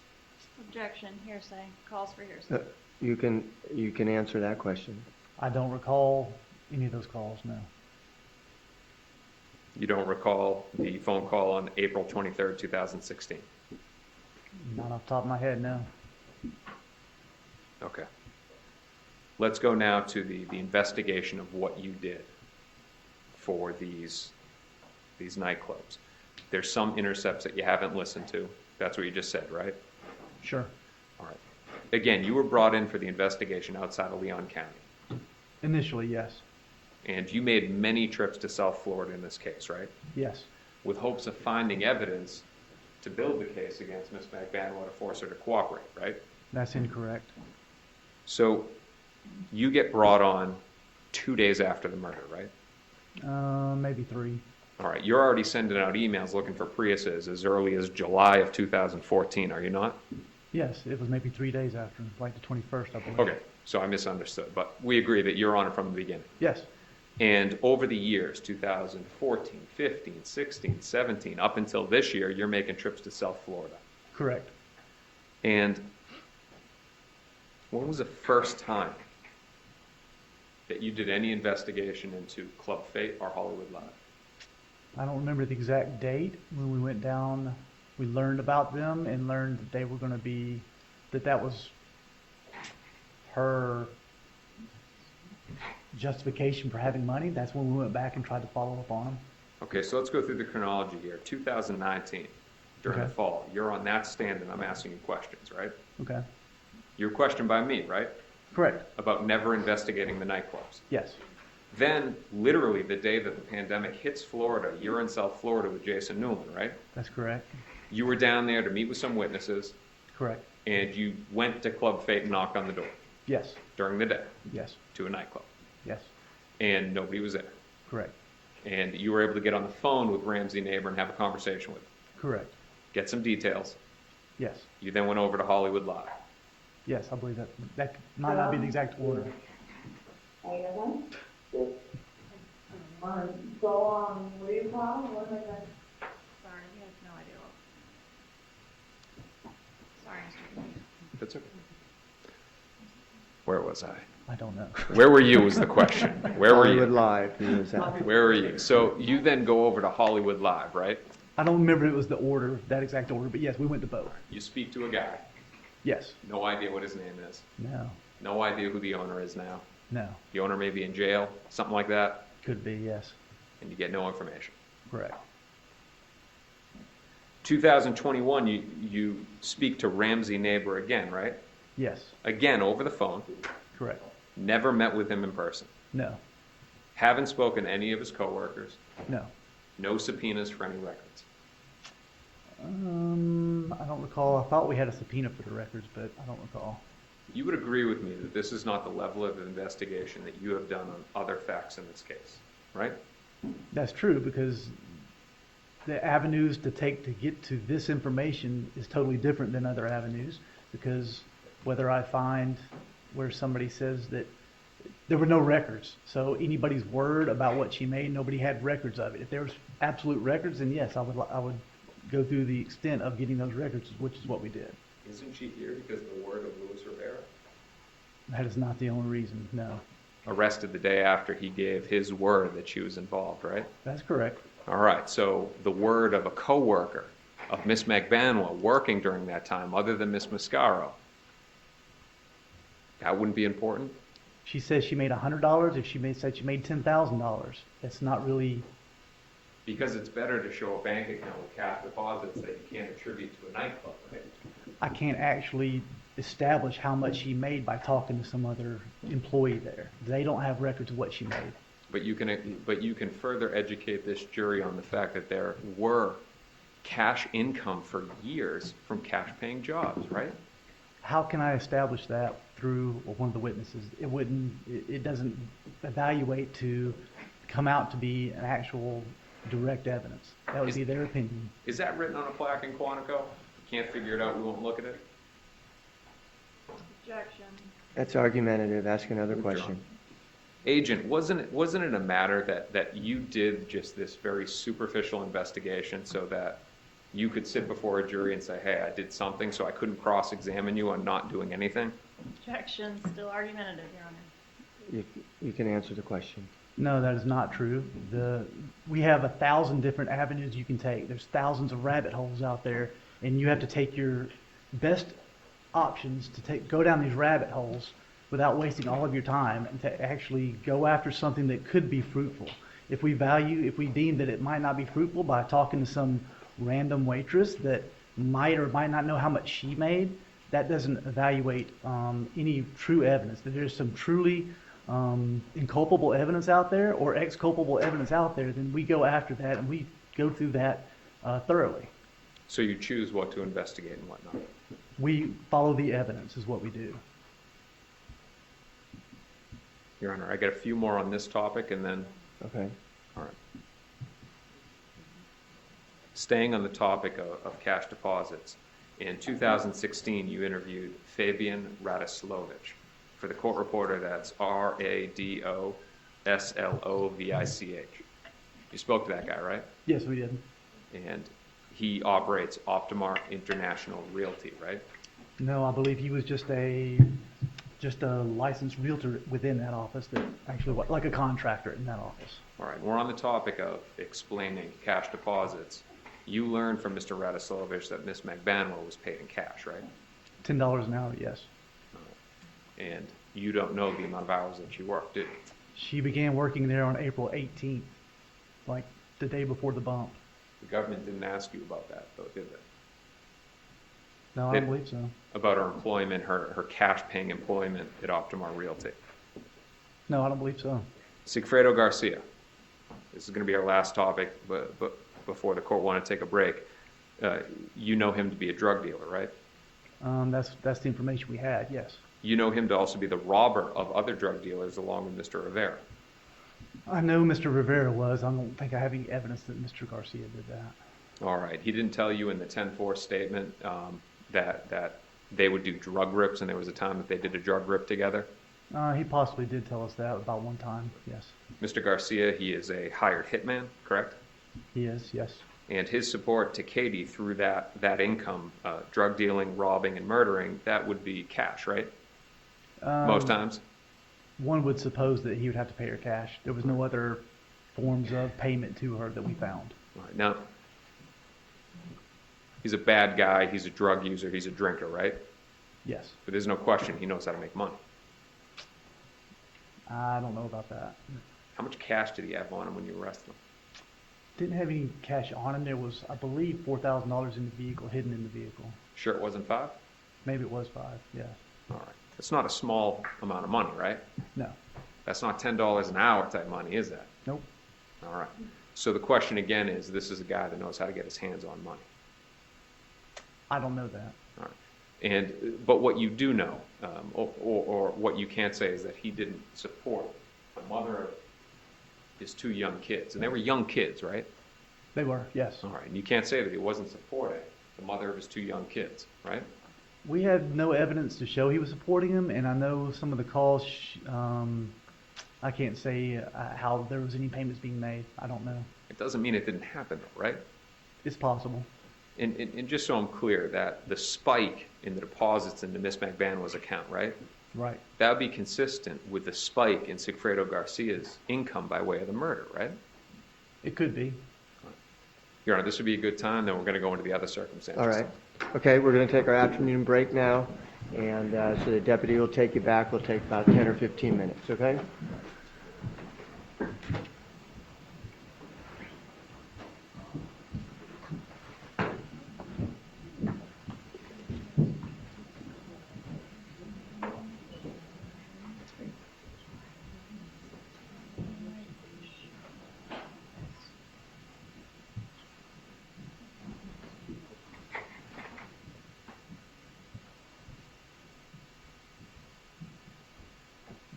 All right, jury's out of the courtroom. The door is closed. Please be seated. Mr. DeCoste, can you give me a good estimate at this point? I was about to give you a page number. Out of 1 pages. I would say right now, I'm saying 4:15. So another hour, you're saying? I think so, yeah. All right. Okay. And then we'll have redirect, and then we'll see what happens after that. So let's go into recess for about 10 minutes. Okay. And then we'll be back to continue. To let Your Honor know, we've got a short witness, Investigator Sherry Bennett, in the event that we start our case today to throw on a witness. I can tell you, I think that, and it may be a good time to tell you, our expert witness, John Sawicki, is not available tomorrow. Wait, I got an email that maybe he let me know that he may be able to come tomorrow, so. Forget everything I just said. All right. So, well, let's talk about your witnesses then real quickly. Are you going to have a list for me, the number? Are you going to be able to finish your witnesses potentially tomorrow? No. You're certain of that? I think that we're going to be able to handle it. And then, so tonight we're going to put together our final witness list now that we know the government, assuming the government's resting. So we know the full landscape of the case. We have all of our witnesses lined up. The plan is to have them here tomorrow.